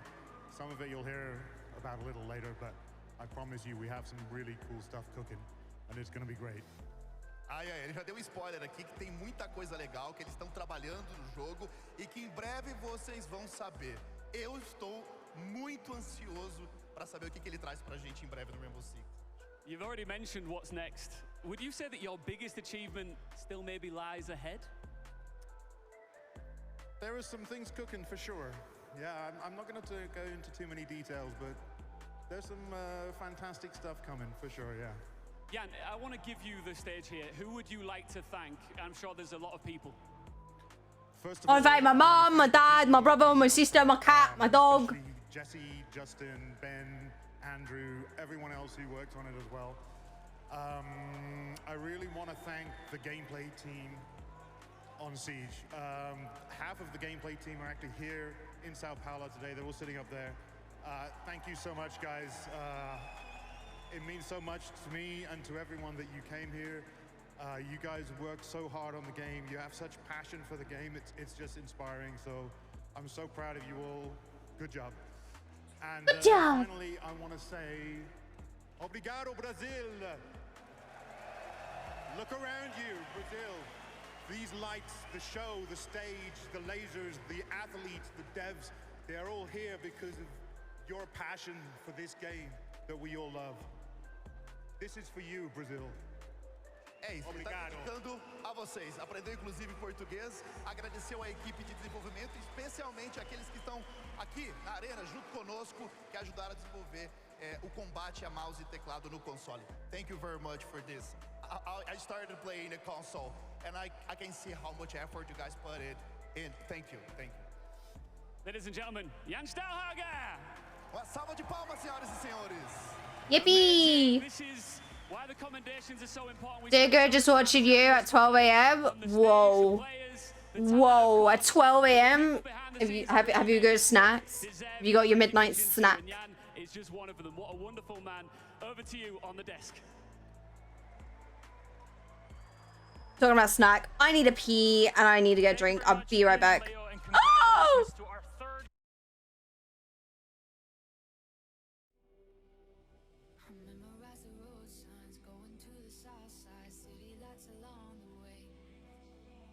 Everything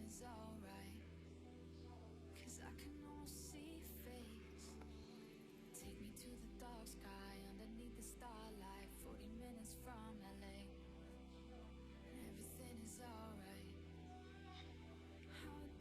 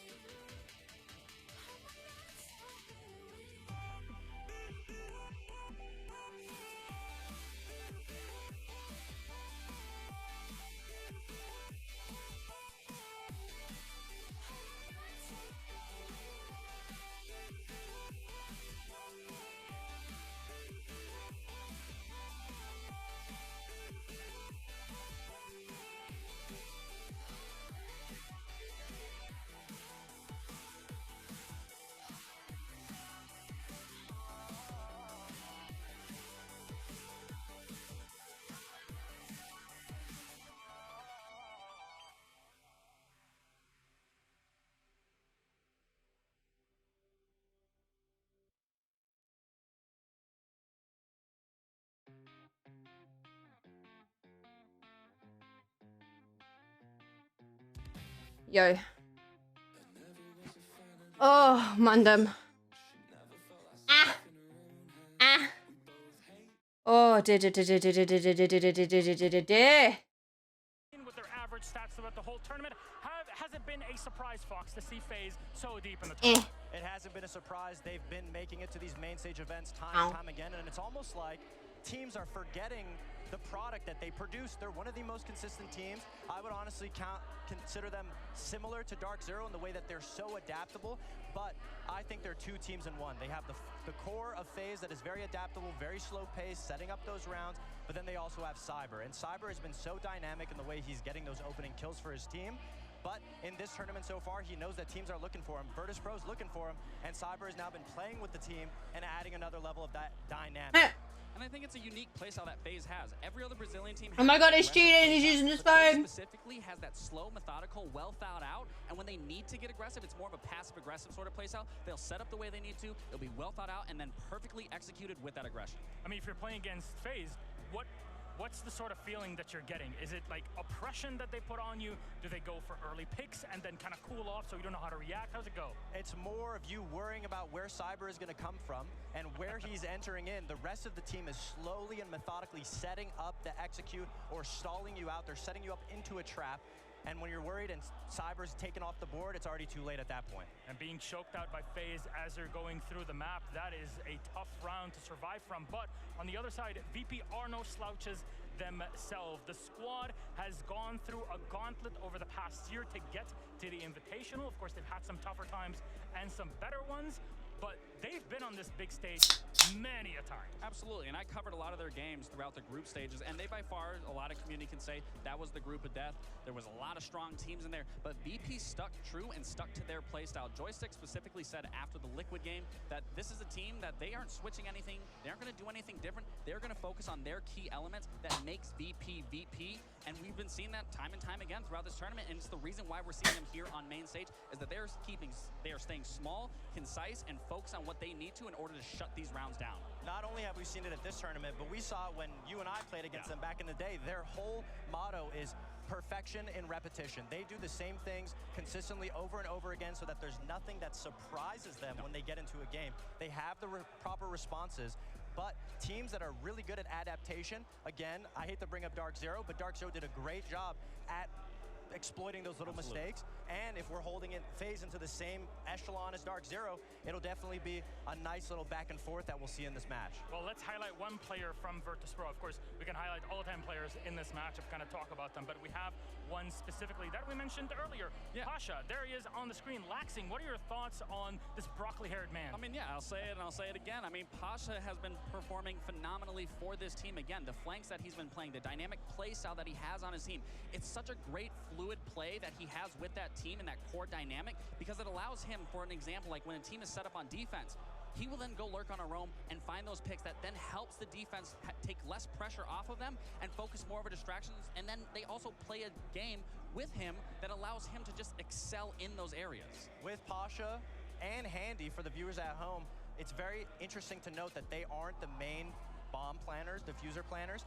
It's them playing support, they droning their teammates in, getting their hard breaches open, or playing in the site, and then when their job is done, when the time comes, they're able to be a lot more fluid, a lot more flexible, and they go out hunting, they go out and get these big picks, these big advantages for the rest of the teams, and that's what I want everyone at home to keep an eye on, those two players specifically. That's why that roam and lurk from VP's side is going to be extra important. When you have someone like Pasha, when you got Dan, you got Joystick, some of the best players to come out of Europe. Honestly, I remember only a few years ago, these were the kids that are coming into the game. Now they're just here going up at big stages of the Invitational. It's a massive, massive little growth cycle here for these teams. And you both have seen them grow over the time. But let's be Mamacita! It definitely plays a factor. I can't say that that's what's going to win you the game, but it definitely puts, a little pep in your step overall when you have the crowd cheering for you. And also, as a contender where I've had the crowd against me, we've had crowds against us, you just got to buckle down, focus on what you can, and be the team that you can, and that's exactly what VP focused on, is the team that they can be. If anybody's going to focus on it, is VP. They have ice in their veins. They are meant for this situation. They love being tested, and nobody has tested them that hard yet. Well, let's see about our map bans. Again, it is a 9-map pool here in competitive Rainbow Six. First maps, 4 of them are out. Chalet, Skyscraper, Clubhouse, and Nighthaven Labs. We've seen a lot of Nighthaven in our playoffs and groups, but not here yet. Our first pick, FaZe Clan, will go for Consulate as VP. We'll be starting on that attacking side. All right. Oh. Choose that. FaZe will be starting on defense as map 2. Cafe Dostoevsky will go to VP. And after our last 2 bans, Border and Oregon, we're left with Bank as our decider with FaZe on the attack. Yeah, if I do some different maps. Thoughts on the map pool? The map bans aren't too crazy. It's expected. All 3 more defender-sided maps. All 3 able to expose both teams' strong support lines, Yeah. It always comes back to Bank, doesn't it? Every time it comes back to Bank. A little bit of that adaptation. You're going to want to see it, especially when VP doesn't have too much adaptation. It's all about perfection and numbers. Consulate hasn't been out that long. I mean, VP were one of the best teams on old Consulate, but they were predictable down to the second. That's different here. It plays completely differently. Oh, absolutely. And then you look at Cafe going into that second map. I mean, what I loved about seeing Border from VP is they played those sight lines and those opening engagements perfectly, and also on that defense back end, they were also forcing so many engagements. And in a map like Cafe, where it is hard to get into and they can play that passive game, I'm seeing that going to be a map that's going to heavily favor them and getting those crossfires, forcing those unwinnable engagements, and constantly staying up in that man advantage. I agree. I think FaZe, when it comes to Cafe 2, we talk about where Cyber's coming from. Oh, Mamacita. So taking them to Sorry. a map, Cafe, Consulate, where it's very difficult to enter. She has some lovely I'm not too surprised, but here's where we're going to see the Pings. transition of Cyber, specifically throughout this tournament, playing a lot slower and playing with his team. I mean, we know that the attacking Oh. that you get is worth its weight in gold. And starting off on the attack, She has a great this is personality. the choice that VP made for Consulate. That's something ballsy. I mean, I just want to say this, and we've done this on OXG. Sometimes a map, you just have to pick attack because it forces you to communicate, it forces you to work together, and it gets the comms going. It also shows that you have a good game plan going into the map. Where's his cross Thank you gone? very much, Gabe and Davide. It's been a while since I've had the His name. cross Thank you has very gone much, from his gentlemen. Thank you, necklace. everybody watching at home, we're gonna take a quick break and then directly into our game. It's I FaZe. swear he had a cross on. Assets. She has a lovely personality. Lovely. Rainbow Six, jogo pela FaZe Mhm. What is the idea for FaZe to try and mix things up? Oh, what a shot there from Cyber. Major Suécia, eu quebrei o recorde, né? Ah. De kills que teve. No próximo campeonato que a gente jogou, que foi o Major Berlim, eu quebrei novamente meu recorde, mas não fui campeão. Meu estilo de jogo é muito agressivo, então eu sou um jogador que pensa em muitas possibilidades ao momento. Tem o Vita King, né, que é o nosso IGL. Ele é um jogador que direciona a gente onde ele precisa.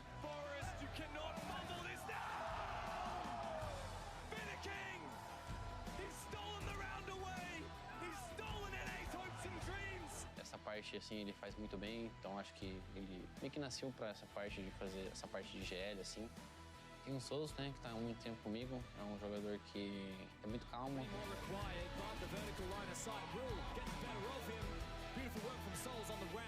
Ele consegue pensar muito sobre o jogo também, ele consegue trazer muitos rounds importantes pra gente, que a gente tá perdendo. Ele é um jogador muito habilidoso nessa parte.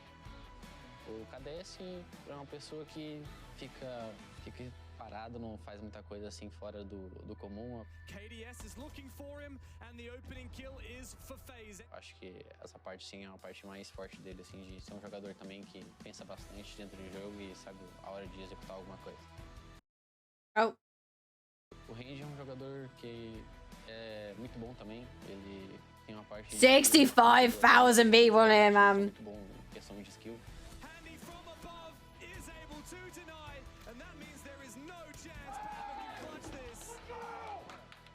Ele consegue fazer bastante round que a gente tá perdendo ali de uma forma drástica.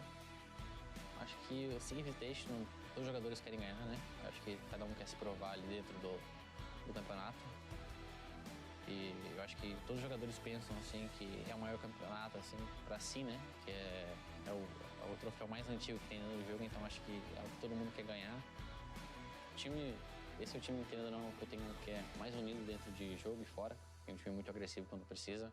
Sabe que o nosso estilo de jogo é totalmente diferente do que eles jogam contra. Então acho que a galera assim tem um pouco de medo de jogar contra a gente nessa parte.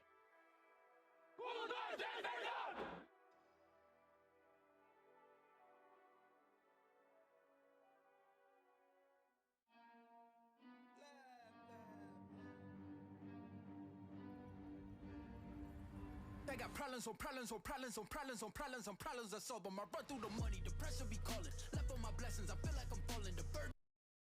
Oh. Progression is all that I wanted. The flow and affection, I summon and dub it. Cause I got problems on problems on problems on problems on problems on problems I solve them. I run through the money, the pressure be calling. Left on my blessings, I feel like I'm 30 is back. Tell me I'm garbage, I'm going through something, that's why I ain't Last game of the day. Oh, that's a cool skin. I'm not gonna lie. I hope it's an O2. I really do hope so.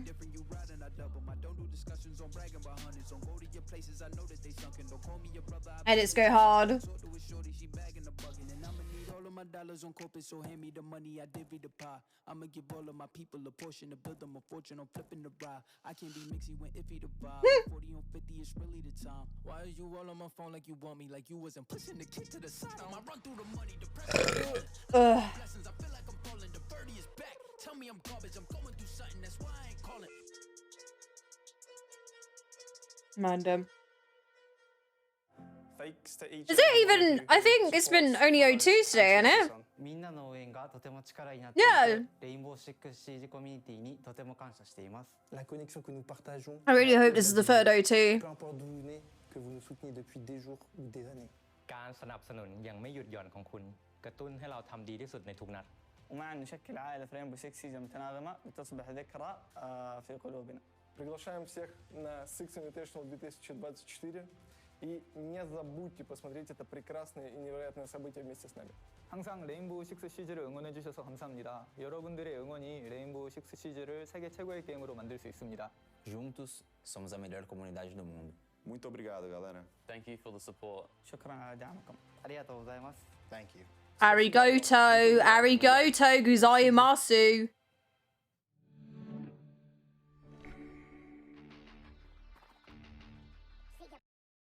Oh.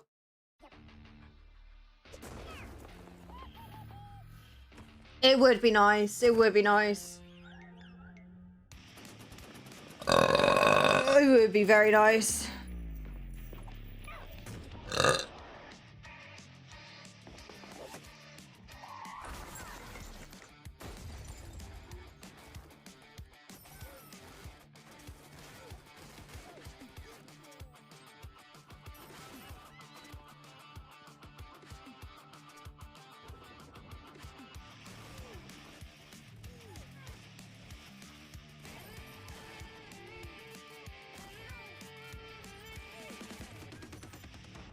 Yippee!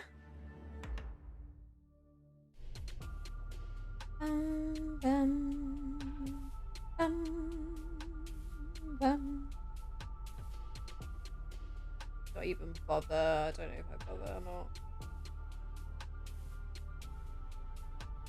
Oh, I don't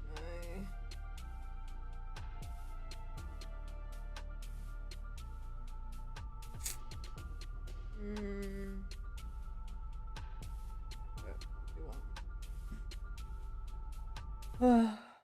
Oh.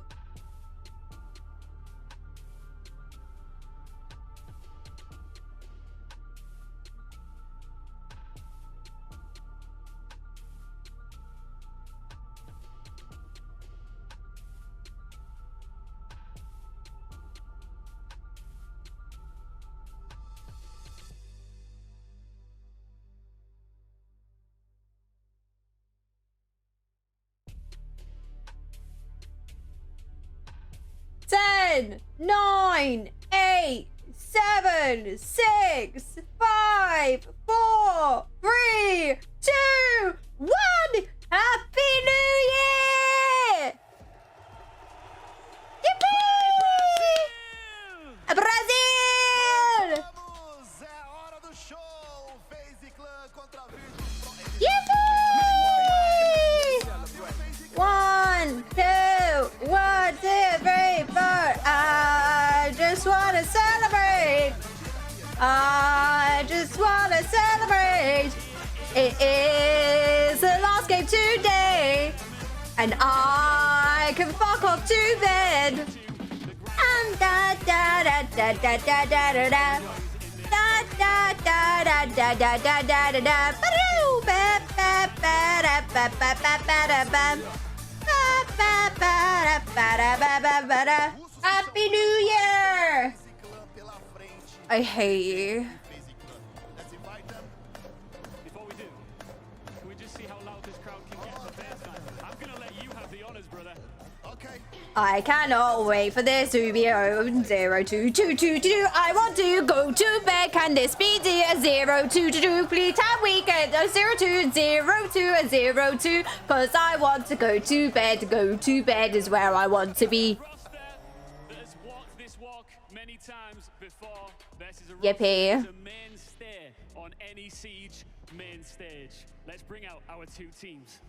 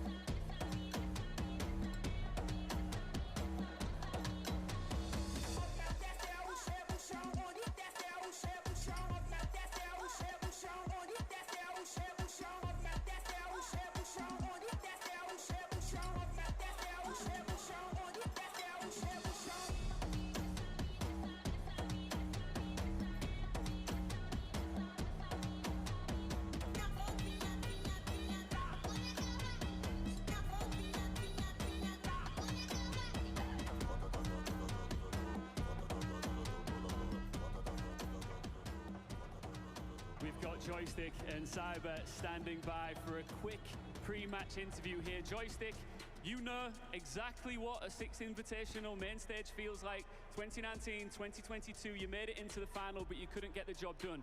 Do you feel this year will be different? Yeah. I don't know. We can't even understand what's gonna happen. So I know that there's a lot of Brazilian fans right now. They're cheering for FaZe, but we can do whatever we want to, whatever we can to win. Well, listen, we just saw Sonics really struggle with the volume of this crowd against W7M. How will you not let it affect you here? I never been nervous, like never. He's typical Russian man. They do not know the meaning of nervous. He's typical Russian man. Olha, acabou de dizer que nunca fica nervoso. Shut the fuck. Que não tá preocupado com isso e que não sabe o que vai acontecer. E aí? Bom, já sou macaco velho nesse jogo, jogo há muito tempo. Joguei Rio de Janeiro, então tô preparado pra qualquer coisa aí. Fat percentage bugging out again, so I've lost time on them. Oh my god, just get good. He's an old school player. He played in Rio with a lot of people. He's used to it. So let's see what's gonna happen. Any last words, Joystick? What? Any last words? What? What did you say? Boa sorte e se divirtam. Últimas palavras. É isso, boa sorte e que vença o melhor. Good luck. Best win for you.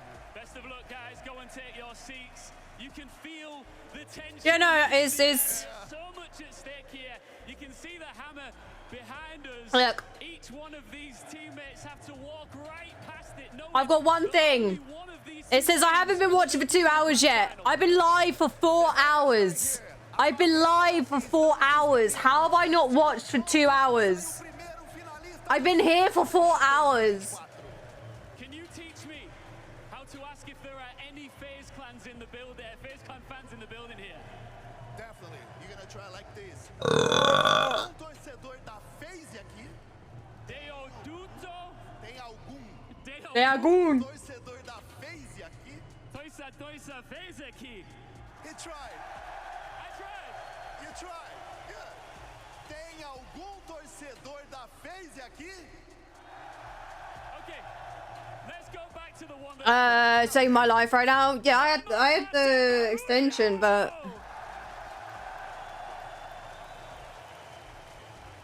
What a wonderful atmosphere here today. Are you ready for this one? Oh, No. yeah. It's our last matchup. If I go here. It is a vital one. Let's get into it with our casters. Mainstays indeed are FaZe and Virtus Pro. Always favorites to make a major, always favorites to make a final. but always the bridesmaids and never the bride. Sam FaZe are fighting to reclaim Yavla, and this roster that used to be Team Empire is fighting to reclaim Raleigh so long ago. Absolutely. And I was even there for that event as well, for people like Forbes with Pasha, and Team Empire with people like Dan, people like Shepard, people like Joystick. It's amazing to see them put all this effort in and come back to a grandiose stage like what we have behind us right now.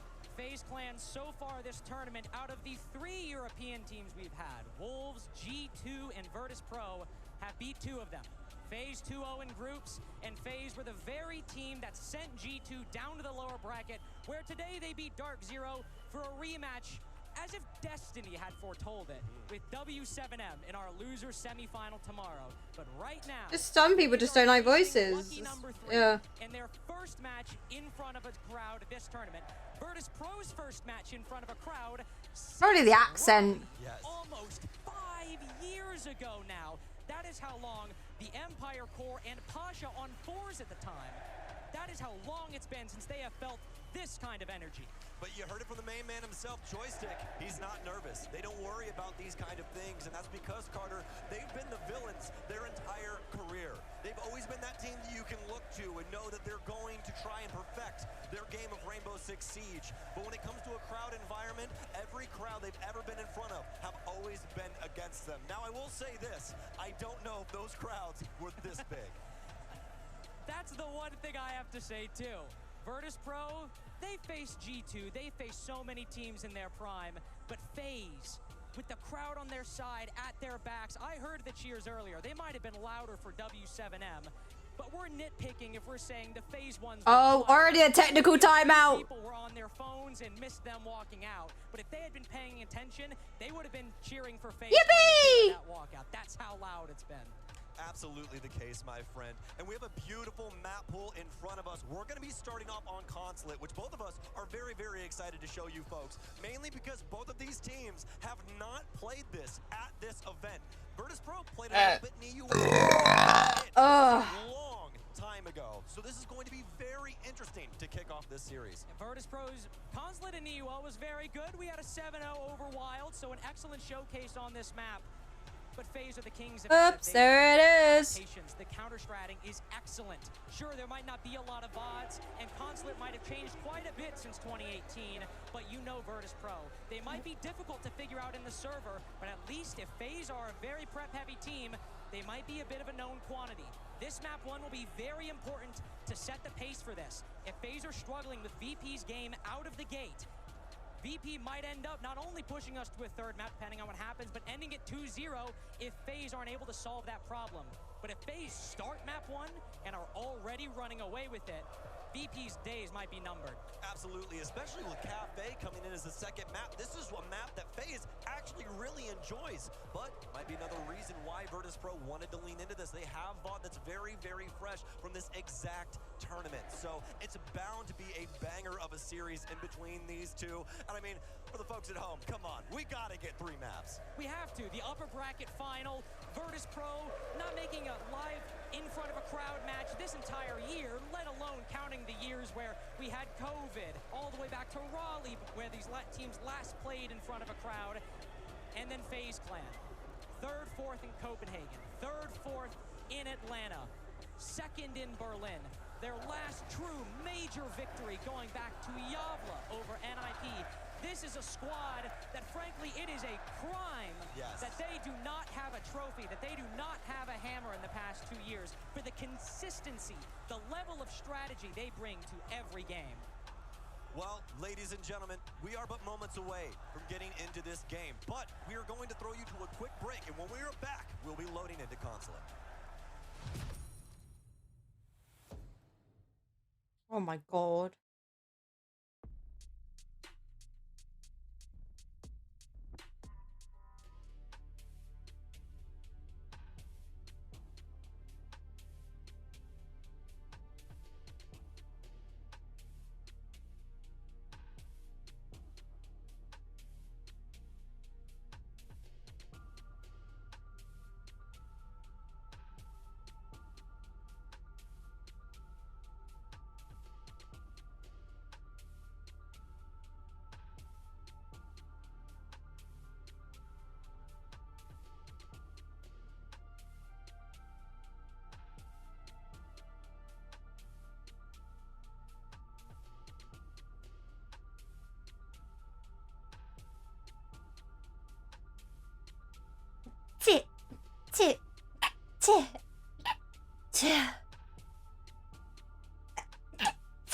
fucking hell!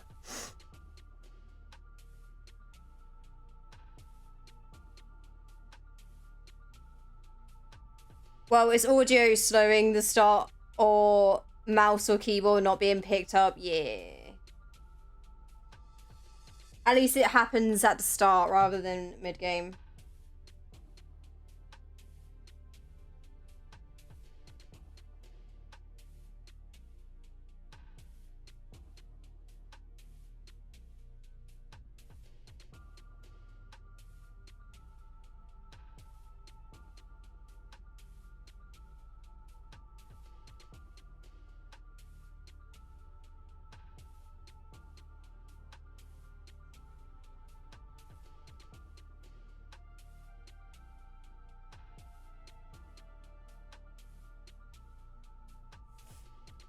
Oh, God.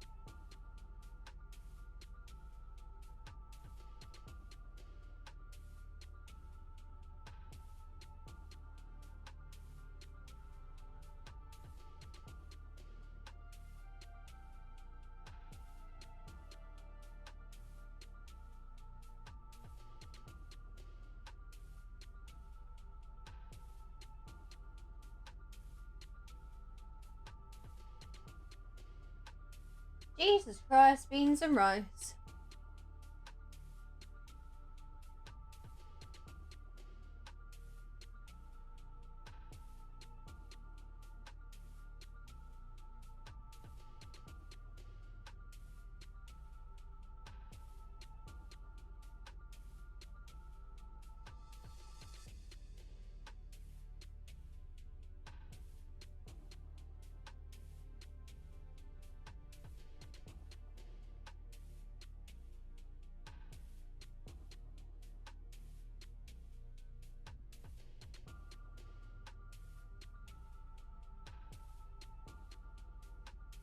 Longest 2 minutes ever, isn't it?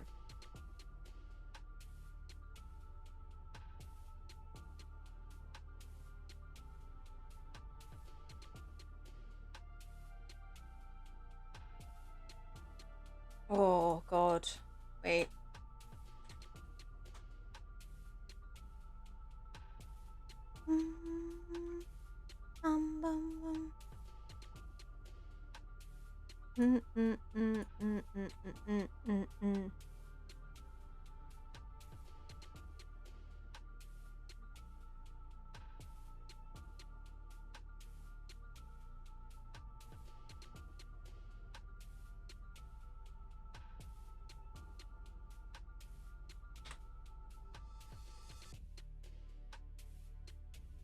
I think I'm going to do a bot ban while I'm here. I think it's time to do some bot bans. Let me get my glasses on so I can see it. What is that? Oh, it's a bitch. Don't you think? Yeah, I think it's bot ban time. Hold on, let me get my glasses on so I can see it. What is that? Oh, it's a bitch.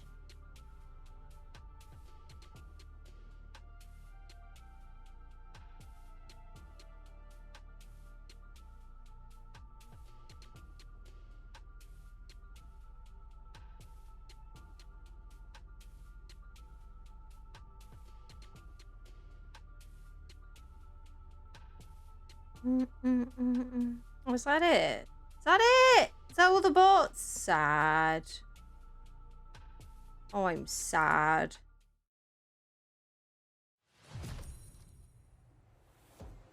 It's been a quick day, especially for us NA fans, unfortunately, but we have to keep you waiting a little bit for what might be the best match of the day, maybe the only 3-mapper of the day as well, Sam. No. Yeah, I would say the most No free maps. 2-0. Of probably this entire tournament as of right now. On 2-0. Older Rainbow Six Siege fans, as we have some amazing talent on both of these squads, especially historic talent, Carter. Historic talent indeed. Cyber going all the way back to 2018. Joystick, Shepard, Dan. I mean, I don't really need to speak to these players' reputation, to what they are known for inside of the server, what they are capable of. There are some newer members on FaZe, though. Vidaking, Handy, KDS, betting on a new roster, a gamble, a new system in general. The Doctrines against the new. We have Consulate, an old favorite, to decide it. Ooh, loading map. Yippee! And now, potentially the most impactful part of the series. Both of these teams, especially FaZe, can Ooh, be very flexible Grim. in those bans. And Sam, I'm not Finally! sure what two bans I wanted to see to start out. Either a Buck ban or a Grim, excuse me. Considering Cyber's not giving up that Buck and not letting it leave his cold, dead hands, I'd like to see Grim and Ying, two of the best. Grim has been really, like, really good. So I would also ban fucking Grim. Grim's been like the most picked, but as well like the well-used operator. As well as his army. Is the follow-up for their defensive bans, and yes, she is indeed at a 93% defensive ban rate for them. So, with that being said, we got the Fenrir for FaZe. That'll be removed, as they usually ban out Azami as well, so they get to reach deeper and farther into that. Oh, Grim ban! Yay! This is fantastic, especially for Grim's stinky. swinging a lot of doors, you're clearing a lot of hallways, and you don't want to worry about that Fear Nox gas there when it comes to those engagements. And in my opinion, the one time we saw Virtus Pro on this map in the EUL, in that 7-0 over Wild, this was one of the best showcases of their strengths. Playing crossfires, holding angles, and coordinating with their teammates. Fenrir makes that a lot easier. You're able to have a sound cue when somebody walks in. He's just good anywhere. Good guns, utility gadget. People sleep on him till he's whipped out. Don't end up whipping some of your shots. Oh. It's a very smart ban for FaZe, both in general, of course, but also in this particular matchup. FaZe are starting out on the defense, those who will take some time to see those famous Virtus Pro crossfires in the defense. It might also take some time before we see an attacking win. Consulate has not had the same woes as, say, Clubhouse did earlier in the tournament with its insane defensive win rates. The one struggle this map has internally is it is difficult to acquire map control without physically moving in and taking it yourself. We'll see how Virtus Pro adapt to those challenges, whether they can beat that fate that has awaited many teams in this tournament. Most definitely. This map's a lot different from its previous iteration, where it was a lot of window play, a lot of cross angles coming in built upon that. Nowadays, it's a little bit more like a labyrinth. You get inside and you have to deal with the amalgamation that the defense has built. And for Virtus Pro, more than likely going to be a very straightforward affair for them, as we know their style of play. When it comes to Consulate, though, 61% defensive overall win rate currently, and actually CEO meeting, although it has the most plays, it has the worst win rate, sitting at 48%. Let's see if Virtus Pro can change up their fate. We've seen a lot of interesting strats on the CEO side. I remember a particular G2 game earlier in the tournament where we saw Alamau and the Amaru hopping in and out of that CEO window. Gara hooking in, then hopping out to bait as much utility from the defense as possible. But that doesn't read like a very Virtus Pro strat now, does it? They like their more system. You're hitting the door! Are a very by-the-book team, as the desk mentioned. And the Doctrine has been very consistent for this team, for this core, for so much. Some small adjustments have been made with Pasha, a little more aggression, a little more inventiveness, but here we go. Ooh! Very quick set of util going on in. The Capital vaults in and hops out. Baits out quite a bit of utility. Also does quite a bit of damage to Vidaking. But with that toxic canister, if VP wanted to execute, they'll have to wait a little bit longer. It's all going to be a numbers game here, especially when it comes to utility. Shepard in and Shepard out. In and out, shake it all about. You do the hokey cokey and you turn around. That's what it's all about. These FaZe members are positioned. Dan's going to work his way up yellow with his drone as well, just to try and see exactly the ways that they can try and manipulate this. Dan is actually going to follow suit here too. More than likely try and be that cloak and dagger move. Ooh, he's 1 HP. He's 1 HP. Such low HP, and he doesn't have a smoke. If he steps up here, waiting on souls, they're pre-firing the window. They're doing their damnedest to try and find an answer to this. Nice. And Shepard will pick up Vidaking too.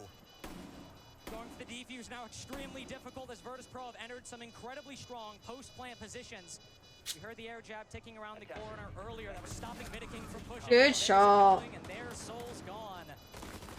KDS doing his best to try and Good job! Good job! Good job! Good job! Half on Consulate.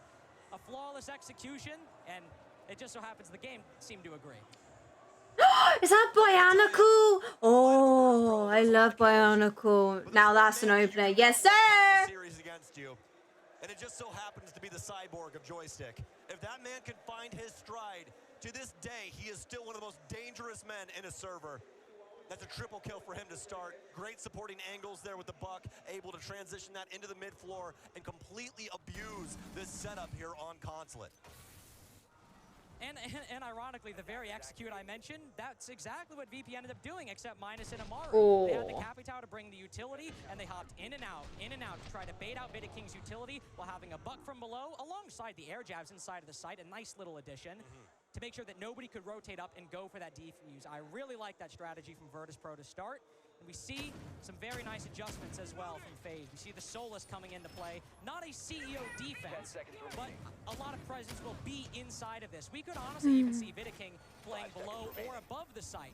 We've seen a lot of teams play retake with the Solus upstairs this tournament on Bank and on Consulate. We've seen it plenty of times as well. Most definitely. And this is what I was expecting more for Virtus Pro when it came to their lineup here on Consulate. I was expecting a lot of globals. We're going to get two of them here. Lion and Doke both out to play. This is going to help Virtus Pro lock up a lot of the big sweeping moves from FaZe. Maybe a rotation, maybe somebody trying to move through that mid-floor and cause a muck of things when it comes to this offense. We'll be able to lock them down, and with good information, they should be able to isolate these kills. One big thing here as well, Dan's going to be on Sledge. We have not seen a lot of this operator this tournament. No, we haven't. Buck has risen to be one of the top 5 highest picked attackers throughout this whole tournament. In no small part because, well, his vertical destruction is quite flexible. He can go above or below.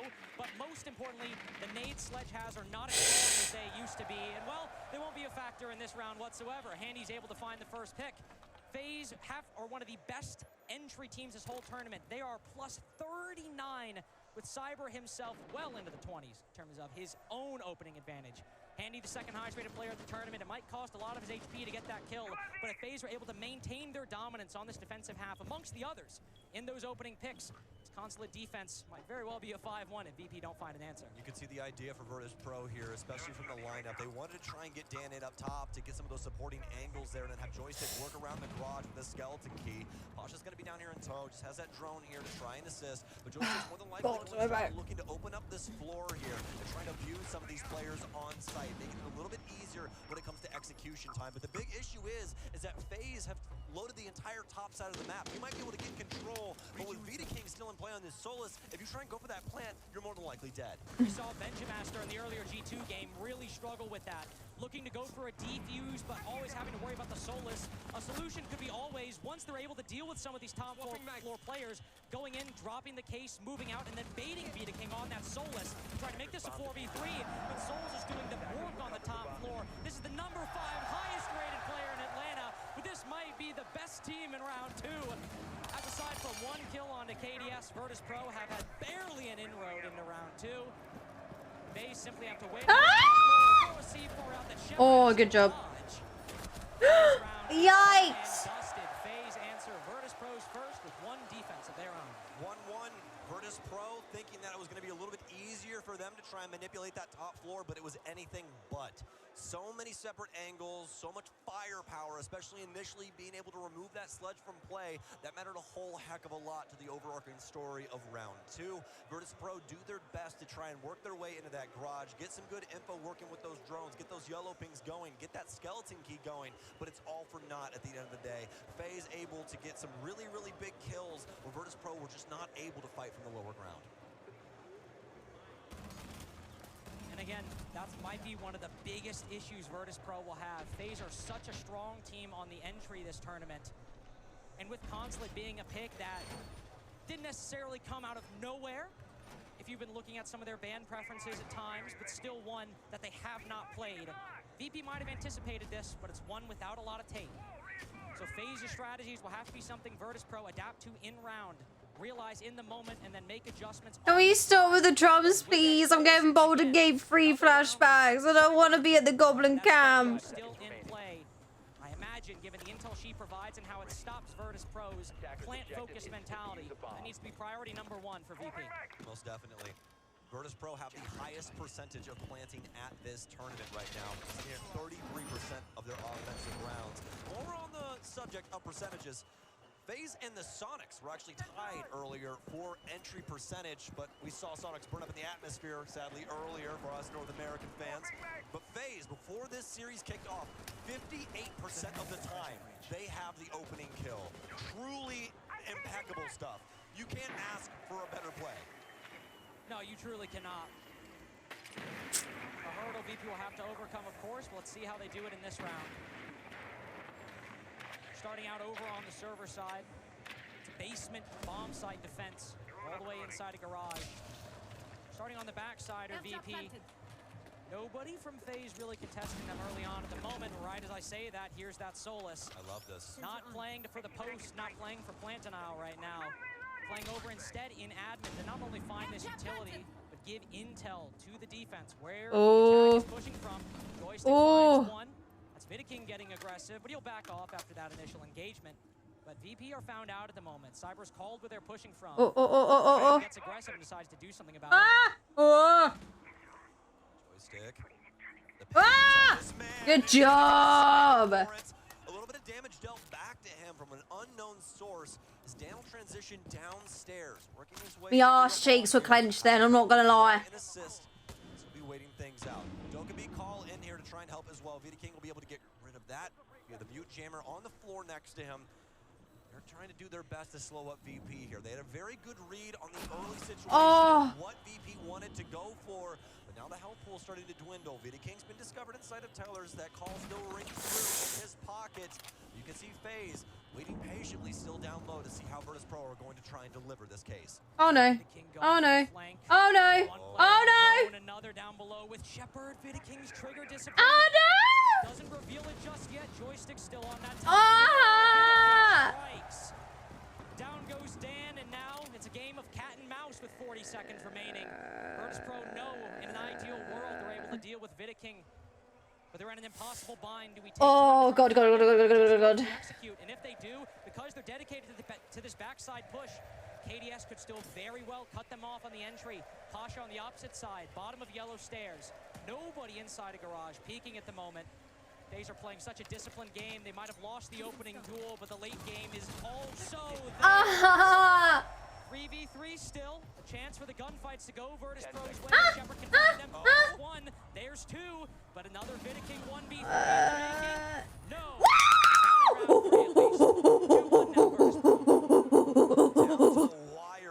Oh my god, that scared me so much. For all intents and purposes, FaZe with a very nice setup, able to get ahead of VP early in the round, slow them down. Panic! Bad timing, but once it came down to that whole swath of frags and what had to happen inside of those gunfights, it was clearly the way of the orange. So well done on that entry at a bare minimum. Although definitely FaZe with a moment there where they could have taken that round and swept it under the rug. Into round 4 we go, though, and it's going to be immediate change for FaZe as they'll readdress the top floor in this site. As we saw earlier, Virtus Pro with a pretty interesting way of being able to dislodge a lot of the FaZe utility, mimicking what we saw earlier on in the tournament as they hopped in and out of that CEO window. Just such a cleverly inventive strategy. It's almost like comical. It is very funny. Not comical because it's bad, but it's just, we're going to bait out utility by hopping in the window and jumping back out.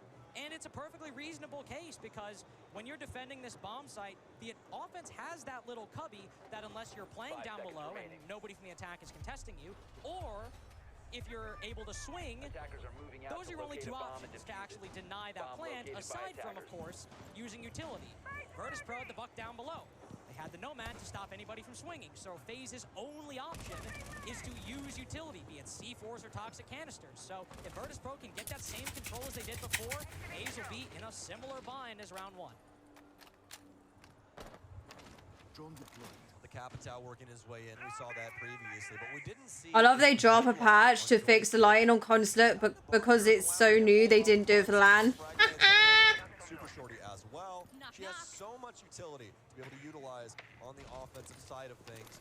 They make things pretty difficult for the defense sometimes. But the one thing that they will be lacking is that they don't have a buck. That's something that we've seen Virtus Pro lean on quite often here on this offensive side so far, but it will be missing for round 4.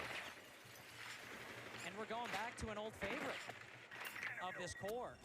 Remember the famous Team Empire admin take? One where I believe, if I recall correctly, G2, if what Nick told me a week ago was right, they had a Doc and a Rook sitting in a corner just to try to stay alive to take gunfights. This take for these players was famous. Joystick's patience has borne fruit for Virtus Pro 2 rounds in a row now, finding Cyber in round 3 and now Handy in round 4. For this admin over clear, where you can often get stuck on top Visa stairs and pushing through individual doorways, that 5v4 might very well save VP a lot of time. And look at these drones from VP. 3 active drones pushing themselves forward, trying to work with Checkers Hall. This is the biggest issue with the admin take in its current iteration on Consulate, is this hallway has been so hard for many a team to deal with. But fortunately enough for Virtus Pro, it seems like they've done a very bang-up job of being able to clear out this position. They still have Joystick up on the balcony, or rather up on the roof, as he will drop down to the balcony to try and assist. Souls will take him down. Spiral as well. Getting back that 4v3, Virtus Pro kind of back to where they were at the default. All these angles are being held by FaZe defenders. KDS with a nice little 2-piece. Potentially seal the deal on round 4. Shepard has to do the same thing as the rest of his teammates did. Push on Nudi's doorway or some weird hole opened up by Pasha's ex-Kairos. There's no easy way back from this 1v4. Nice try, nice try, nice try. Very even game on Consulate so far. We're all tied up again. And an interesting one there as Virtus Pro tries something completely different on the top floor. They go for the admin take. They get the supporting angle there over on Spiral. But nothing really doing once that started to falter off. Once Joystick rotates and we start to see people work in from admin and try and handle Checkers, that's when you run into that problem. And the craziest thing about that as well, Carter, there really wasn't any utility built up there. There's really no ADSs, there's no deployable shields. It's simply just smokes and people with some pretty hot guns. And even if there is an abundance of utility, think to maybe a team that has Fenrir in play, that has that Azami in play. You got Kiba barricades, F-Nots, so many different things on top of the ADSs, on top of the Goyo canisters and the smoke canisters. Both those 2 defenders, the Fenrir and the Azami, are banned off, and you're still left with a lot of potential utility. And even if that's not there, similar to Skyscraper, you're just stuck pushing through 2 positions that the defense can easily stack up on and put you in a disadvantage. Very difficult to clear if you end up losing that advantage. Joystick very good on the entry so far, and Virtus Pro, to their credit, 2 times now that Joystick has played the patient game and found a kill for his troubles. Even if that round didn't go their way, that is a nice sign for Virtus Pro, and still one of the biggest reasons why they might continue finding success. Cyber waiting, hoping this attacker walks through the gate and the timing does not go his way. Always doesn't know what just missed him. Little inkling of old Consulate there, Carter. As this map used to be, hold every single window and hope you can kill the offense before they even touch a square foot of the map.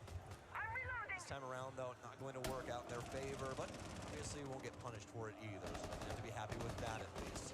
Virtus Pro are going to, at least for Pasha and Dan's sake, start things over on the admin side. We got a couple people on the roof, just trying to address what FaZe's setup is currently for this mid-floor site. But as we know previously, they really like holding this top floor. A lot of angles working their way down through.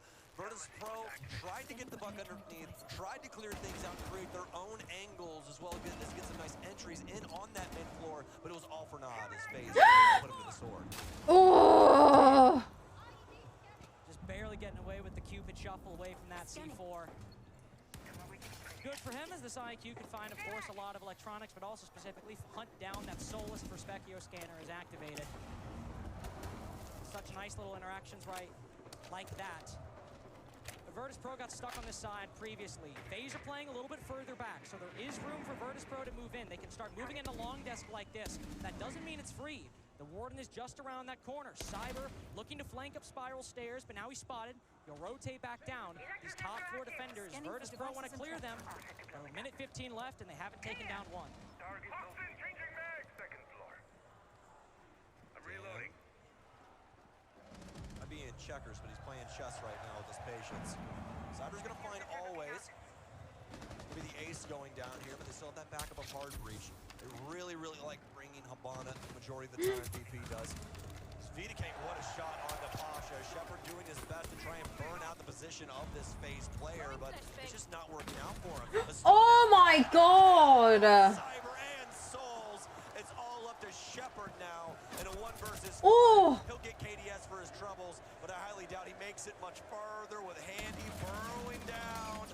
Not able to find him just yet here, but you can Nice. see Shepard with a double. Pre-fires as well as tries to find that player that is sitting outside, but all these angles as of right now are going to be quite hard to deal with. Pain without love, pain can get enough. What won them the game. You can see Virtus Pro are anticipating them to get aggressive, are anticipating them to peak. Joystick waits for Cyber all the way back in round 4. Joystick waits again, in round 3. Joystick waits again in round 5. Does anybody peek? Nobody's biting. Nobody's home for FaZe in that round. There are players on the top floor, but they know if they don't give Virtus Pro that opening, they'll keep playing patiently. They'll keep waiting. Oh, they just need this next one. They've already got 2, and 3rd would be great. Yeah, they just need. They need. Start pushing in. Yeah. FaZe were able to get the man advantage. Take down Always first. 5v4. Just hold your positions. Play the man advantage. FaZe get round 5. And the patience was perfect there. And I also love the fact that they ramped everything up as soon as there was blood in the water as well. I mean, those kills started to come in hot and heavy, especially with that rotation from Cyber, as he was able to work his way in behind the IQ there and get that big kill as well. You can definitely tell FaZe are using this huge stage and this huge crowd to its fullest advantage, because I can tell you right now, Carter, nobody can hear a damn thing in this server. No, they cannot. Especially if you're Virtus Pro and one of your teammates have fallen and all that follows is a deafening roar. You know whose side the crowd is on. You know what side you are. Whose side are you on? Well, listen, I'm on the side of a good game. I'm on the side of a lengthy series. Did you just hit us with the I hope everybody has a good time? I hope I have a good time. That's all that matters to me, really. And I have a good time for the reasons I just stated. Drone goes out, C4 flies out in turn, doesn't find any Virtus Pro attacker, as always, I believe, backs up. See FaZe still holding on to that top floor, looking to contest some of these positions. We saw the winning strategy. Don't give Virtus Pro an opening. Let them play slow. Looks like they're doing it again.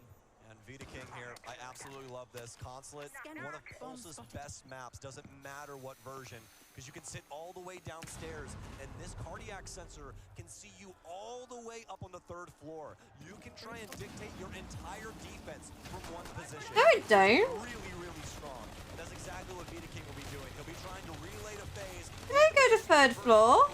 Doesn't. See some calculated swings based off of that info. They nerfed him, didn't they? We'll see when those happen. Dan able to find Cyber early on. That's the opening pick that they have succeeded. Almost Every time I play fucking Pulse when it's this side, I can see it's just above me. No way he goes to the 3rd floor. There's a nice little advantage for FaZe. C4 goes out. It's not all of FaZe's supply. And even though it is a 5v4, there's a lot for FaZe to rest on. That Pulse, as you mentioned. The Zoto canisters, unfortunately, always able to cut through a hole. Handy didn't even use any. Flashes go out. Handy looking for the kill down inside of Soul. Oh! Handy fights back. 4v4. FaZe evening things up with a minute to go. Handy's got hands. Able to take down Always. A nice find from him. More than likely telestrated. Yeah, that's what I mean. Trying to work through that electrified Doesn't go to 3rd floor. Dan and the rest of the gang now have a sub-minute situation to try and figure out round 6. Try and tie this up. Make it a 3-3 before the half. Joystick works his way in where Always fell. Begin working his way up. We saw just how deadly Handy was in his last engagement here, as he has 3 people to try and deal with. 3 people, but they might all be funneling through one doorway. That single reinforcement's not open. Pasha falls. It's the IQ. Dan, Joystick, and Shepard left. And all of FaZe's defenders on this bottom floor ready and waiting to stop them from entering into the bomb site. Shepard's made his way in, flashes go out, he pushes for more, clearing all of these angles, and FaZe seem to retreat almost at the exact same time. Vidiking cuts down Joystick, Shepard still finding nothing. Dan alongside him, grasping at straws. 2K for Handy, FaZe making a very solid comeback after round one, as aside from a number of impactless yet impressive frags, Shepard has not been much of a factor in these round successes so far, and it's been a team game from FaZe to end the half 4-2. Yep, 4-2 for the Brazilian squad, and they are looking quite strong coming into the half, as they were able to figure things out pretty quickly there. Virtus Pro with a few strategies that were pretty solid, I would say, especially with that initial round going their way off the back of that creative window play. But past that, it was FaZe all day, every single day, as we work our way into the second half. FaZe will now be addressing the offensive side, but just to address Consulate as a whole, you could see just how much of a labyrinth was created. That's what I was talking about. This map can become a maze, especially as you start to make rotations and things like that inside of the basement, inside of this top floor. You can get lost. And I mean, even for Shepard, it helped him out. He snuck in behind people and was able to get a big kill there too, because you can just lose track of people so very easily. I just love FaZe's adaptations after that second round loss to VP. They say, okay, VP are looking for openings. They're waiting for us to make a mistake. We just won't make one. We'll hold our ground. We won't push forward. This is the strength of FaZe. They can make the right calls seemingly every time. When something goes wrong, you're able to identify it, adjust it, and then convert it into victories afterwards. It was an excellent call on their defenses. It got them those final couple rounds to end this half 4-2. Now we'll see how Virtus Pro does on the defensive side. I mentioned earlier the trades for VP on this top floor. The trades for VP in general on any map are very excellent. But Joystick was able to find a lot of ground in the opening picks, holding passive angles. We'll see what FaZe's strategy is instead. Going to be splitting this, as you would expect on Consulate. Little window play, little drone to try and find an entry point for these entry players. Cyber, as we know, one of the best right now when it comes to that entry capability. Currently sitting at 41 kills, 23 deaths on his entry. My God, I'll say it for you folks. That's absolutely ludicrous. So, Little likely going to be looking to do even more with this. Has to shoot that little tank in the back, and it'll stop the boogie drone. That's exactly what they'll do. But we're going to have some more flooring there for FaZe. Pretty interesting fold, I would say, especially given the circumstances, what we saw on the previous attack. But as you can see, FaZe doing a lot of pushing and pulling, trying to prod Virtus Pro. What are VP doing? Throwing at the moment. Actual throwing. In this backside, they will need to remove Dan, of course, but always can be such a flexible player in this defensive setup. You can move him to the back to support Dan if he's facing pressure, to give him intel and to stall time. If it's on the front side, you can do that instead. Dan also has the shield as a fallback position. And those Banshees at the front with Pasha all the way inside of the A bomb site provide a little bit of a crossfire. Half the round now gone. FaZe haven't really found a whole lot. KDS has been here for so long, and he struggled to find any bit of access. Barbed wire goes through, tries to activate the Banshee and shoot it, but all it does is give away his position. Most definitely. This time we're eating at them now. Have to get a move going here. Souls is going to work his way in spiral. You have Handy and KDS to the north, and they're going to be able to at least start looking for engagements. But Joystick, he hits his mark first. The Clash doing a great job of being able to read the situation for Virtus Pro. A lot of damage. Oh my God. Making this a 4 versus 4. Making a 4 versus 3. As he'll take down Dan. Excellent shots from Handy. Now opening up this round for FaZe is just like VP. They felt halted. They felt stopped at those doorways. And now they found a way in. They found a way through into the site, but there's still this Clash. Of course, the utility, you've got the smokes. And for that Warden as well, if there were flashes on the board, he could be another big problem. But the bigger issue is that shotgun. You have Joystick up close, always applying pressure, and one final bit of utility for Shepard to make it even sweeter. Will any of it work for VP to stop this? Oh my God! Single kill. Shepard might trade it, but a massive missed opportunity, and the smoke grenade misses as well. 3v1, Vidiking gets the bomb down. The round ends the moment that clock hits. The fuck are they doing? They go up 5-2. Virtus Pro, a miscalculation there. They're fucking throwing! The pictures are the best pictures in Russia! Oh my god. We should be able to have Shepard end this round. It's all for naught as FaZe, with albeit a pretty creative way. Why, mate? I don't know. They're literally losing to Prone Peaks. They're literally losing to Prone Peaks. But they get why is it Prone Peak that? But then fucking when the fucking oh my god, when fucking FaZe does it back, they fucking won it. Oh my god. Handy, one of the most impressive players on this roster throughout the past few tournaments. So hi guys, how you doing? How's your evening? Evening's well? Yeah, evening's good. The number one player going into their semi-final match in Atlanta before they went out. Another great performance in Copenhagen. But really everyone on FaZe has leveled up through this tournament so far. Vidaking sure might be on the bottom with a .99, yeah, but mate. everyone is within a stone's throw, 1-1. And then Handy getting a fucking lucky headshot in the smoke. Like, Jesus Christ. In prime form, what we know he's capable of. And you still have great performances out of Handy, KDS, and Vidaking. That round a great example for Handy. Oh, he went to go for a fucking impact. That's what he lost it because he went to go for a fucking impact. Notice everyone on FaZe is at either 5 or 6 kills. If it has been a team effort. Why? Why are you mid gunfight going, oh yeah, I'm gonna throw an impact. Yeah, good idea. FaZe have looked very impressive across the entire board here. Sadly, you cannot say the same about VP. Oh. Their current top performer, sitting at 1-6. Not something you want to see for the Russians. Especially when you look across the board and see Pasha and Always also not performing up to snuff. This is something that they might be able to fix. They've called this timeout. They're looking to see what they can try and do for the future. They're already down 3 rounds on FaZe's map choice. This is bound to get interesting as we're going to head back upstairs. Virtus Pro going to try and readdress what they just saw and see what they can do with FaZe potentially trying to take through admin again. Well, that's the interesting question because if you're just looking at the op lineup, Virtus Pro haven't changed anything. Malusi, Clash, Frost, Smoke, Warden, it's what we just saw, even down to the same guns. You're also going to have that Shield 05 ESA. Instead, it's FaZe changing things up. Virtus Pro, I'm sure, will give us maybe a new look in terms of some smaller adjustments in the strategy.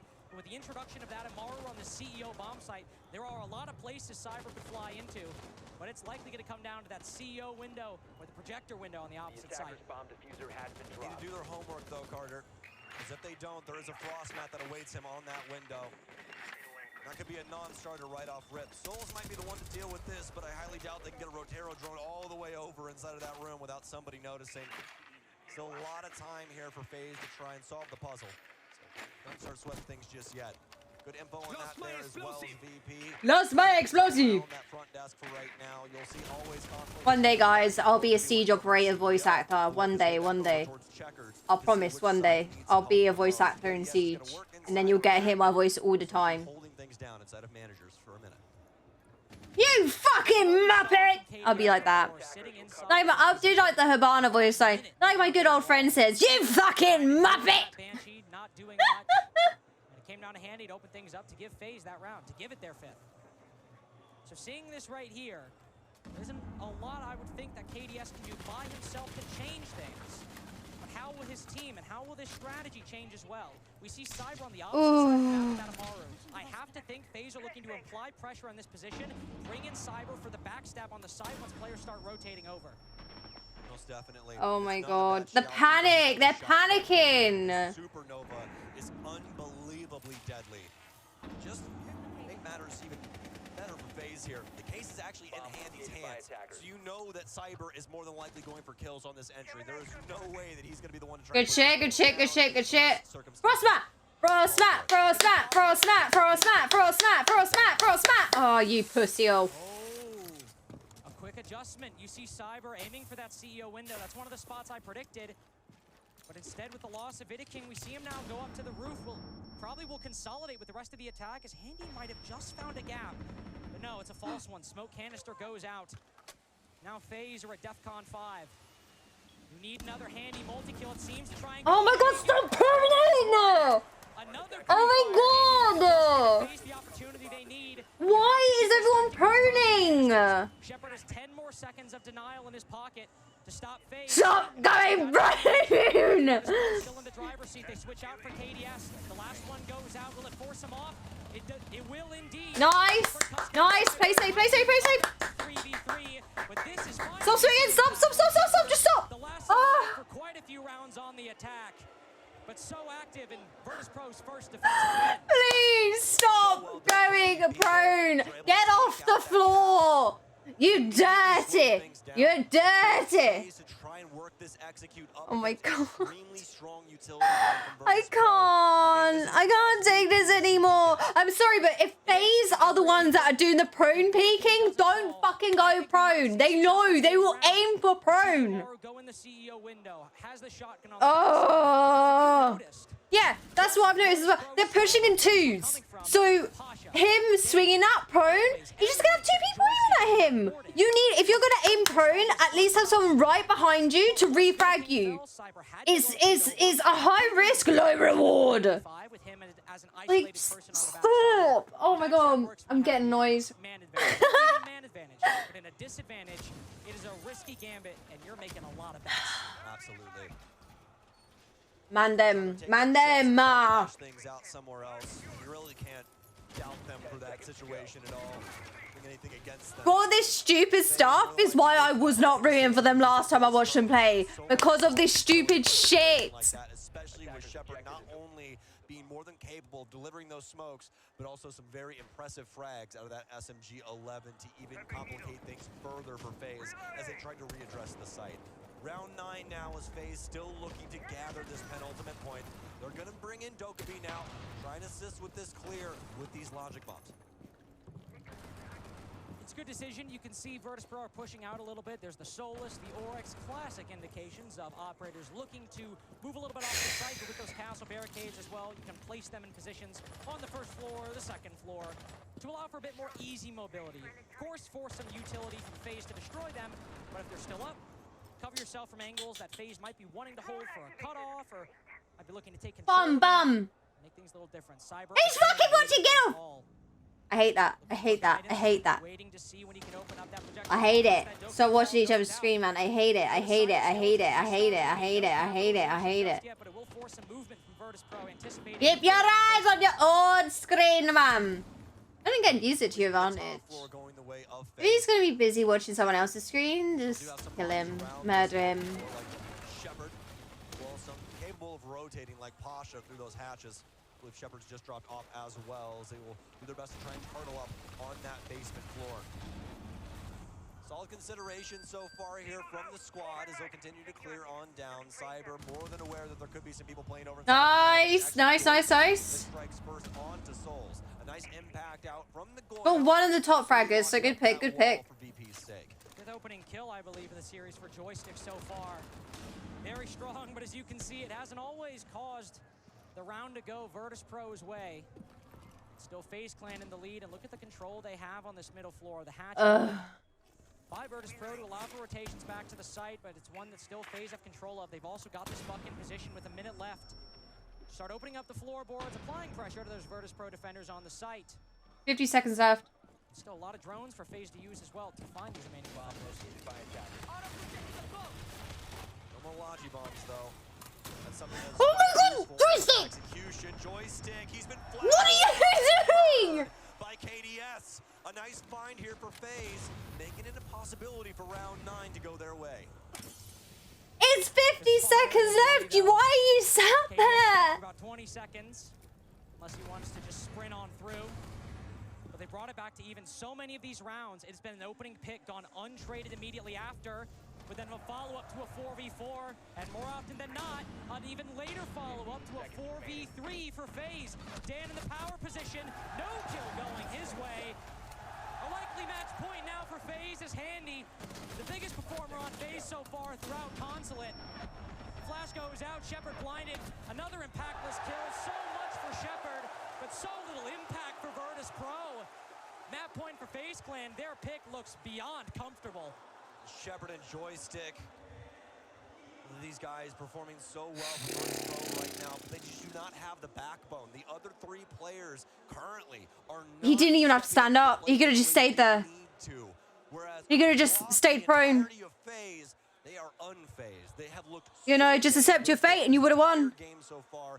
Even the rounds where Virtus.pro was able to nip it in the bud and slow them down and give themselves these opportunities to pick up these rounds, FaZe haven't let this affect them. They've continued to be able to readdress things, look at things in a different light. And Why the fuck was he there, man? Very swimmingly does. Oh my god. This round is another reason though why FaZe Clan are I'm so sorry, much but then of a threat. why is no one playing Warden? It's clearly that FaZe love to flashbang. Bring Warden, bring things that counter flashbangs, because all they've done is lost to flashbangs. I don't know, man. If you're going to rotate, you would take Teller Stairs. I'm sorry, but you would. You would take Teller Stairs. It's the safest bet if you're going to go for a flank. Play Warden. Look, Warden, right. So can you as well? Why Alibi? Why Alibi? Why did you pick Alibi? They throw some flashes down a corridor, send 2-man to pressure a position. 1, 2, 3, 4, 5, 6. 6 flashbangs, 2 nades. Smokes. Okay, Warden, stay alive, please. Why Alibi? I would have played Jaeger or fucking Wamai. Hello? Like, every death was to a flashbang. So, counter fucking flashbangs. It's not hard. Oh my god. Oh. I know you guys got strats and everything, but you need to work around your strats. They're not a Bible. Bible. Oh. Definitely the map to pull out your A game. In front of a sold-out crowd, all chanting your name, all believing that you and W7M can take it to the entire world. 2 NA teams gone. The EU team might have won, but another might fall if FaZe remain this dominant throughout the rest of the series. We're almost half the round to go. We have a middle floor defense. We saw FaZe, the masters of pace in the previous round. Cyber looking for another to make an explosive start in the mid game of round 10. Slow gap found here. Handy with 1. Oh, and Handy with 2. Dan can't get it done. What are you doing? Moment for FaZe to take Consulate. They still have to worry about all of this verticality, but Handy, he uses it to his advantage. Can he get the 4th? Another one, but no. It'll be Pasha to try and slow things down, try and stop the bleeding with this last moment on the precipice for FaZe to take. Pasha is still the difference maker in this round for Virtus.pro. He has top floor control, and while Handy might have temporarily acquired pressure and control inside of the bomb site, Pasha can still hold it. Deny the plant from up above. Shepard also holding with the shotgun, but they're starting to pressure Shepard, and Pasha's on 1 HP. He falls soon after. Cyber finds him through the floorboards, and Shepard again in an unwinnable 1vx. We know he's good for 2 at least. But every single time we found Shepard on Consulate in a 1vx, he finds 1, he finds 2, but he never wins. He's not closed on Consulate so far, and he's running out of time to bring Virtus.pro back from the brink on FaZe Clan's pick. Diffuser spotted, but he's looking out the window. FaZe playing patiently. 3 seconds to go. They know they don't even need to make a move. 7-3 for FaZe Clan. For a first play of Consulate, I don't think you could have asked for a better statement on map 1. An unbelievably clean map from FaZe. Virtus.pro with really not a chance there. I mean, initially, that first round, it goes really well. But then it all starts... I'm dumb. I'm dumb. Nah, I'm dumb. I'm good. Especially the lower half of the scoreboard for Virtus.pro. Not able to produce results, whereas FaZe were consistent and concise for the entirety of Consulate. Just a ridiculous showing for FaZe, man. 7-3. I was hoping for a closer affair, but not the case. We have the desk to break what was undeniably That's just a FaZe rude. victory through and through. Thank you very much, Stokes and That's just rude. Carter.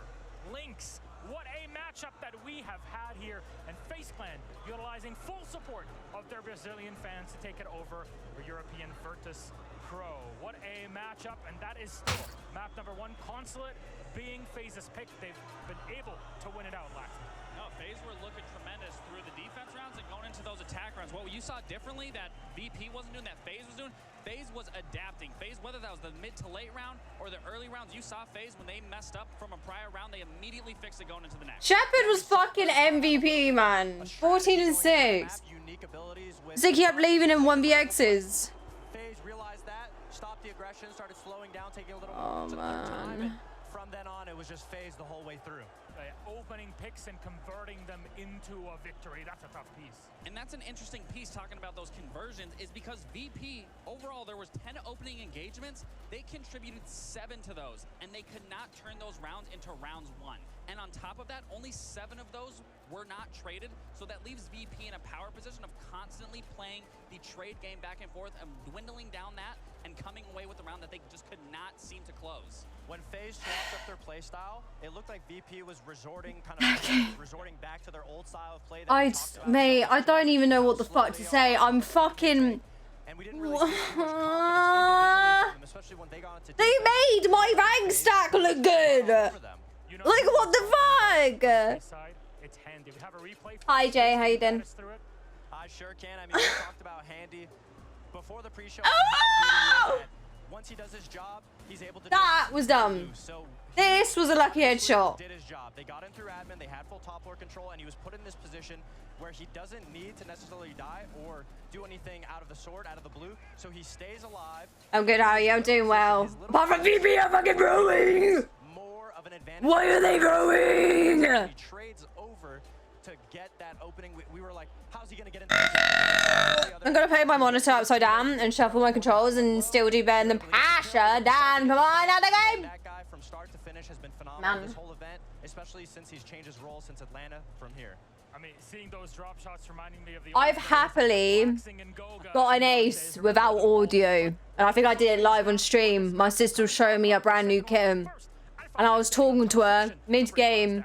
I had no audio. I had my headset off, so I was getting no calls. I got an ace. Stuff in attack that I want to show you guys. We're on a CEO defense right now, and Virtus.pro is attacking, and you want to see where the diffuser is. You want to plant here exactly on CEO window. For this to work, you need multiple covers. The first one here. Window itself on the This better, mate.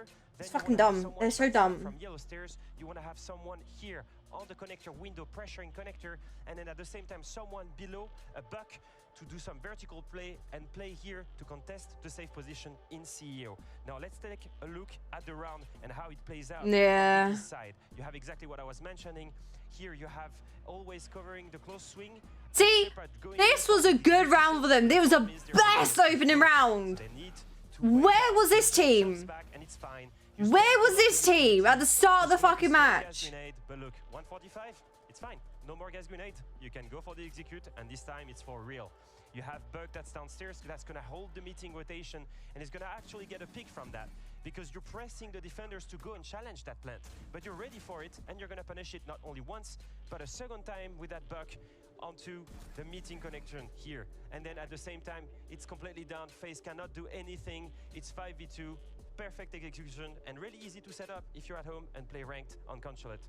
Thank you very much, and if you want to see more from FaZe versus Virtus.pro, Map 2 is coming after a short break.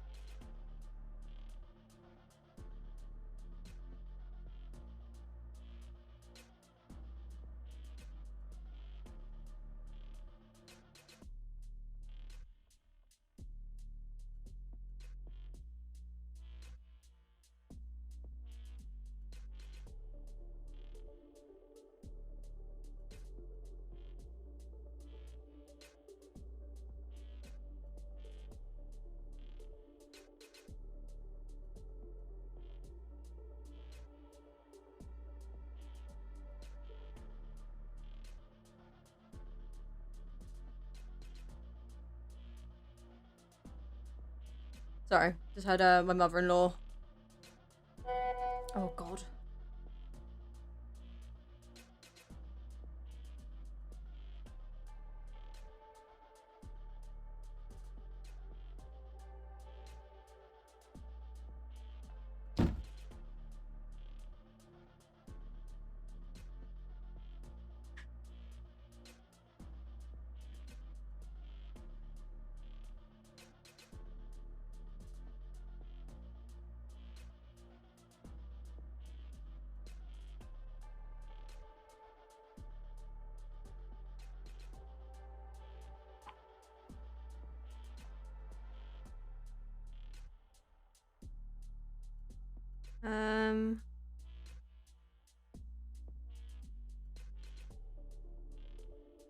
Coordinated, no over swinging, no dumb moves, and they tried to think they beat FaZe in every. Oh mate, yeah, no, she did that great first round.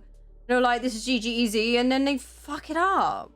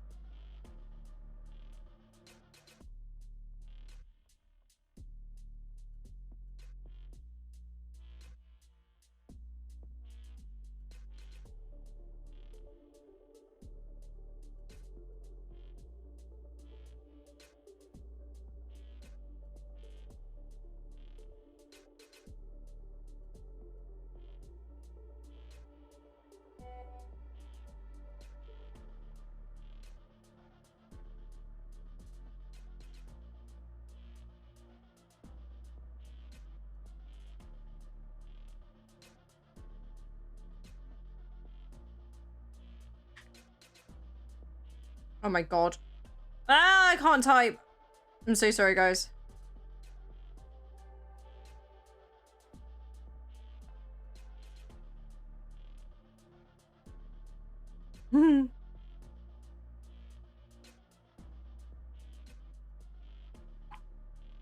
Box. Oh,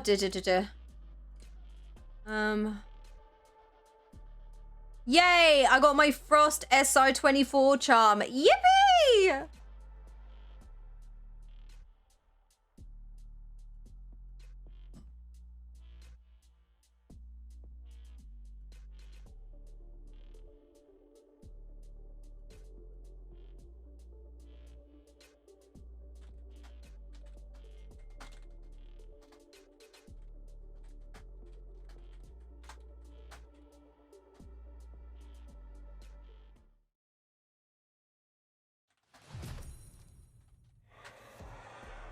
Welcome back, everybody, to 6th Invitational 2024, live from Ginásio de Ibirapuera in Sao Paulo, Brazil. And we just saw another map go the way of the team that is most favored by our audience here in our gymnasium. And that is none other than FaZe Clan. They'll take map 1 on Consulate against VirtusPro. Reminder, this is the top seed matchup. Whoever wins this game makes it directly into the grand final, and FaZe are 1 map away from doing so. Welcome back. We'll talk about map number 2 and set things up for Cafe Dostoyevsky and Milosh. With me are Fox and Laxing, 2 professional players that'll guide us through some of their perspectives. We're going to talk about fixing issues. It's clear for VirtusPro what can be done, Lax. Well, a big one is the conversion rate. I mean, again, they had 7 of those opening engagements from the total of 10 of going into that last map. They lost those rounds. If you can just run away with that man advantage, that's going to put you in such a successful position, because when you get rid of someone, and for the viewers out there, when you take someone off the board, naturally, sure, you know, that makes sense. But the biggest thing is, the big key takeaway is you are forcing someone out of a position and rotating into a new position, and that leaves an exposed area in the site or the attack in general. Yeah, with VP having that many opening kills and not being able to convert it, you might ask yourself at home, how come they aren't able to win these rounds? And the answer is that VP is such a structured team that they are very limited in the amount of flexibility that they can do. When you get that opening pick, sometimes it's harder because the other team, specifically FaZe in this instance, has a lot more time to move around the map, a lot more freedom, and it's hard to keep a point on where FaZe is going. Now, when it comes to VP, even though they're getting that first opening pick, they're letting those gaps be exploited by FaZe. And when it comes to a map like Cafe, thank God for VP. That map is very difficult to get your little openings exploited. But the oh boy. Good catch there, Fox. And you know what? One thing that is difficult to deal with on Cafe and actually to implement properly is vertical play. It is oh so important, top or bottom, no matter what site it is. And from your perspectives as players, you're trying to bring things back after a tough time to adapt. Now you have vertical play on top of it.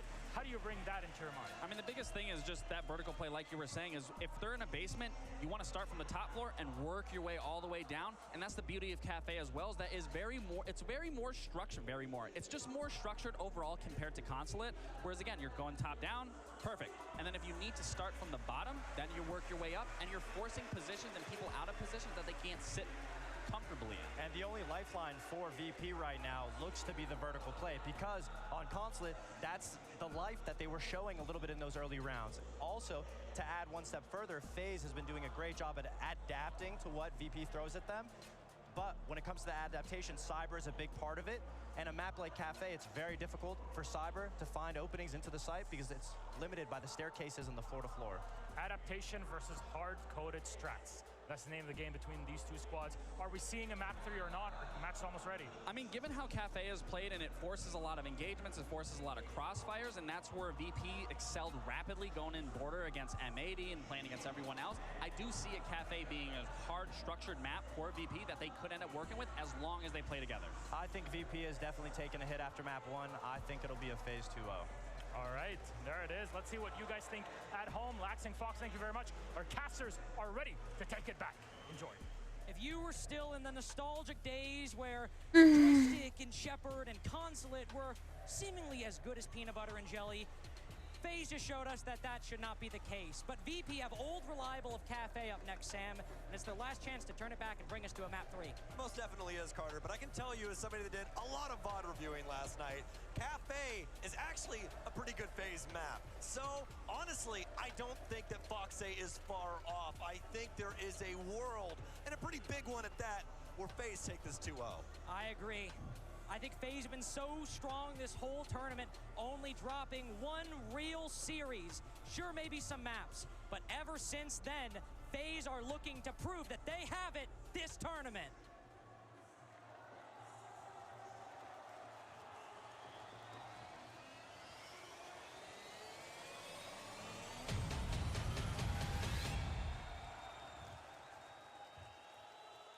It might be Virtus Pro's pick, but with how strong FaZe showed, they were on constant. I'm scared. 7-3 if you're just tuning in. And despite going down early on in so many of these rounds, Sam, they were able to fight back because of static VP play, but also quick and almost effortless decision-making from FaZe. Yeah, the mid-round adaptations, their ability to read the moment and know what they can and can't get away with. That's what leveled FaZe up on Consulate. Now, Cafe, a little bit more when it comes to moving parts, especially with your roam clear, your utility, what you want to try and bring to the table. And so far, we're finding out what we won't have access to. Grim, Ying, and Azami all off the board, and again, all of this making... Rooney? I also really like this band coming out here. I'm not gonna lie, I saw Grim, Ying, Azami, and I'm like, all right, are we gonna have the Fenrir again? Are we just gonna repeat this band phase? I mean, that makes sense for a Virtus Pro matchup, from being entirely honest with you. But the Aruni to follow that up. We see Aruni Cafe. When you think of that extension into Cigar, you know, the castle barricades, the Aruni gates, holding inside of the Humidor and also inside of Christmas, very common. But also we see Aruni gates in positions like the reading doorway. If you want to go for a default plan through that reading door, if an Aruni gate's there and unfortunately the defensive team has wasted too much of your time, you might have to eat that damage or burn just a little bit of remaining utility that might make the difference between finding an opening inside of the site and being shut out of it. I don't want them knowing. Right now, because I know in the NAL, I remember when Fox hid the Clash one day, and And he got a round-winning and game-winning clutch off of it. And Vidiking is doing the exact same thing, Sam. Well, it's like Once Upon a Time in Hollywood. Hey, right there. Hey, I've seen this one before. Have indeed, my friend. And a very brilliant idea. We've seen a couple of times where pros have decided to hide some ops in this tournament. I9, another one, ended up hiding the Oryx and had a huge moment. So things like these mind games, folks, this is what Siege is all about. Chess, not checkers. That's what makes this FPS so much different than the rest. So much different. We'll see if Virtus Pro bring more of the same from Consulate and end up suffering for it. The moment FaZe switched things up, the moment they started changing their tune, Virtus Pro seemed like they didn't have a shot at winning that series. FaZe started playing patiently, and on the attack, were able to make quick decisions to get their man advantages back to a 4v3, flood in, and capitalize off of them almost immediately after. Opening picks are not a guarantee for Virtus Pro, and that's such a worrying trend from map 1 to have looming over your head in map 2, down 1-0 in the series. So even if we see VP have success early on, it is not a guarantee. It is more likely that they will need finding players like Handy and Cyber or Vidiking even in combination and not one-offs. They want a shot. You can see the turtle that's been built up for FaZe on this bottom floor. They've extended themselves out. They've got KDS inside of VIP. You have Souls playing inside of Bakery. Handy will be the player over inside of Kochek as well. So they've got all of their bases covered when it comes to this bottom floor. It's all going to be about the transition speed of Virtus Pro. That's what FaZe is limit testing right now. And I especially love the fact that they did hide that Clash because of this. If Virtus Pro aren't aware and they get on bad timing, Clash will make things inevitably worse. I mean, VP don't have a reputation for being slow, right? Right? Right, guys? That's not something 60 seconds left! By hiding that Clash, as Sam just mentioned. Who knows? Well, if they weren't aware of it before, they're certainly aware of it now. Vidiking just sitting in the corner in the exact position you'd expect. If VP go for a freeze or drop, which can is he also hiding an Evil Eye? He's protecting it. He's trying to hide an Evil Eye behind that Clash shield so the Brava can't hack it. This the is fuck? So smart from FaZe. Not only is Clash an amazing for a situation like this, No! No, zippity, zappity, zippity, zappity, zippity, zappity, zippity, zappity, zippity, zappity, zippity, zappity. Yeah! Zippity, zappity! Yeah!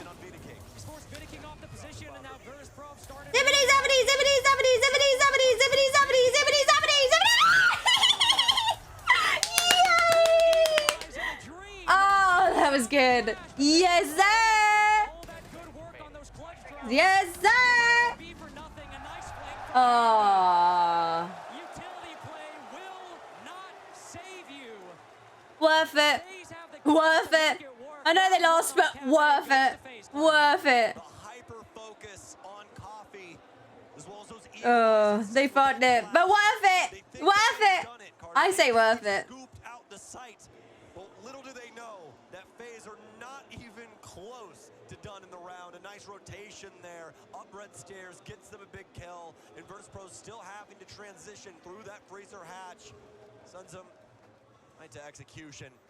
A very nice find. Very tricky here for Virtus Pro to get that initially, but still very well done in that regard. It was just what happened? Right, go the strategy wide. Keep Virtus Pro honest in this situation that garners them the first round. And even if you find that Clash, if White Stairs is still a factor, Handy's still on the roam, you're going to get surrounded. You're going to get encased. Entombed, one could say. Indeed. Virtus Pro now need to climb out of the grave. Again, 7-3 loss on map 1. Now down 0-1, only one round on their own pick. But a very slow attack with a lot of counterplay from FaZe, both in their positioning and the utility they brought. Vidiking on this Clash again. I imagine he'll play a bit more of an active presence this time. Maybe find himself on that top floor on the cocktail side, contesting a little bit. You don't often see a Clash on the reading room bomb side, Sam. Look at this setup from FaZe here, my friend. Clash Smoke, Legion, Goyo. If there was a lineup that you could get from the stars to try and fight up against Virtus Pro and their style of play, this is it right here. This is their kryptonite. This is going to slow everything down. You get down to the dying moments of a round and you have this lineup. Oh, it's so Jover. It's Jover. King taking the position just held by KDS. Only probing for info, a very safe method to do so. Clash not as impervious as Monty. One puncher, one explosive, and she's very exposed to an astute student of Rainbow Six gunplay. We'll see what Virtus Pro can do. It's going to be another full clear. They're going to move from the Cigar side over on top of Reading Room. There's players to cut through, of course. You have Cyber holding us in the side of the shield. The utility might be great, but a very standard setup from FaZe to defend Reading Room. The Clash may be the only real exception to the norm, but all the positions that, if you were to look at this site 3 years ago, 4 years ago, it's all right here. Cyber gone fishing, but be able to find too much.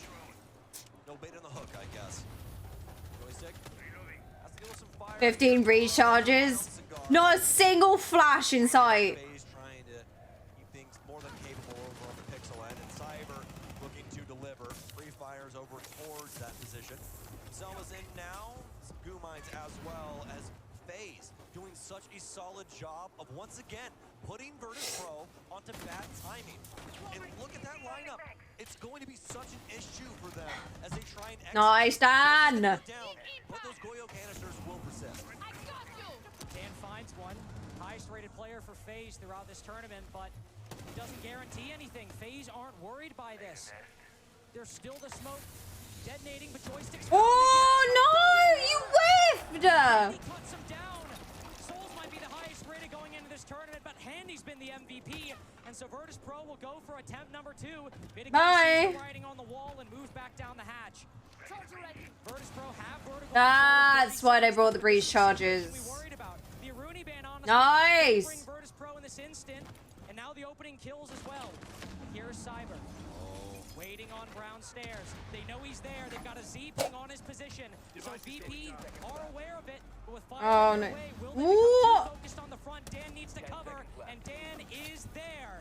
Shepard moves on in. 5 seconds to get Nice. this bomb down. Will KDS find it? He's got to rotate through Pillar, but Virtus Pro have his position locked down. 1 HP in the 1v3. VP, just like Consulate, seemed good to at least tie the game early on for FaZe.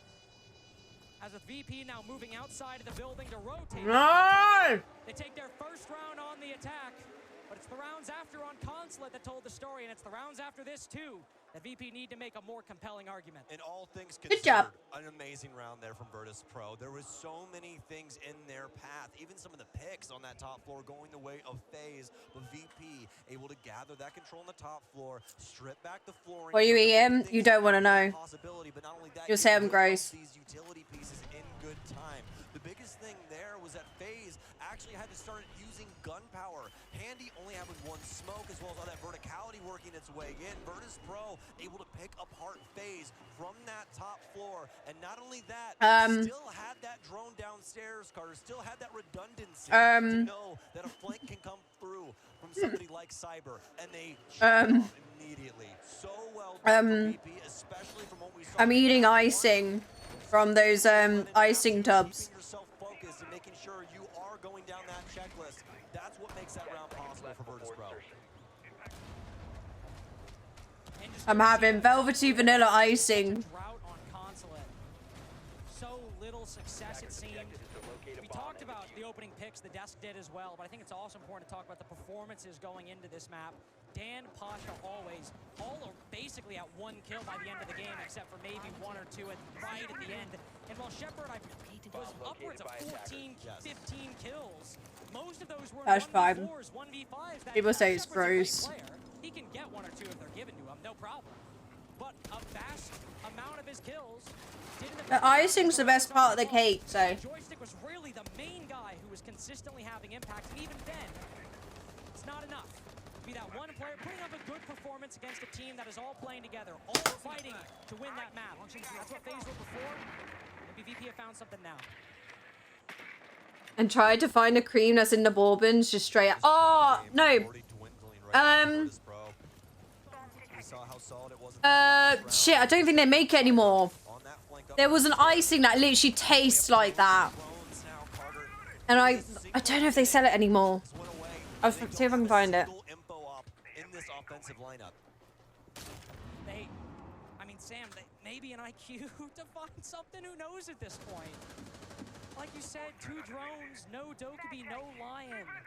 If you thought VP were slow before, I've got bad news, fellas. They're not going to speed up their pace now. Maybe they will, though. We saw the adaptations from FaZe. If they were stalling, they'd push. Very quickly, they'd flood in and pressure a position. VP aren't that kind of team. With some of the aggression we've seen from Pasha, some of the small changes that make a big difference in a tournament. We see them try to do that and not just fall to the trappings of their playstyle. Cyber anticipating a little bit of a gap. He's pushed up ever so slightly in Pixel, but he doesn't really need to. Handy down below as well for this C4 will send one out, but it's shot in midair. Instead, Vidiking with the start on the back foot in the final minute. Nice find from him, and a beautiful kill from Handy from the hatch. Shepard, a lot of fodder coming in on him as well, so lose a decent chunk of his life. Cyber, can he go for 2? He knows where that player is, but he won't be able to get it. It'll be KDS instead, as FaZe turn it up to 11 and claim the round. The intel damage done to Virtus Pro cannot be overstated. 2 drones before we've even reached half the round gone, and you're trying to full clear. It could not be worse. It quite literally could not be worse for a team who is often very dedicated to the overall strategy to lose your #1 tool of doing so, your drones, your intelligence gathering tools. Maybe if they had a Dokkaebi or a Lion, it's a little bit easier. But when you're down to 2 drones so early, Cyber can get aggressive and go unaccounted for. Handy playing inside a pillar right below the new balcony. Can throw a C4 up and get a kill from that position with the gun instead of the C4. Because he's gone unread, he's an unknown quantity to Virtus Pro. Such a good job from FaZe there to deny that strong tool for VP. And I see a winning formula for FaZe right there. If VP are going for full clears and they keep losing their drones, I imagine more rounds like that. It was the Tesco chocolate flavor frosting. That one was the one that tasted like bourbons, like the bourbon cream. Probably asking for as many men as they can muster to try and help them with this situation, as it is not a good one. It's only 195 as well, so GG easy. Coming hot and heavy, at least for these last 2 here. Virtus Pro at least able to hold a candle as of right now, but that last round, absolutely egregious. You cannot have that happen again.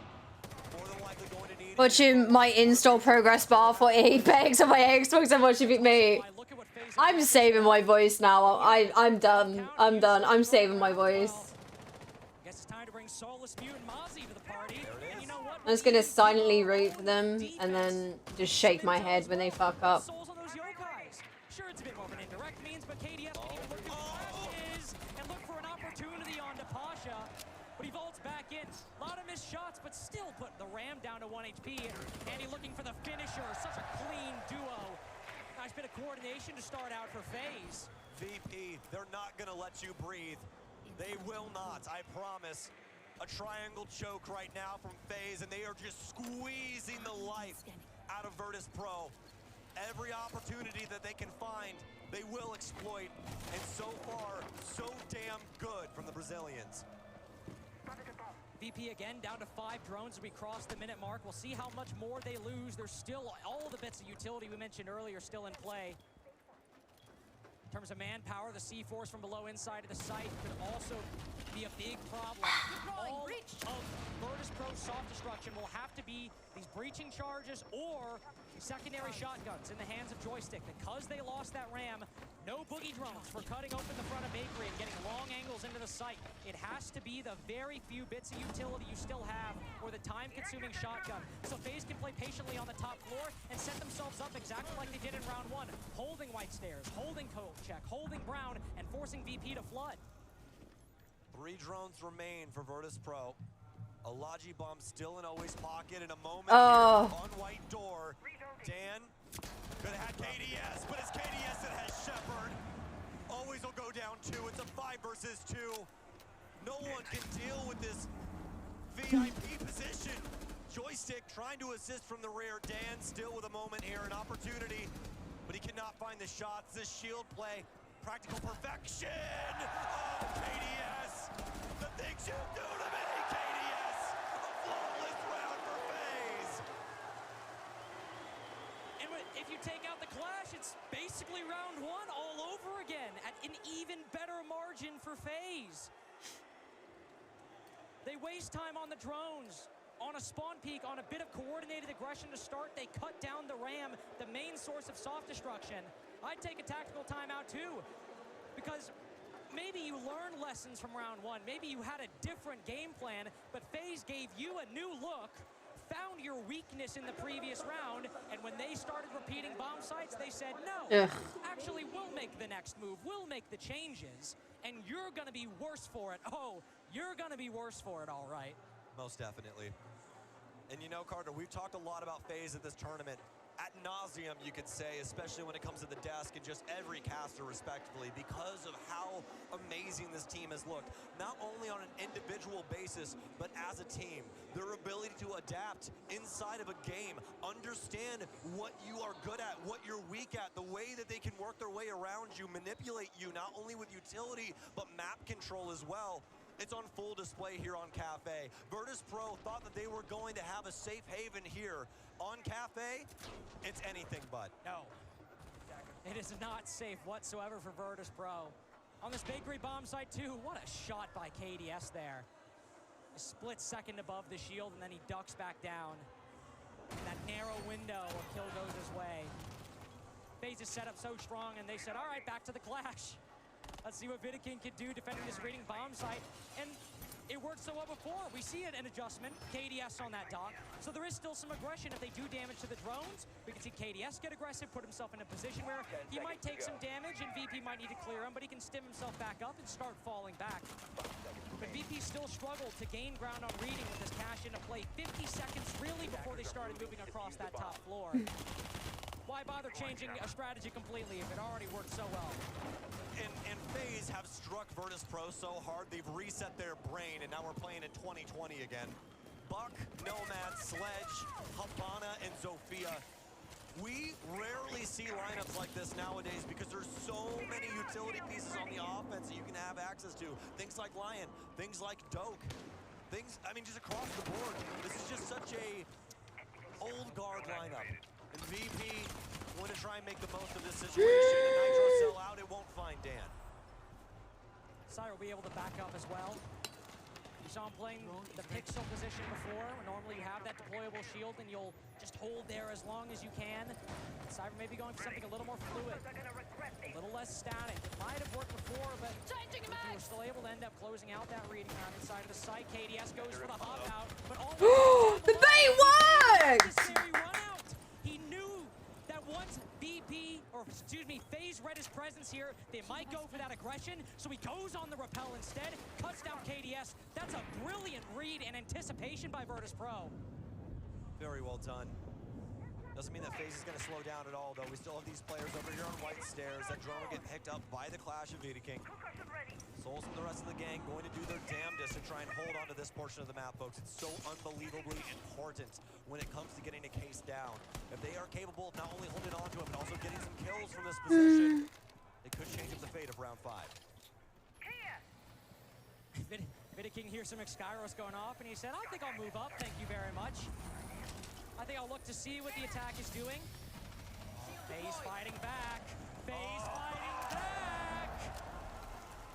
The Russians are getting nervous. Souls might have their number. Cyber with another. Virtus.pro and where their advantage has started completely slipping away. Smoke canister downs Pasha. But the way he was almost last alive, you could easily confuse the two. Always pushing up White Stairs, almost finds a third for his trouble. Downs Vidiking with the lifeline. No way! Very odd position at the moment. No way! 4K 1v5 in the making. Potentially. He's got these breach charges. 30 seconds left. No drones in his pocket, though.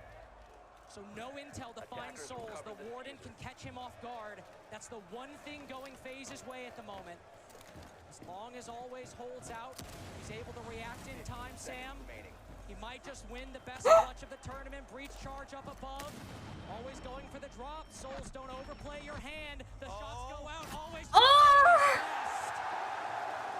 But Souls is too damn good. On fire indeed. FaZe are shutting out Virtus.pro almost 2 maps in a row. I mean, what the hell was that? What is that top floor execute from Virtus Pro? They worked their way in red. FaZe have the full read, the entire strategy. Long angles working their way in from Cocktail. Great positioning over on the Heaven balcony. Souls with 2 impressive kills. There's no other way to put it. And it's so insane, especially with Virtus Pro able to get this beautiful opener at their foul. Then stop, mate. Honestly, that gave me hope. I was like, oh my god, ace clutch. Kills coming from that same position. VP. That was, look at that, man. That was so good. That, oh. But you can only think, what if one other player on Virtus Pro did anything for them in that round when it came to the frags? That's more than likely a VP round, but we're living in a phased world, baby. What if somebody did something different? Like, What if FaZe just weren't peaking at the right time? like, fam, you're getting shot from pillar, and he was aiming at fucking mining. Like, In terms of strategy, W7M and G2 might have started falling off a little bit. G2 after it was always two who saved them again. Exactly. but a little more questions around their performance than there were before. But FaZe have kept the faith with their Odyssey 4 is going to be another fucking always play, man. performing individually when they need to, when the strategy forming exactly as it should. This is a team that lifts hammers. This is a team that starts. This is their fucking map too. They picked this fucking map. How the fuck are you losing your own pick? This could be the start for the Brazilian squad. And what a beautiful story it would be. 6 Invitational 2024, a hammer for Brazil. I mean, what if we have them versus W7M? What a moment that would be. W7M versus G2 tomorrow as well. So much action still to be had, but one of these teams going to have a nice break on Saturday for Championship Sunday. As of right now, it's looking like FaZe Clan all across the board. Virtus Pro trying to readdress things, trying to reinsert once again on this Red Stairs / Christmas side. You saw the initial move, put that air jab, knock Cyber out of position. Now the track stingers go out, but he's not worried. He's still taking gunfights. He's Doc, for Christ's sake. This is the guy that's made to take fights in this position since the beginning of the game. Joystick moving down Red Stairs at the moment, not finding much. Oh, Dan! Off the kill right now. But if you've had trouble with conversions for VP when you've got the pick, well, great. Now you lost it. And Dan, unfortunately for him, he's been practically asleep this entire time. He might be resible now. He will be able to take down Souls as he finally flew a little too close to the sun. Joystick a little love tap there just to make sure. Oh my, always, what a shot out of him. Cyber tries to swing through these track stingers, won't be able to find much. A Nitro Cell will claim Pasha upstairs though and make this a 2 versus 4. KDS looking to get aggressive, knows the Zophia's outside on that balcony, but the concussion will force him back. No need to overplay your hand just yet. A 2v4 is a delicate position. 2 might be better than 1, but you still need to play everything right. Joystick focused down below, Handy pushing up, moving all the way across, but they found a beat on his position. He's now going instead for the movement through Freezer. Taking a gunfight with this Grimlock. He's got to isolate something, but he's looking the wrong way. Nobody on white stairs to meet that SMG-11, and Kane. Yes, always! Oh! They take the final round on their attack, going into their defenses. Finally able to shut down Oh! FaZe. And even then, still some moments that they were looking to try and grasp at those straws, Carter, and draw themselves back into Mate. this round. I mean, you can think about moments like that Hell Door swing. I'm literally staying quiet because if I go, yes, good job, I know that it's gonna go. This time around, Virtus Pro I'm staying quiet. shut down a lot of what FaZe was going for with these aggressive swings, but also more than likely meaning we'll have to see what they can do. As obviously we're going to be going into the side swap here, so Virtus Pro able to at least muster one more offensive round before going into the defensive half. A very workable position, by the way. Very workable indeed. Holding my breath, exactly. Thought of his defender sided, but if you get those 2 attacks and have strong defenses to rely on, a 4-2 half into a regulation win for the only 2. They just have to win all their defenses now. That's all they have to do. They just have to defend really fucking well. The same half last time, Sam. They had the 4-2, and we said, oh, maybe on these defenses they'll start building something convincing, and then even in rounds where it seemed that everything was screaming Virtus Pro will win this, FaZe found a way back in and ended the series far earlier than it seemed like it would have. Absolutely. When it comes to Cafe right now, folks, it's actually one of I the mean, maps in the map pool. I mean, Right down the middle. The follow-up, Cafe at 53%. There's a chance, there's an opportunity for both of these teams. It's who reaches out and takes it. And I love moments like these, guys. This is what we watch esports for. Moments like this. It's down to the half. It's a side swap. It's a completely different ball game for both of these teams respectively, as they now have to readdress Cafe in its entirety. Both teams an opportunity to give us a look that might define the half. In the case of FaZe, it certainly did, moving up 5-2. After that, it seemed Virtus Pro were going to need to fight for every single round and only win them at a razor-thin margin. At least here for FaZe's idea of how to deal with this mining and dining bomb site. They're looking to pressure a lot of different points at once. You see some presence by Red, Cyber, and Handy drop down, but you also have somebody over on the Whitehall Repel.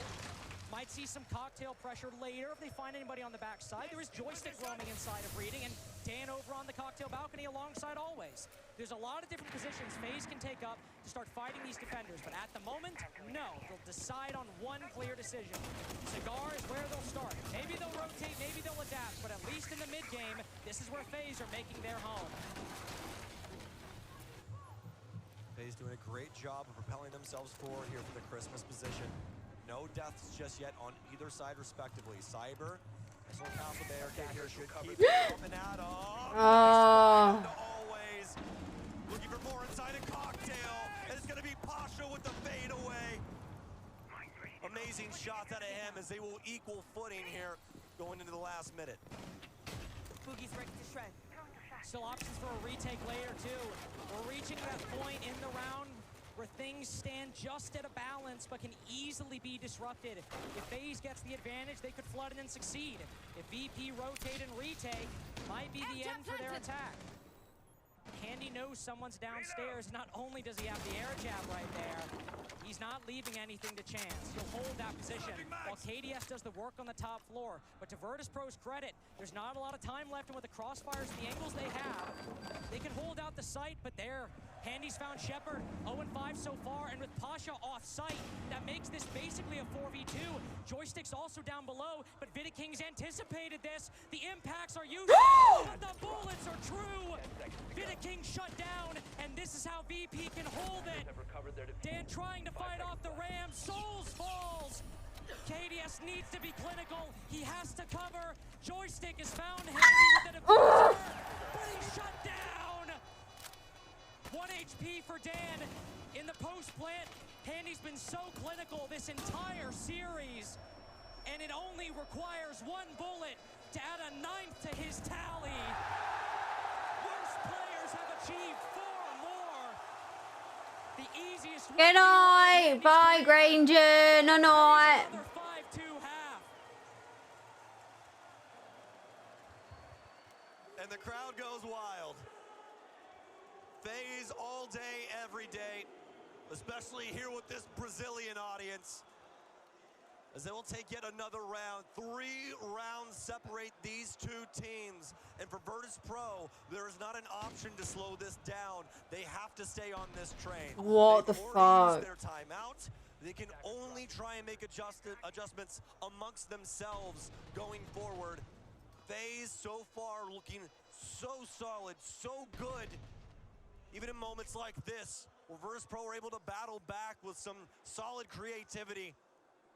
FaZe with some hot guns, able to take round 7, push us on into round 8, as once again, they are up by 3 rounds. And you know how it went on map 1 when FaZe were comfortable. They didn't let VP get back in that game. VP got 1 more. And then it ultimately ended 7-3. And here for FaZe, I imagine they're feeling pretty damn comfortable on Cafe at this scoreline. We'll see Vidiking take I really want the drums to stop, man. I'm hating the drums. I hate the drums and I don't like the drums. He likes giving intel to the rest of his team to set up those other players for success. But with how much self-destruction we have for FaZe, we have the Ram and the Buck, we're seeing middle floor presence. We're seeing that ceiling opened up. Just looking across the board as of right now for VP Lynx. It's like a completely different matchup from what we had on Consulate. It was Joystick and Shepard that were getting so much done, but now it's the exact opposite. Shepard 0 and 5, Joystick 3 and 6. Dan, Pasha, and always the ones that are standing the test of time here on Cafe. But again, it has to be a full team effort. When it comes to FaZe, their consistency across the board is what makes them so dangerous. It doesn't matter who has that moment in the limelight, they're all more than capable. Anybody can show up on the squad. KDS, Handy, CyberSouls, Vidaking, even with big moments. They might come more in 1vx's than necessarily kills at the end of the game, but he can have his impact as well. But considering we have this Monty and we don't have a bakery push manifesting, I imagine, assuming that FaZe end up looking to end somewhere in the freezer position, we'll see that Monty drop down that freezer hatch. Those Gumine, Sam, we've seen them be the undoing of not only Monty pushes, but specifically for FaZe on Cafe against G2. You need to be careful. But those Gumines aren't the undoing again, especially if FaZe take too long to execute. Getting some flashbacks indeed. Vidaking will be the one to open up the hatch inside of Dining as well. A minute and 18 seconds remain as he will start to work down White Stairs. They do have to worry about things like that VIP position. We saw Dan on. His shield will be eliminated here. Does have the FMG9 in hand though, so has some more ammo when it comes down to it at the end of the day. I will say, a very interesting decision.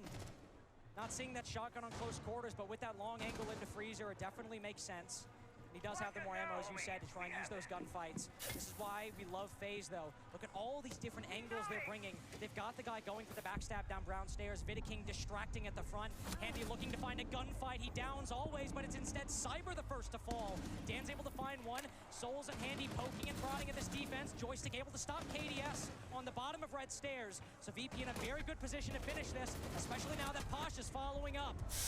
Yokais are relaying so much intel to these VP defenders on the progress of this White Stairs push. But with the damage done elsewhere, it seems a 2v3 and finishing off always in this down position is the best hope to getting even something close to an advantage. The Yokai usage. Yay! Yippee! Montaigne.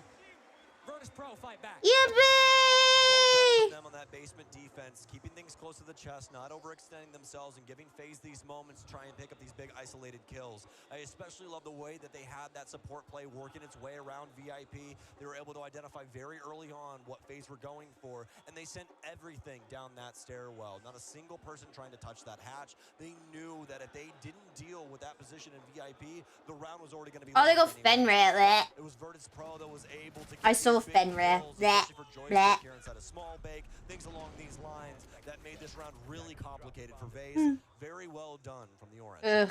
Virtus Pro able to work themselves in positions that FaZe aren't fully aware of. I love that. What a smooth gentleman right there. He's got to wear two because it's too bright on Planet Cool, unfortunately. That was slick. That was real slick. I just cringed so hard. I'm dying from cringe. Still a good showing from Virtus Pro to follow that up, bringing a little bit of that aggression again, a little bit of that uncertainty that FaZe. Of course, when you're gambling and you're going for those flanks, an uncertain position might be your undoing. But FaZe still very much in the lead. We'll need to see more of that from Virtus Pro. More power positions being held as FaZe are going for the flood. More players on the defense anticipating FaZe to have someone flank around the backside or just around any different position that Virtus Pro could be holding. More of that, please. More of that, please, because I want a 3-mapper. I don't want another 2-0 where the crowd favorite has the easiest time possible. And most definitely. In FaZe, you can go all the way to the finals, but let's make it fun, right? Let's make it Just went insane for that, you know? Oh, fuck off. So far this tournament.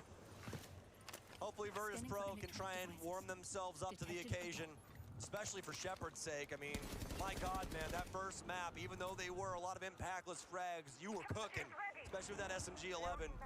As of now, 0-5, and I'm sure all of your teammates would appreciate you showing up the same way, or even close to the same way that you were in that previous map.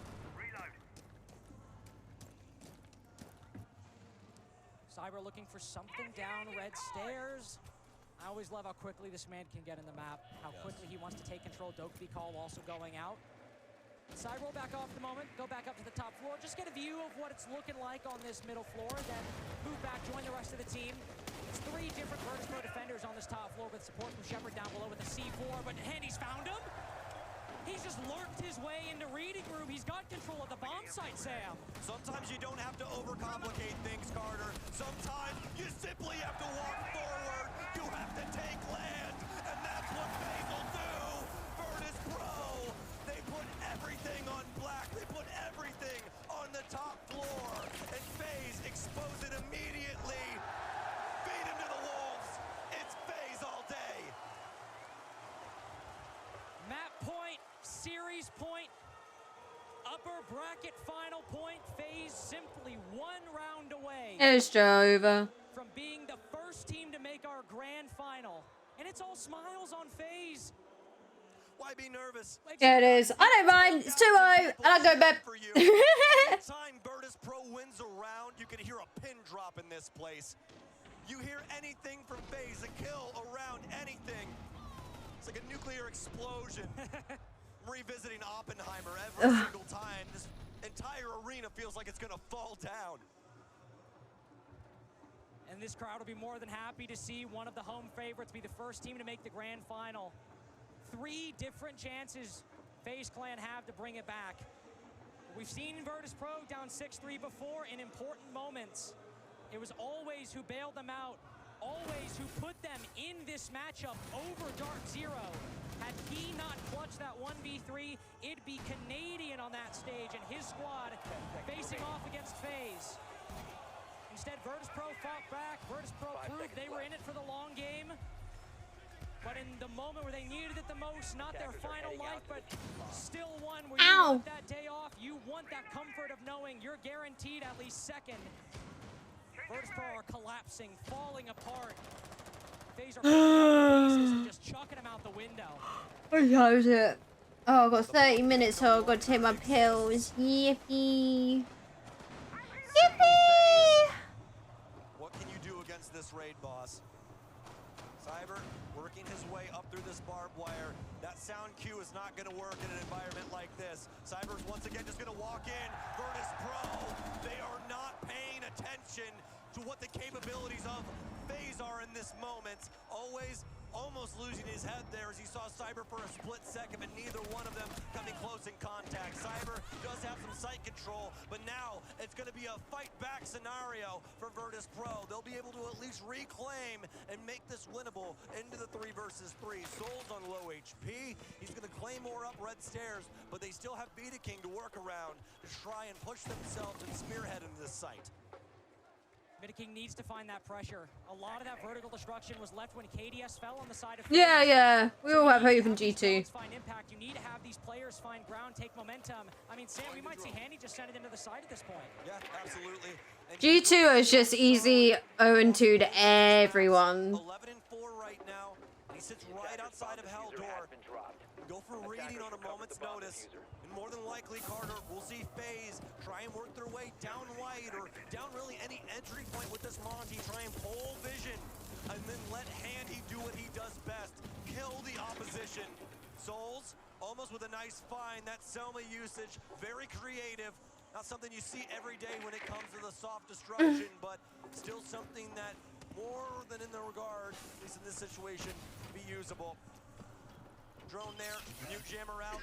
Sub-minute here as Beta King has to try and find a place to plant. But he's moved to an off spot. The canister goes in the default position, but that's not where Beta King is with the diffuser. There's also the Legion all the way in train that we saw earlier, who might prove to be the difference maker. And if Souls is watching flank or Joystick's going for the retake, he can shut this down, but one always falls. Handy's able to find him, but there's Joystick with the retake. FaZe in a difficult position. Where do you rotate? How do you move? They found one remaining defender, but can they find 2? He goes for the position, Handy goes for the kill. Another 1v1 to send FaZe. Yippee! Not yet. Yippee! Still hungry. Yippee! Virtus Pro still have some fight left in them.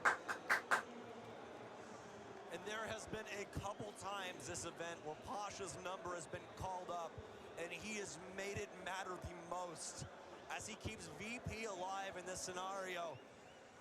Microseconds away from losing that, so very close. If Handy predicts that on a pre-fire or anything of the sort, that's more. Oh! And what a moment there from Joystick. Joystick.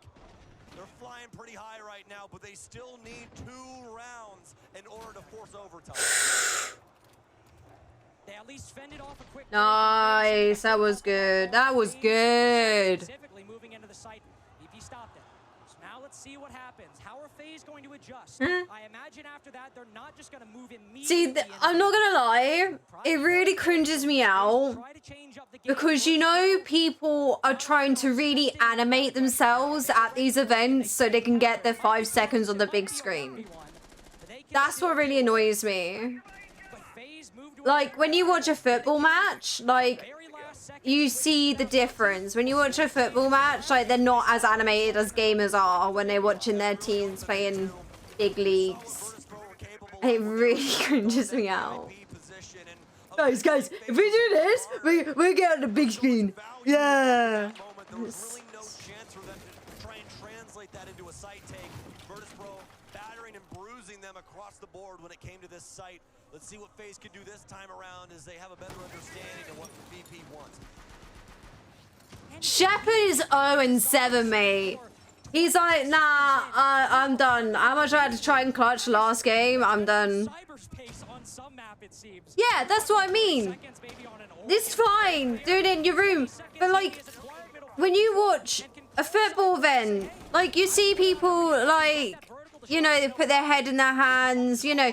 But it's different when you watch, like, game esports. Like, everyone really animates themselves. And it's so cringe. It's so... Ugh.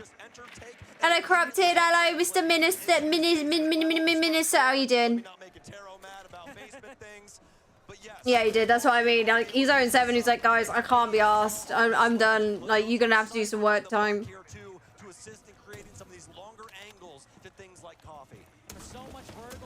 You had to keep clutching rounds, man. How many times he was like 1 versus X? It's just dumb. You only clutched one of them. I give him that. He only clutched one. Very good question. Obviously, the nade nerf has made things a lot harder to try and deal with positions like VIP.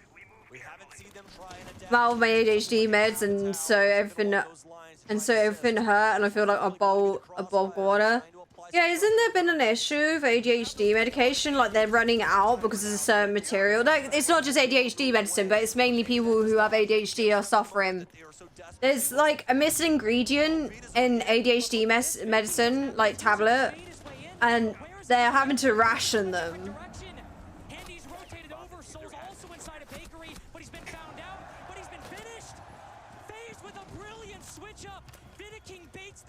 Drop and FaZe rotate instead. So it's just Pasha and Dan now separated by 2 different floors. But Dan has the cutoff. Vidaking's now rotated. He has that diffuser, and Pasha's fighting back. It's only KDS, and Dan still has that top. No more smokes. On 1 HP. Can KDS cut them off? Dan's not looking. The plant goes down successfully. Where's the counterplay? Where's the adjustments? Nothing. Nothing from Virtus.pro. Second strong after by Pashu. But an even better one for Vidaking. Full extended. Holding out in the post plant. A position every defender will worry about. But can Dan, with his grand final on the line, juke him out? Happy feet. Happy feet. Vito combo incoming. It's nothing. Listen to this. Brutal. FaZe have played second fiddle this entire year. But the bridesmaids of Brazil might just have their day. FaZe Clan in front of a home crowd are the first team in the grand final of SI24.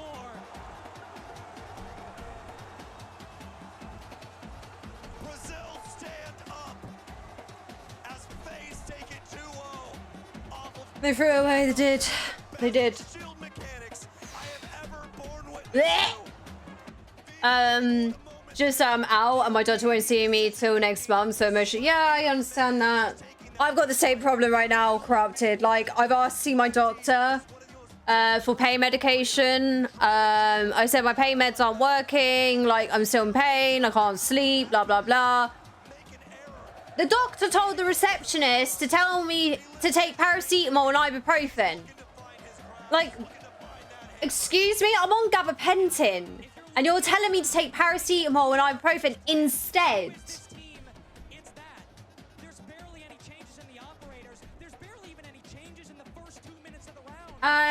So in the end, she said, no, we're going to give you this new one. This new one is also doing nothing. And I said, hey, I know I've only been doing it for a week, but I really think this medication is not for me. They said, no, you've got to do it for a month. And then when you've got a week's worth left, call us back. We'll give you another month's worth. So basically, they want me to take this pill for 2 months. And if it still doesn't work after 2 months, then they'll consider changing it. Consider. They won't change it. They might change it. The twat, and I'm changing it, mate. Doctors are just twats everywhere at the moment. I'm really sorry that you're going through this. I really am. All of them are fucking twats right now. I'm trying to get re-diagnosed for shit, and they said, we got to send you paperwork, and you got to do this and this and this.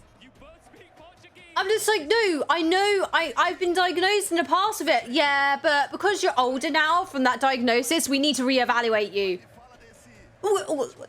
What? Yeah, because some people grow out of it when they get older, so you might not have ADHD by anymore.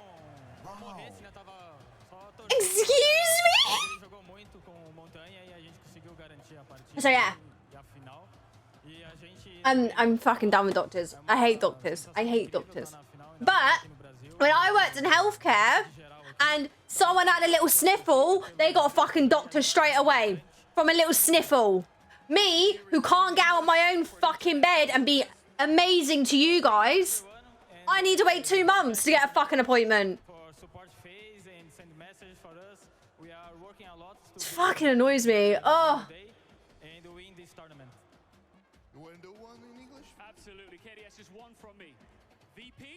But no, I hope everything goes well with your doctors. I am so sorry to hear that you're going through that. When it comes to your mental health, it's just fucking, it's disgusting how they treat people fucking... Oh, mate, it triggers me. It triggers me so bad. Oh my God. And just for our English fans as well, because yeah. I'd like them to know what it feels like to play in front of a home crowd that loud. Can you summarize it for me? He's amazing. He's amazing. I'm from Brazil. I love it. I listen to it every day. Arriba. That's Mexican. Sorry.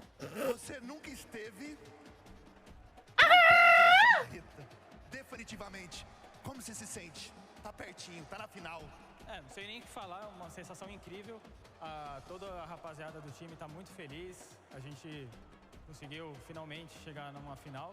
Depois de 2 With a hot coffee and cuddling my pillow. Oh, darling. Por enquanto é a melhor que eu já tive nos invitations, né? Oh, it's not good, is it? Parabéns. KDS, you go and celebrate with your teammates. Congratulations once again. You can now leave and go join the rest of your team. Oh. And as he does, can you just sum up Okay. Oh, okay. Sorry, I'm looking now. So, okay. So tomorrow we got Virtus. We got G. So whoever wins this goes against No, whoever lose. No, win. Yeah, whoever wins this goes against Virtus Pro, and then whoever wins this goes against FaZe Clan. So basically, it's going to be G2 versus FaZe. Am I lying? It's G2 versus G2 versus FaZe. Am I wrong?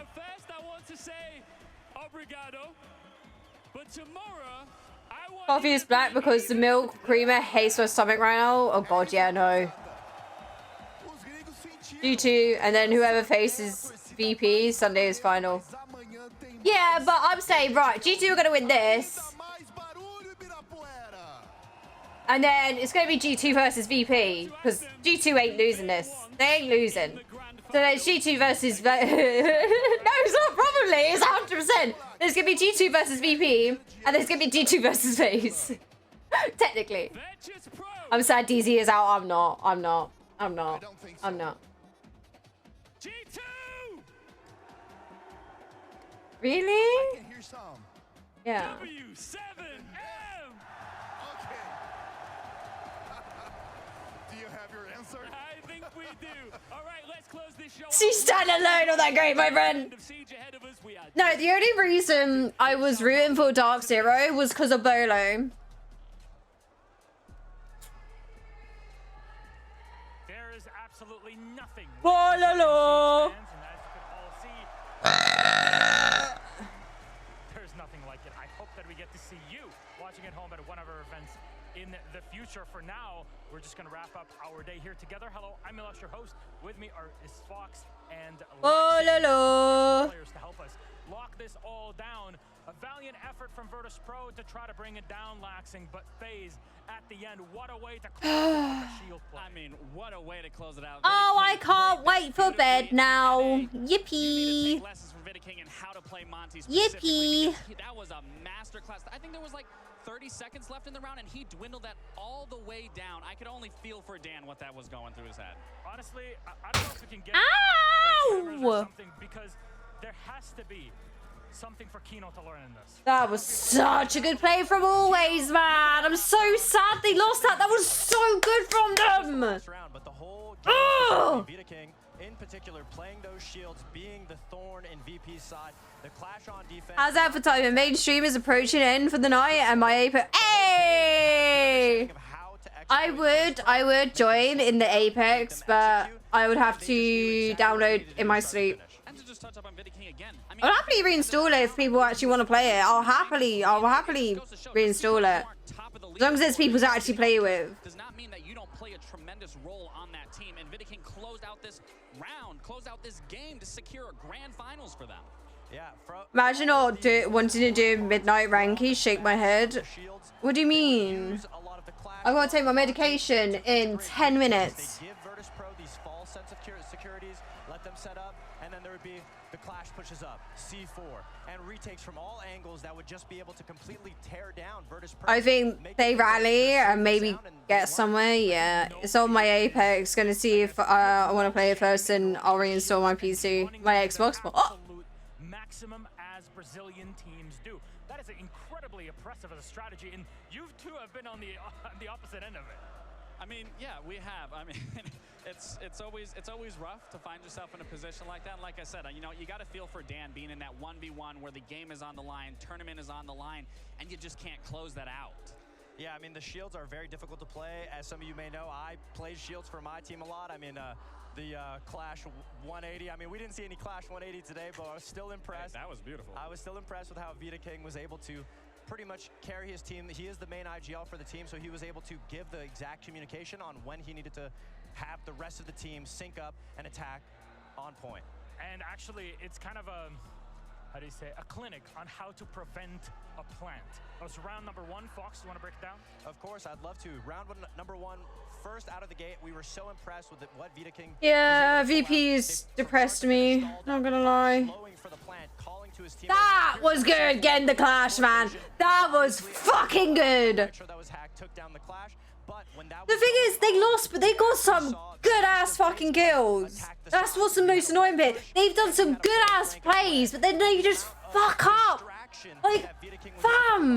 Caused the rest of his team to be able to take full control of the extremities of the map, isolate 1v1s, and Virtus Pro just wasn't even close to understanding what they could stop. They lost it from every single angle. Yeah. I wanted to give VP the benefit out going into this map. Mamacita! Mamacita! Oh my god, she's done something for me! Mamacita! Beautifully going into this game because they played a lot faster pace in the early rounds to stop VP from getting into sights, to stop them from just trying to get an initial hold or initial strategy of what they wanted to do. And then when they would get those initial picks, they'd immediately just fall back to sight knowing that VP's a slow team, and knocking a player off the board is just going to slow them down even more. We had a replay of Handy earlier on, but we're Mamacita!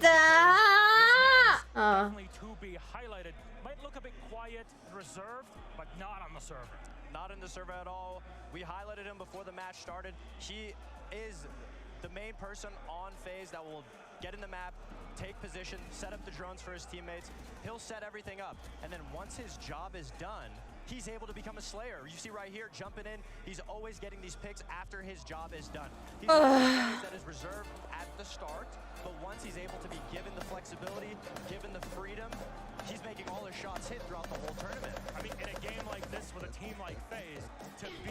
person to receive the piece of the intel play of the game. That's pretty darn impressive. I mean, to clinch grand finals, to be the player of the game, intel player of the game, and what more can you ask for? Let's take a look at our bracket.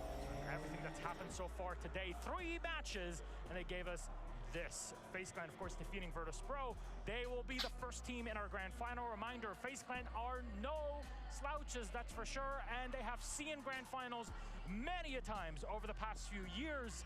We'll get to see them in here, potentially a brand new team to lift the hammer. But in W7M, The reveal is Sunday. I have said it is on the 25th. I'm under embargo, but I will confirm it is on the 25th. I'm really just looking forward to that W7M G2 game, especially with Philly Pox coming on the stage saying he really wants to play Alamau specifically. No, reveal Sunday, 25th.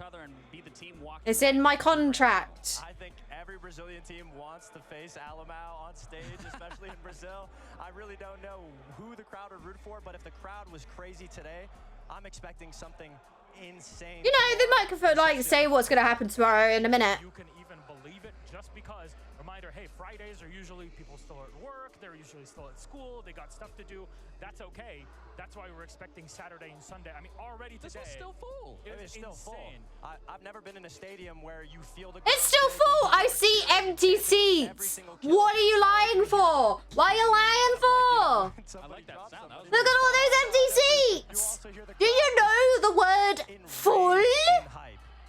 Absolutely. Gentlemen, it's been a pleasure to be on this desk with you today. It's the first time that we get to do a full desk together, so hey, it fills my heart. I've been casting you and talking about you on desks for years. Now we get to be together to talk about the other best teams in the world. The best emotion, the best feeling is playing on this stage with all the chills, but the second best is being on a desk with you guys.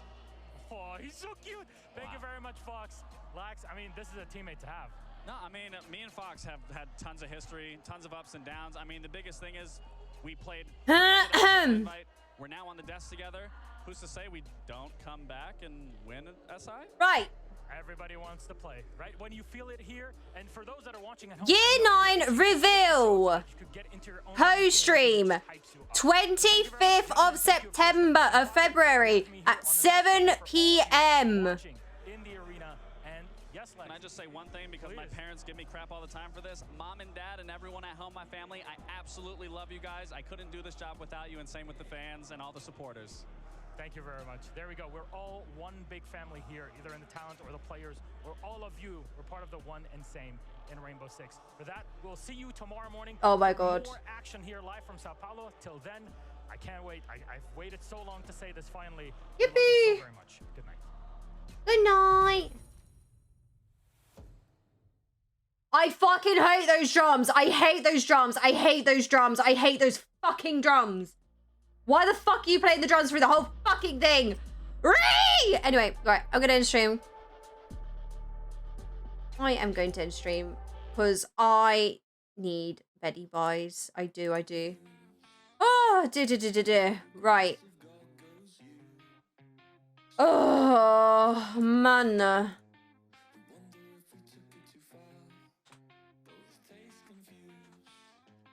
Right, we're gonna raid Halleck, my Dory Lens. We're gonna send you over to Halleck.